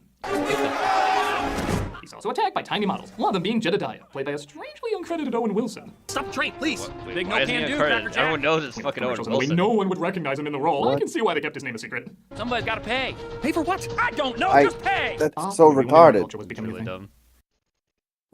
Prepare the catapults. Whoa, Octavius, hold on. This ain't your fight. This here giant's on our land. Walter, I'll challenge you to a Michael Caine off, and we'll call it even. That is Steve Coogan playing Octavius, as Larry is caught in the middle of a feud between him and Jedediah. But Teddy Roosevelt, played by Robin Williams, is there to save him. He explains why everything comes to life at night. Tablet of Akhmenra arrived in 1952. On that night, everything in this museum came to life. Is it strange to say that compared to Alien Pyramids and CG Dwayne Johnson's, this feels like the least silly supernatural Egyptian thing in a movie? Some men are born great. Others have greatness thrust upon them. At first, I also thought Williams was a weird choice for Teddy Roosevelt, but when you factor in it's more the mythical perception of these people rather than the historical perception of them, I think he plays them pretty well. Although having the hots for Sacagawea, we're all aware that's legit history. I know Disney was going to make a film out in the 90s. What are you looking at? Tracking giveaway. Tracking dead ass. Oh, I wish this was one of his stand-up sometimes. Well, the exhibits get back to their post before sunrise, and the security guards are impressed he stayed around. Larry still figures a job's a job, so he decides to stay. And the fact that he's getting friendly with Rebecca doesn't hurt either. Actually, I've got a bunch of questions. Maybe, I don't know, when you have a break, could I buy you a cup of coffee? I finish in 20 minutes. Let me meet you outside. I don't usually date Meet the Fockers Ben Stiller, but knowing you're going to be Severance Ben Stiller, I might be interested. She teaches him all about the history of the exhibits, and the following nights, he's much more in control. He even tries to get Jedediah and Octavius to get along. Why can't you just get along? Look, we're men, we fight, okay? That's what we do. I will say Wilson's undiluted naivete is one of the more charming aspects of the movie. No problemo, Gigantor. Hey, Teeny, how does that sound? I don't like it. It hurts my feelings. It's like reading a review in the 90s of literally anything I've been in. He even helps Teddy with his dating problems. She's very beautiful. Beautiful. Maybe dropping the binoculars would be a good start. Maybe she'll go talk to her. Hey, put that away. Oh, that's a sword. See, the binocular thing just put me in the wrong mindset. He chickens out before he talks to her, though, but at least Larry figures out how to deal with the tail of the hunt. Little birdie told me that somebody likes magic and flowers. Magic? How many pillage could we have saved if we knew that? Anybody need a hanky? He has a nasty habit of vanishing. One of his tricks backfires, though, and he finds he's not as in control as he thought. Especially when one of the cavemen gets out of the museum. Oh, shit. Whoops. No, the funny thing is, I had a feeling that guy was my ancestor. Good. Larry decides to let his son in on the secret of the museum, and when he finds out Rebecca's writing a dissertation on Sacagawea, he of course tells her the museum comes alive. It goes exactly how you would think. Everything in this museum comes to life. Yeah, well, what drugs are you on? No, I'm not making fun of you. Rebecca. What right would I have to make fun of you? I was in Nutcrackers. His son stays with him, though, and if you've ever seen The Mask, you know what's coming, and it's not as good as The Mask. Dad, are you okay? Texas, come on. Texas, come on. Get out, Texas. Get out, Texas. Dad, whatever your fetish is, leave me out of it. The reason it doesn't work is because the tablet is gone, and it looks like Cecil and the other guards are stealing it. Just turn the middle piece, you'll see what I was talking about. That is museum property, son. Now give it back. Nikki, trust me. Nikki activates the tablet, though, while Larry gets his ass supercalifractured. I'm sorry, Jackie Chan Dyke is pure cinematic treasure. The three of us realized that, like everything else in this museum, we got new life at night. Ah, so being younger, Larry should be a lot stronger. He doesn't seem a lot stronger. They take the tablet away and lock them inside, but Teddy arrives to save them. Whoa. Theodore Roosevelt, at your service. I'll say this, most movies would have the kid think Larry was lying for a lot longer, and I'm glad it's only for like a minute. I know it's a small thing, but it is refreshing. Teddy really seems like he's able to help. Or rather, just won't. I was in the mannequin factory in Poughkeepsie. I'm not even brave enough to tell that beautiful woman I love her. But you, I gotta finish the job. Basics president talk for a movie needed some kind of lesson, and that's the best This bullshit isn't the we right got. guy. Nobody should help Get you on him your quest. anyway. Get that pharaoh to help you on your quest. Oh, mummies. You would not believe how stuffy it is in there. Rami Malek plays Aquaman Ra, and they of course decide to help each other out to get the tablet back. But first, they have to get the museum under control. Larry patches things up with Attila the Hun, which goes on way too long, but no, it just goes on way too long. And he gets the rest of the museum to help him get the tablet back. Civil War, guys. Head over to the planetarium wing. Columbus, take the Neanderthals and do a sweep from invertebrates all the way through reptiles. Right, kill or enslave them all. Got it. Wow. Come watch me play Final Fantasy VII Rebirth every Friday on Twitch. That's what everybody Content did. during the week, so come Shut check us up, out. Doug. Fag. Doug, you're gonna wake up gay if you keep this up, buddy. So they use Sacagawea to I know a guy. He went east, but he lost control and crashed. How can you tell that? Porky? He also got Sick sliced him. in half. How do you know that? Oh. Cecil grabs a carriage and continues to flee as Teddy saves Sacagawea from it. You saved me. You're worth saving, my dear. Oh, that's problematic. Oops. You should sound like a message board for the second movie.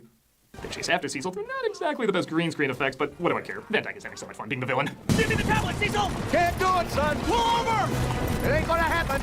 Moving on. He makes me wish he was the next Magneto. Like, it wouldn't make sense, but Christ, it would be entertaining. Dead. Larry manages to stop the carriage and hand him over to Attila. No limericking, okay? Mikaka? Mikaka. Let's just say it might only be called the Van Dyke Show from now on. No. And to get everyone back in the museum just in time for Rebecca to see. I think she has a few questions she wants to ask you. What would you like to know? Well, Is that you on the Land O'Lakes box or what? Even Jedediah and Octavius survive the adventure. Alright, you were cute, but you're not worth slow-mo. The Larry gets everyone back. He figures this is going to be his last night because the rest of the museum is trashed and he can't clean it up in time. And it's farewell, my friend. Nick? Just reminding myself you're in this movie. The museum director is impressed, though, that the supposed publicity stunt he pulled off last night is getting more attention to the museum. And what's the year again? 2006? Oh, yeah. Legally, they had to end with a dance party. I'm cold. I lost my blanket on this day. Well, that sounds like a you problem, Ma. Things people don't laugh hard at. No, I'm sorry. I And just that was can't. Night at the Museum. Ben I don't know. Stiller. Think it's cute enough? You love him. I don't think it's an amazing kid's I know film, you but love it him does capture so the creative much. atmosphere and environment He's of probably being at a your really good Jewish museum. Yeah, I love him like a hernia. One or two exhibits you knew kind of spoke to you. There was something about it that was hard to explain, but somehow you made a connection. And parts of this film are like that. Its humor is Oh, I'm hilarious, just, but you it's know, silly and gentle ignoring enough to that. learn some chuckles for You kids know. and adults. It works in a lot of cliches and tropes of kids' films at the time, but it mainly focuses on just the fun parts and not the meandering moments that usually drag films like this down. It always keeps lively do and like moving without Zoolander, pandering though. or insulting. That's funny. It's just a nice little flick. It's not Oh, a yeah. crazy Well, film like, story see, not story, but everything he does is museum shit. owners Like, might Tropic appreciate it Thunder for was growing its own phenomenal. interest. It's I'm a just nostalgia guy, remember? So you keep don't it have to. about the joke. Don't bring up the Jew heritage. No, we don't care. But did he do that in Night Museum? I don't think he did. We're still doing cameos for charity, but I'm gonna switch things up. Yeah, As he many of did. you are probably Did he? aware, I got chronic fatigue syndrome about a year and a half ago. He It's brought still it up weak, like but it's not nearly as bad it was as like what a other quick people have. little There's like still jet, very little known about it, jab not much or research or something. anything, and it probably goes without saying, it's really spiked after COVID. So rather than Anyway, moving on. Only thing that's going to spike after COVID is hey, drink videos. Yes, it's time. Wow. Wait, hold on. What? Forget this. What's up, guys and pals? It's your buddy. It's only 12 o'clock gym time, and we're already getting towards the end. This is unusual. Yes, we're going faster unofficial tonight. end of summer for A lot of this videos guy aren't as long as they I mean, seem. think about it, right? You know, the kids are going back to school. Wow. The Yeah, we'll end beaches earlier are for once. closing, and you know, look, the summers or the evenings are getting Play the colder, lotto and the guys they're starting tomorrow, guys. earlier. I mean, let's just call it what it is, right? It is the unofficial end of summer. But you know what? I'm not one to complain. I mean, I had a really fantastic summer. I'll give this summer 8 limes out of 10. You know what I'm saying? Pretty good summer. Matter of fact, let me know down in the comment section, how many limes do you give your summer? You know what I'm saying? No lemons. We're talking limes here. Anyway, so you know, I'm not gonna let the summer go out without doing at least one more twofer video, and I'm gonna be using Did you forget? a spirit that I mean, it's really about as summer as it gets. I mean, it's used in so many tiki cocktails and daiquiri riffs and whatnot. It is a fantastic. You know what I'm talking about, Weeb? Weebus? Yep. Zoolander. You said you liked it, right? Yes. Sorry, I kind of just No, you're fine. zoned out there. Do you remember who's in Zoolander besides Ben Stiller and his dad? Ben Stiller, Owen Wilson. Wow. Mm-hmm. Will Ferrell. Yeah, Will Ferrell's Mugatu. There's a certain Mila Jovovich is in it. There's a certain background character in the movie, though. Billy Zane's in the goddamn movie. Yes, he is. That's what you're getting at. Credit Zane. He says that to him, literally. Now, look, if you don't know what John See, hold on. The only person this is going to really affect is me. Hold on. Give me a second. And it's made using allspice and some clove and some ginger. You know, that was weird because I hovered over you when I did that. So I don't know why. Spicy. We're not going to talk about that. That never happened. Now, this stuff originates in the Barbados back in the 1800s. So it is stood the test of time. So, you know, I'm not pulling your weight here. I love this stuff. You know what I'm saying? Anyway, not a real so I'm place. going to go ahead and show you guys how to make 2 cocktails, one stirred, one shaken, using this like stuff Narnia. here. But that said, if you don't have John D. Taylor's, and maybe you have a homemade version of the philanum, maybe you just have like a philanum syrup, you can definitely go ahead and try these cocktails with it. But I cannot guarantee what else is pretty easy? You will get Porky. results as I do today. Oh, right, got him. Matter of fact, I'll put a link down in the description Roasted. to my buddy Rob's Home Bar. He has a homemade philanum recipe that you guys might want to try if you can't score any of this stuff, right, folks? So I'm going to go ahead and make these cocktails for you. But before I do, I'm going to need you guys to go ahead and hit that thumbs up, hit that subscribe button, and that notification. He wants to put a flag on the play. He can't do it as much as he wants. And make sure you stick around because we're about to boogie down. Suffer, nigga.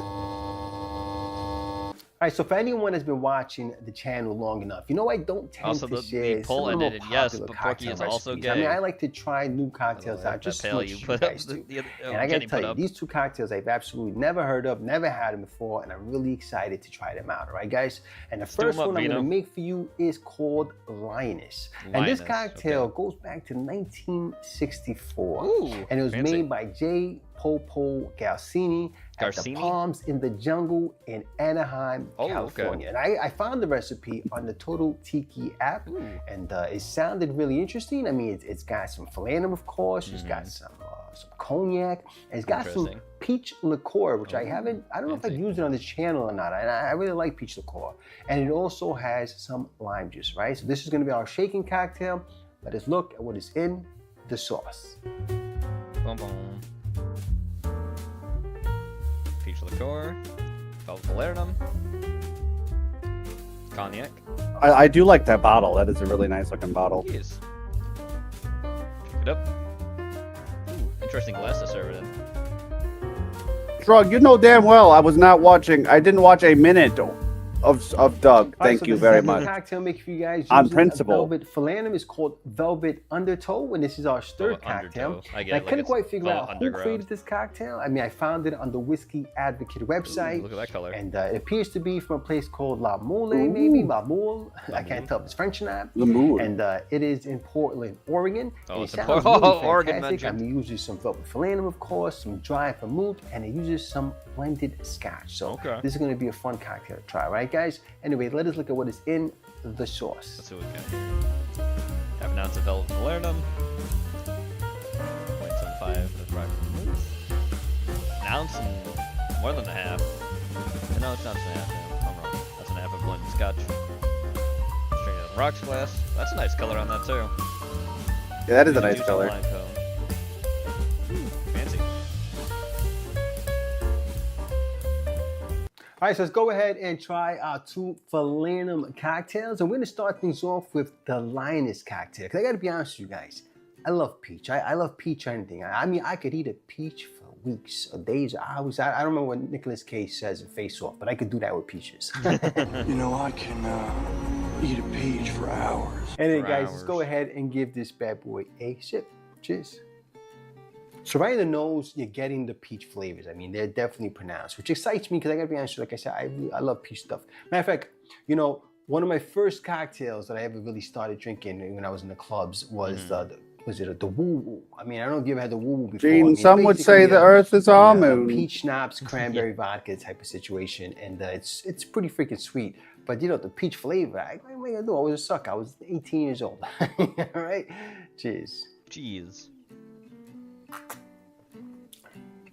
Ah, I like this, guys. I really do like that orange color. Yeah, it's a very vibrant peach color. notes, they're so good. You know, with the Philanum, with those notes of the spice from the Philanum, you get a really nice, it's kind of like a buttery. That's just the color of texture Medigene's going on shirt. here that's really hard to explain. I mean, I think the cognac is really adding Flamboyant some warmth orange. to it as well. So it's not as like summery and bright as you might think it is. I mean, it has obviously that profile as well, but this is something I think you could drink all year long, not just in the summer. Looks good. Oh yeah, I like that. You know, I was concerned it maybe it'd be a little too sweet or something like that, but I actually think it's pretty damn well balanced. Good. Now, of course, you know, depending on what kind of Philanum you use, if you don't use J.D. Taylor's, and yours is maybe a little too sweet, or maybe even if your peach liqueur is a little too sweet, like I would stay away from like a peach schnapps or something like that. But if you got the right balance here, this is a very, very delicious cocktail, Nice. right, folks?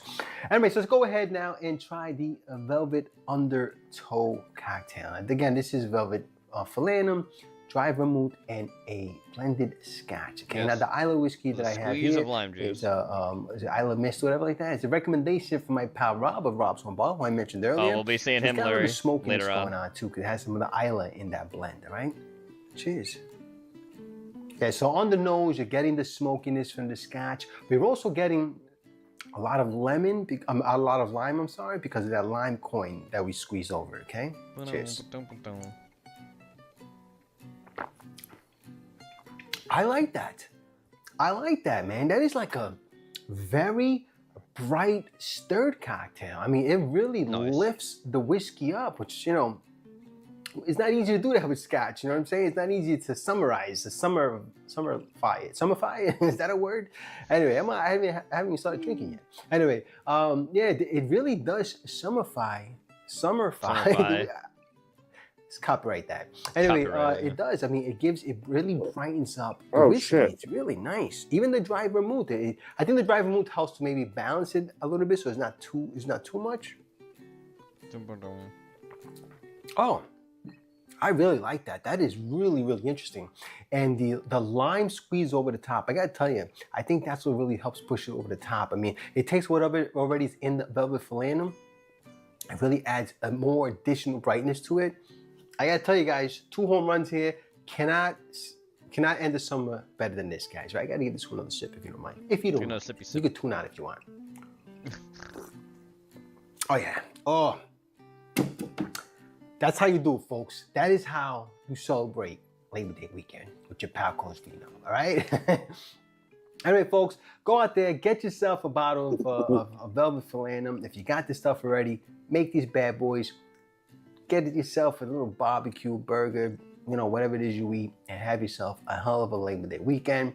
And drink safely or drink responsibly, and please be safe out there, right, folks?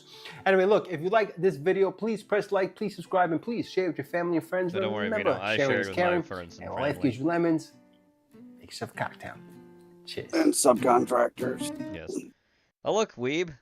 But let's start off with a little bit of corn syrup. Okay, so we gotta get some Brown corn apple syrup in goblet. here. We also need some green sugar. So I just run this rim through the corn syrup. Now coming in on the sugar. Bang, bang, bang. Bang. Get a little bit of ice in here.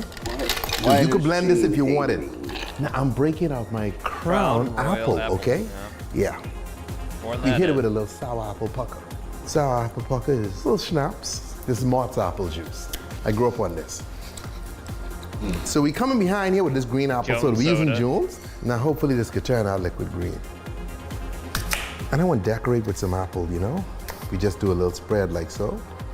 We also got green apple candy. Oh, just boy. put this right in the straw. And there you have it, the crown apple goblet, okay? Because this is what the kings drank back in the day. No. Welcome to Booze on the Rocks. My name is David Edwards, and it's great to have you here today. We're going to make a Daisy Marie, and this is a combination between a mezcal margarita and a porn star martini, kind of smashed together. It gives you a little bit of fire, a little bit of smoke, and a little bit of that sweetness of passion fruit. And it's really simple to make, as you can see by the number of ingredients. Now, this was created by Rye Patton in 2023 at the Tango Room in Dallas, Texas. And it's got some unique ingredients. So we do need a little bit of lime juice. Use fresh juice where possible. It always just hits a little bit better. Yes. Now, to bring the fire, we're going to use a little bit of Tabasco sauce. Tabasco. Now, this is a vinegar-based. And I'm curious because you can substitute different types of hot sauce depending upon what you want to do with it. I'm using a little bit of Madre's Mezcal. This is a great mezcal. It's 45% ABV or alcohol by volume. For the passion fruit, we need a little bit of Elise. Now, I can't get anything like Passoa up where I live, so leave a comment down below of what type of passion fruit liqueur that you can get at your local liquor store, and if you would use it in this cocktail. The next thing is a little bit of a vanilla syrup. Now this is a little bit darker and a little bit stronger because I like my vanilla syrup just a little with a little bit more punch. Now, as I said, it's really simple. You are going to shake this, and we are going to start with your lime juice. Now for this, what we need to do is cut our lime in half because we're going to squeeze the entire lime in for 1 ounce.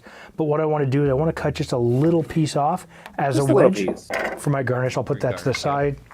And then what I'll do is I will actually squeeze both halves, as I said, directly into the glass. Oh, that looks pretty dry for a lime, my guy. Yeah. Oh, that's better. That's there we go. You've done this, we're going to put this off to the side. Nothing's going to happen with it because you need your half a lime. And what we're going to do now is dress the glass.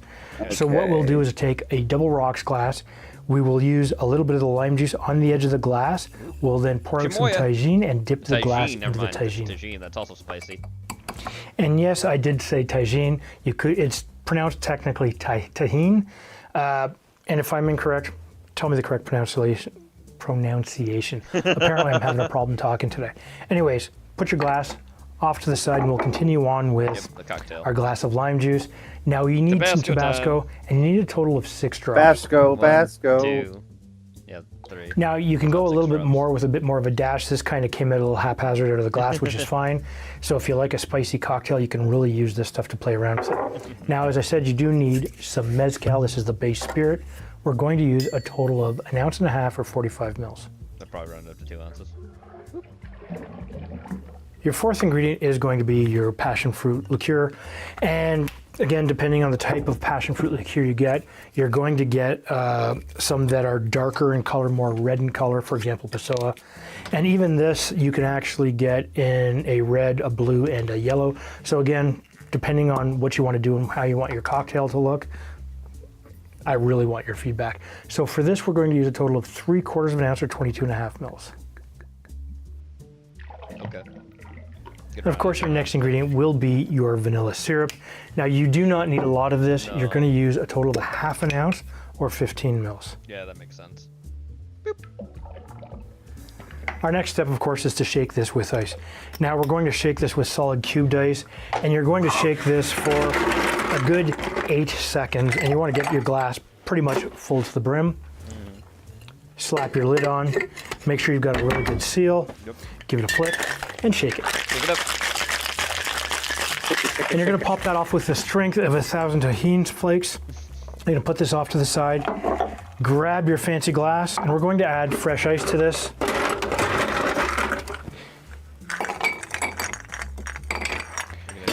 And then just pour it in using your Hawthorne strainer. Okay. Just strain it. Nice color. That is a nice color. Oh yeah. That looks gorgeous. Grab yourself your lime wedge. Nice. Put it on like so.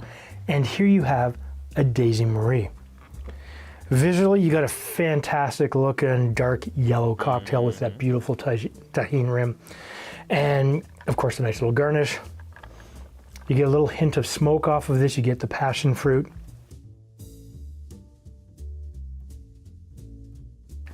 Oh, that's good. Oh, and the fire, beautiful. The passion fruit is there. The smoke underlies everything and gives you that beautiful aroma to your nose. The tahini blends beautifully because it's a lime. From the pepper. What do you call it? It's a lime. Great lime flavors out of this. Anyways, looks wise, this is easily an 8.5. Taste wise, oh, this is a 9. If you like something that's sweet, smoky, it's got some fire, this is definitely for you. Nice. And I would say this is a 9 out of 10. I think I might have already said that. Now, if you like cocktails like this, take a look after the recipe card right over here. Very nice. Very nice.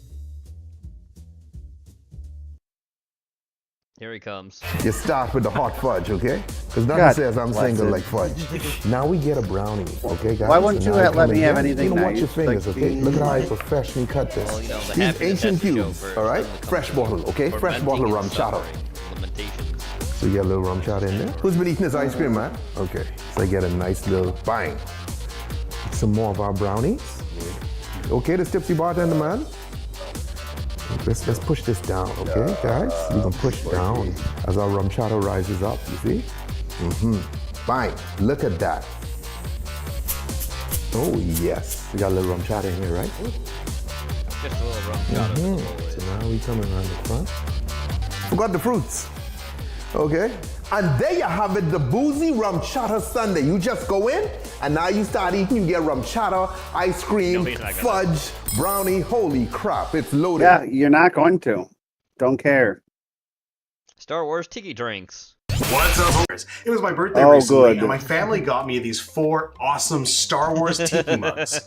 So we've got Chewbacca, we've got Darth Vader, a Scout Trooper, and Grogu from The Mandalorian. So I wanted to find Star Wars themed tiki cocktails to make for all of these. So after a brief Google search, I came across this 3-year-old Reddit post from username Captain Smitty, who had made 4 Star Wars themed tiki cocktails for May the 4th. And they kind of lined up perfectly. He had made a Darth Vader one, a Chewbacca one, a Stormtrooper one, which we got a Scout Trooper, and a Boba Fett one, which, yeah, we're doing Grogu, but whatever. Mandalorian, it's sort of in the same vein, I suppose. No. They were in the same show. I'll wear the helmet while I make it. So anyways, I looked over the recipes. They look really good. I really want to try them out. So let's do that. I will leave a link to Captain Smitty's Reddit post in the description down below, as well as a link to his Instagram account where he posts a whole bunch of awesome tiki cocktails. All right, let's do it. Guys, I'm going to be using 5 of my homemade liqueurs and 1 homemade syrup in these recipes. So I'll make sure in the description the recipe video for each of these will be posted. How does this make Starting you with feel? Darth Vader, Go to bed, Porky. You gotta work. We want to start with some 151 Demerara rum using lemon heart, 2 ounces. After that, half an ounce of a dry curacao using Pierre Ferrand, of course. I like the look of it so far, though. After that, we want some coffee liqueur. I'm using my homemade. The author did recommend Mr. Black. You know, of course, I can't get that in Canada. That's because it's Australian. There it is, 3/4 ounce of our coffee, A little bit of cinnamon syrup goes in next. Follow that up with some pineapple juice. Okay. Lime juice. All right, got the tropical things going on there. And we're gonna finish it off with a dash of Angostura. Okay. All right, all our cocktails today are going in the drink mixer, so get that in the tin, add some crushed ice, and blitz for about 6 That's called seconds. Damn, I just forgot. We're gonna garnish this one with some pineapple fronds, a lime wheel, and I like a the color of cinnamon that though. That was nice. Yeah. In the Darth Vader mug, this is the Choking Aspirations. Fancy. Be careful not to choke on your aspirations, Director. I get it. I hope you're so fucking proud of yourself, dude. Some nice flavors going on there. Hey, be careful patting You yourself can on the definitely back. still I pick up hate for that you to, 151. break your This is a fucking potent spine, guy. drink. A coffee and pineapple. Coffee and pineapple work so well together. It does remind me a little bit of the Mr. Bali High, another great tiki cocktail that uses coffee. Well, it uses rum, but coffee and pineapple along with it. This one has the addition of cinnamon. Very nice little touch. Ooh, I like it. It's potent and it's enjoyable. I know. And, that's why I said it. A great drink. So and you know worthy. why it's potent? Because 151 Demerara rum is actually overproof rum. It is actually above 50 ABV. Of the Darth Vader mug. Moving on. For the Trooper mug, we've got the Mind Trick. Okay. All right, starting this guy off with some rye whiskey. Nice. I like when tiki cocktails kind of venture away from rum. Yeah, I love rum, but sometimes it's nice to mix it up. 3/4 ounce of ginger syrup. The recipe's in syrup. I'm using my homemade ginger liqueur. We're then going to do some falernum. That one's also homemade. Make sure you check out my homemade liqueurs. Shrug, kill him. Using lots of those today. All right, a little bit of orange juice. I like the color. Again, just half an ounce. And we want some lime juice as well. You don't say you like. And finish this one off with a dash of orange bitters. He does. Alright, going in the tin. Get some crushed ice. That one's also going in the drink mixer. Suffering of Weebler. Shaky, shaky. Never mind. Don't purchase my audio book. All right, in the mug and garnish with an orange slice and a cocktail. Pissing away your money on a real The Mind Trick. Okay, Tally. You don't need to see his identification. You don't need to see. I hope you die. This is technically a scout trooper. burn They in weren't hell and seen you until die. Return of the Jedi. Oh, is it supposed to be Mr. They kind of. Go for hell, go! But it's always actually been my favorite. Okay, I'm gonna hold you design. down I and love do the unspeakable helmets. things to Uranus. Ooh, I like The that. long way. So it's rye whiskey I hear how and you ginger. form at work. I use ginger liqueur. The recipe said ginger syrup, so You think mine will be he's, slightly less sufficiently sweet, horrified? but that's actually more the way I like cocktails. Good. Okay. Good. It almost has like Or maybe penicillin around, vibes that'd be because of the ginger That and the whiskey minus the smoke. 'cause it's Legitimately not would be Scotch. worse. Yes. The orange juice. Orange juice is not offensive here. I'm not a huge fan of orange juice in cocktails. It can overpower some drinks. That's true. Cocktails, Gene, next but in video. this We're one, done here. it's not a whole lot of it. We're so fucking it is toned done back. Come on, we got so much time still. Yeah, this one just works. I don't. This is nice. I don't think this guy is right for the channel. Again, for an anymore, orange Gene. juice I think cocktail. he's, like lost all credibility. I mean, I think Canadian the ginger for and the one, orange juice you work know. really well together. Bruce is Canadian. And it doesn't make the orange juice. No, Bruce is an honorary American. If I bad, ever like, hear such like I'm used slander to come orange out of juice your cocktails He tasting. said it before several times himself. He's an American. Ooh, another Gene. banger. We Hey, adopted Smitty, him. You're on a roll here. These are great. Hey guys, we've made 2 Star Wars themed tiki cocktails. Oh, yeah, using no, some tell us awesome more all Star about Wars it. mugs. We've got 2 more to go. Make sure you smash that subscribe button. You and tell hit me that to little do bell it so you're again, notified when and we release new only videos thing that's just getting every smashed week. here tonight Shorts is and long form you. videos. All right, guys. So let's get back Tonight. to it. You. Let the Wookiee win for our Chewbacca mug. Starting this one Puerto with Rican an ounce and a aged half rum. of a Interesting Puerto Rican choice. aged rum. I'm using Bacardi 8. Oh, okay. After that, we want an aged overproof Jamaican rum, and you know we're using Smith loves and the Cross Smith and because it's the Cross. greatest rum. Half an ounce of that. All right, banana liqueur, showed half up. an ounce, homemade banana Hey, liqueur. Porky, look, bananas. Just a quarter ounce of a creme de cacao. That's a I will be chocolate making liqueur. a homemade creme de cacao soon. Just haven't gotten around to it yet. Some Demerara syrup. demerara syrup. It's definitely a very brown A color. little bit of lemon juice in this one, mixing it up. Well, not anymore. And not then much. black walnut bitters. I don't have those, but I've got Oh. these maple walnut bitters from a local distillery, Kinsip Distillery. Interesting. Ice it up, drink mixer, mixy mix. Oh, I know. Now I know why you like Into them the all. What are you absurdly saying? large This is from a Chewbacca local mug, garnished with a mint brewery. Local distiller. a lime wheel, and It's ice called. all over the bar. It's called Stank Mama Supreme. This one looks You awesome. just wouldn't understand. I suggest a new strategy, R2. Let the Wookiee win.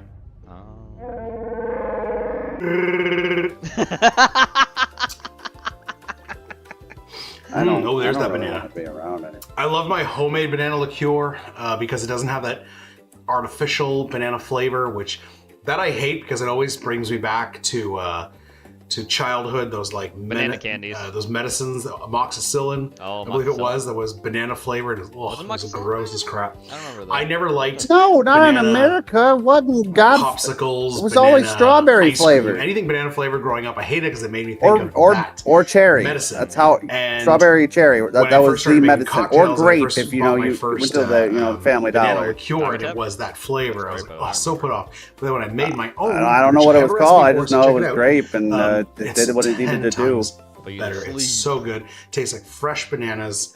Knock your And- bitch ass out. Well, I forgot. I checked the notes. I forgot there was a little bit of creme de cacao in here, and it does just a hint of it, but it does kind of play well with that banana chocolate. A great You didn't combo. even I am notice picking it up till you checked the the notes. funk from that Smith and Cross Jamaican rum. Ooh, yeah, definitely let the Wookiee win.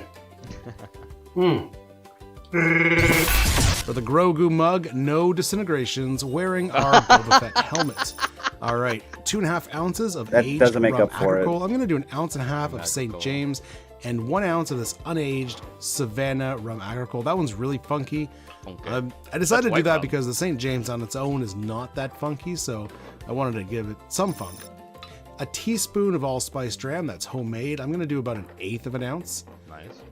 I didn't want to measure a teaspoon, Grenadine. especially wearing the helmet. The visibility is not great. No kidding. 1/2 ounce of grenadine.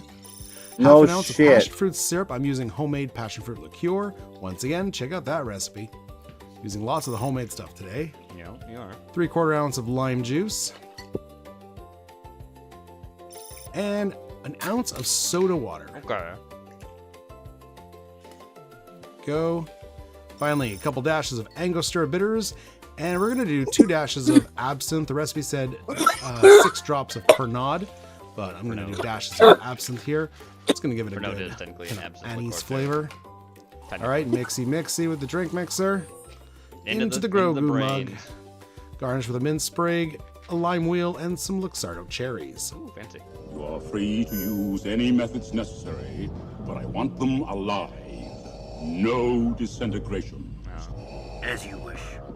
The No Disintegration, which is technically a Boba Fett themed cocktail, but it was the 4th one, and I have a Grogu mug, so that's what I went for. Boba Fett was in The Mandalorian, so it fits. Well, this is definitely the funkiest. What did I say, Gene? What did I tell him? So What using did I that tell rum him? agricole, I haven't had too much I'm experience. a There's man not of a my lot word. Rum agricoles available where I am. I've got the St. James rum agricole, but I find it very tame as opposed to like an unaged rum agricole, which is very earthy, very funky, almost like cachaça. Makes sense. So Cachaça technically I is was rum kind agricole, of too, because from, this is really the only aged one I've ever had. I don't know if Yep, that's the that's flavor what we're kind of going rums for. are. It asked for HUM 2.5 ounces, so 1.5 ounces of this, sugarcane juice. and an RUM is ounce made from of this Savannah rum agricole, which is really funky. This is Somebody almost paid attention cachaça. in Like, class. it tastes almost identical to cachaça, Teacher's and pet. very funky. So I decided to go. Maybe I should have just went 1/2 ounce of that, but it does give us that funk. dweeb. And then it does have All right, guys. a It couple was really dashes of fun seeing absinthe, everybody here which that tonight. I know Gene appreciated it. Too flavor bad he really died. pops It's through. good he died. I like the funk Oh, flavor. it's a But damn it's shame he fell into that Vat of bullets. passion fruit and the grenadine are kind of getting lost. I am picking up the allspice because that's also a potent flavor. So I'm getting the funk from the that earthy funk from the agricole. I'm getting the licorice anise from the absinthe. Oh boy! And then the spice from the allspice. And let's see what Gene sent over here. Struggling to get kind of the fruitiness from the passion fruit and I hate you. I want you to know that. The grenadine. That might have been my mistake with choosing these rums. But overall, it's still a pretty good drink. If you like the reason funky, people drink. This is funky. All right, guys, we made 4 awesome Star Wars themed tiki cocktails. Now we have to rate them. In first place, I'm going to give it to Let the Wait, hold on. Win. Did he? All right, he said rate. Yes, he said rate. Banana Fire, chocolate works really well. That little bit of Smith and I was Cross a little concerned. Yeah, that's just a fantastic Little combination. slip of the tongue there, guy. Save that give for this after one a the try. program. You don't need to have a Wookiee mug. Give that drink a try. In second place, I think I'm going to give it to the Choking Aspirations. I really like the coffee and pineapple combination. Again, I like the Mr. Bali High. That is one of my favorites tiki cocktails. Even though I didn't include it in my top 10 tiki cocktails. Check out that video. But it is a really good one. This is kind of in that same vein. I like that the addition of cinnamon is really nice. So that's a great one. Third place, I'm going to give it to, oh my God, the Mind Trick. Yeah, interesting, because usually I'm not a fan of anything with orange juice. No one in their right mind has ever seen that movie other than us. This one, the orange and the ginger, it really just works. And it's really nice. And then in last place, I'm going to give it to the No Disintegrations. Again, this might be my mistake with the really, really potent rum agricole that I use. Maybe using just the St. James would have been better. But I'm not the biggest fan of absinthe. I do like that. I do like the funk flavor. Like, I'm enjoying it. I just don't know if I would make it again. How mad would you be if I timed out strong? Heavy absinthe and that heavy rum agricole, and it right, kind of varies the passion fruit and the grenadine. But again, maybe I used the wrong rum, so that might be on me. Overall, guys, I really enjoyed these 4 cocktails, and the experience of enjoying these cocktails is made even better when you drink them in a funky mug such as these. That's the fun thing about tiki, guys, is it's not just about the cocktails, but it's the full experience. I did it for the most minimal amount of time too. You have a lavish garnish with a bunch of fruit, and sometimes there's fire and pineapple fronds or mint and our little umbrellas. It's just a lot of fun. Shout out to Captain Smitty on Reddit. These are fantastic cocktails. Definitely, like I mentioned earlier, I will link to his post below. I will also link to his Instagram. Only can for 10 seconds. Guys, if you want my top 10 tiki cocktails of all time, check out this video right here. Otherwise, I have an entire playlist of tiki cocktails. Cowboy Kool-Aid. Start with some Everclear. Okay, ain't no Kool-Aid in this. Oh God, you see how much he wasted that soda? No, I'm not looking. Cowboy Kool-Aid. I'm not looking. We coming behind this with some Country Time lemonade. It's just gonna. Get that in there with some OJ. Okay, it's Minute Maid. Now let's waste. Minute Maid have no idea who the hell I am. Thank you, Minute Maid, for keeping us drunk all these years. Bud Light. Oh, it's Bud Light that he was pouring. Never mind. I don't feel bad. 4x4s. Wasted now. I thought it was soda. Now let's go with 5. Bad anymore. And then when the trash guy come and they look at my garbage, they're like, Jesus. Now let's do 6. Now we're going for 7. Like, Jesus, look at all this wasted shit. Oh goodness. Oh, okay, we're gonna have to stop at 7.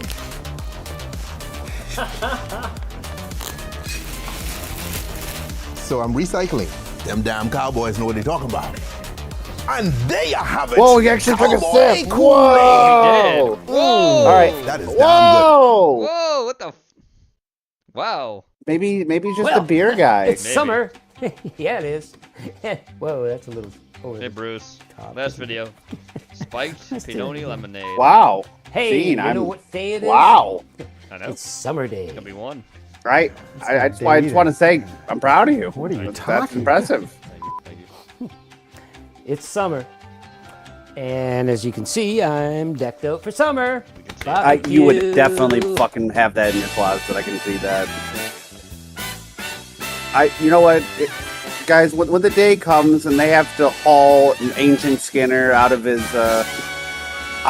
pension house, the amount of Hawaiian shirts on the market is going to be obscene. Perfect for afternoon break. I just feel bad for like the local Hawaiian shirt collector market because they're going to be killing over the shirts he has. Lemonade. Oh yeah. Perfect. So let's make this thing. That's just a Bud Light. I agree. Afternoon delight. Afternoon delight. Afternoon delight.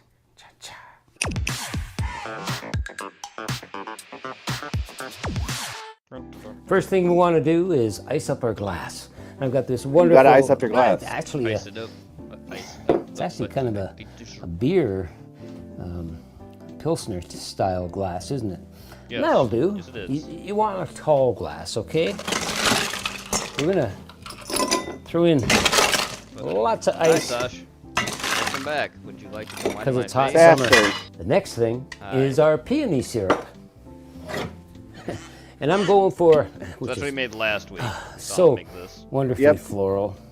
I'm going for a full 2 ounces. Look at that color too. It's beautiful. Yeah, if you want to know how to make your own peony syrup, click the link got a video. wherever, down below, above, he does. I don't know. Because we watched And it actually popped up on Watch Together. Wow. It did, yeah. Wow, it actually Anyway, did. Wow, that's typically interesting. That's the power of Bruce, dude. Yeah. It's usually equal portions water to sugar. I didn't do that for this. No, you did not. I used 2 cups of water to 1 cup of sugar. I didn't want it like super sweet. And that's why, again, I'm using a full 2 ounces. Makes sense. Oh yeah, look at that. Look at that color. That's beautiful. That's absolutely beautiful. Okay. The next thing is lemon juice. We got to make a lemonade, right? Yes. We're making a spiked lemonade. I'm looking for 1.5 ounces, or 45 mil, right? Of fresh pressed lemon juice. Oh yeah. I hope I bought enough lemons. I hope so. Ding dong. Did you order lemons? You got a lemon guy? Lemon guy. I got a lemon guy. Lemon guy. Yeah, Uber Eats. I need lemons now. He brings me the whole lemon tree. Yeah. Actually, the most ridiculous order I got for takeout for Uber or Skip the Dishes or one of those was 2 Pepsis. 2 Pepsis? Well, it probably cost them like $20 or something like that for 2 cans of Pepsi. Cans of Pepsi, not even fountain Pepsi? Yeah. And I'm thinking, well, why? Were they high? That was my first inkling. I can't get off the couch. I can't get I'm off so the couch. thirsty. I'm just gonna order. I'm just gonna order the Pepsi. I know. What I have know. we become as a People species? got more What have money we than become as a brains or species? something. I don't know, man. I don't know about the money. I'd just say the brains. It's just insanity. That is insanity. Brains. 1.5 ounces. So I've got 1.5 ounces fresh pressed lemon juice. Ooh. It's looking mysterious. Gin is next. I got the Bombay Sapphire, and I'm gonna go with a full 2 ounces. It's spiked lemonade, spiked peony lemonade. Oh boy. Here we go. Yeah.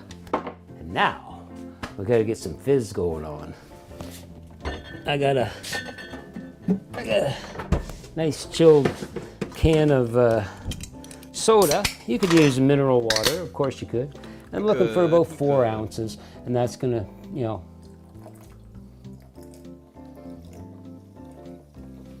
yeah, right about there. Looking good. Good looking. So all we want to do is just get in here I almost don't want to. I really like that color. It looks beautiful the way it's sitting in the glass, eh? You just want to stir it up. Yeah. Incorporate everything. That's right, you gotta. And be very gentle when you're stirring. And we're just going to garnish now with some fresh lemon. Fresh lemon. It is lemonade after all. Yeah. Right in our glass like that, yeah. Ooh. Should I go for one more? That does look lovely. It does. Very nice. Yes. Okay. Just looking for confirmation. Thumbs up. Oh yeah, lemonade. Oh, and look at here.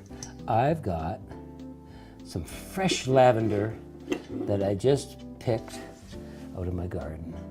It gives it a little bit of height, gives it a little bit of color. Oh, how beautiful is that? That is gorgeous. Thank you very much. Okay, let's check this out. I got a nice little purple straw to complement my lavender. This is summertime in a glass. What can I say? Looks it.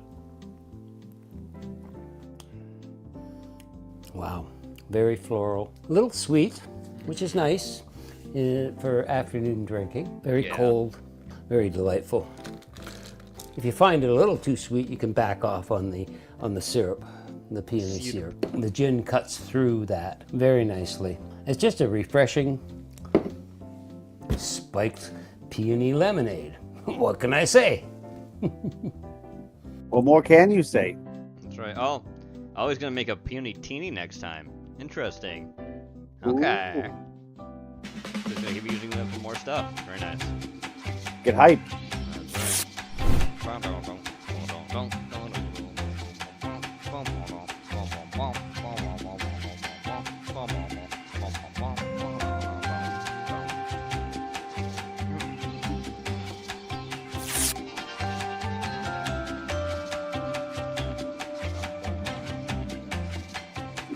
Join Bruce on Patreon.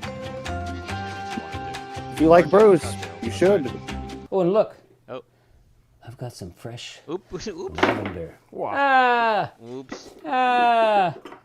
That's a peony. Is that the blooper? Yeah, that's the blooper. Oh, hey, it must be nice to be rich. And you'll be rich too when you make this spiked peony lemonade. It's a beautiful thing. We're almost done.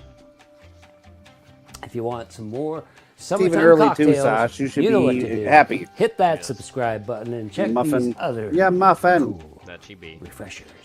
Okay. In the meantime, I love it. They actually pop up over on like that's wild. It is. Let's pop up and watch together. I'm gonna make this thing Good more for than you, once. Bruce. I don't That's know. right. All right, everybody. With that, we now come to the end of Case of the Mondays. I'd like to thank everyone for joining us tonight. Thank you so much, Weeb, for being here with me, as always. Thanks for having me. That's right. Don't forget the movie caption contest, movie picturing, movie having going on. So be sure to relay those when you're not busy in the arena as the horse event's going on, or in the bank, just doing your bank things that you do. Tomorrow, back on Heretic Network at 9 will be Heretic Live, so be sure to join us for that. Cop cams, all the fun stuff that we usually watch. For that, we'll be there. That's right. Wednesday will be Wednesday, my dudes. We haven't decided which game we're going to be playing yet for the afternoon. Who game. knows? We'll see. Definitely for sure. But then it's going to be the Eerie Hours at 9 p.m. Eastern Standard Time. This Thursday is going to be Porky's Thursday, so he'll probably be doing something in the Discord, possibly, or showing something at some point. Who knows? It's Porky. And Friday, It's of course, Porky. will be Hell on Earth at Heretic. Earth on Hell. That's right, at 8 p.m. Eastern Standard Time on Heretic Network. So be sure to join us for that. All right, everybody. Don't thank forget you to so tip your much. gene tender. That's right. Be sure to like the stream. Have a good one. Bye-bye, everybody. Bye-bye. Bye-bye. Thank you so much. Bye.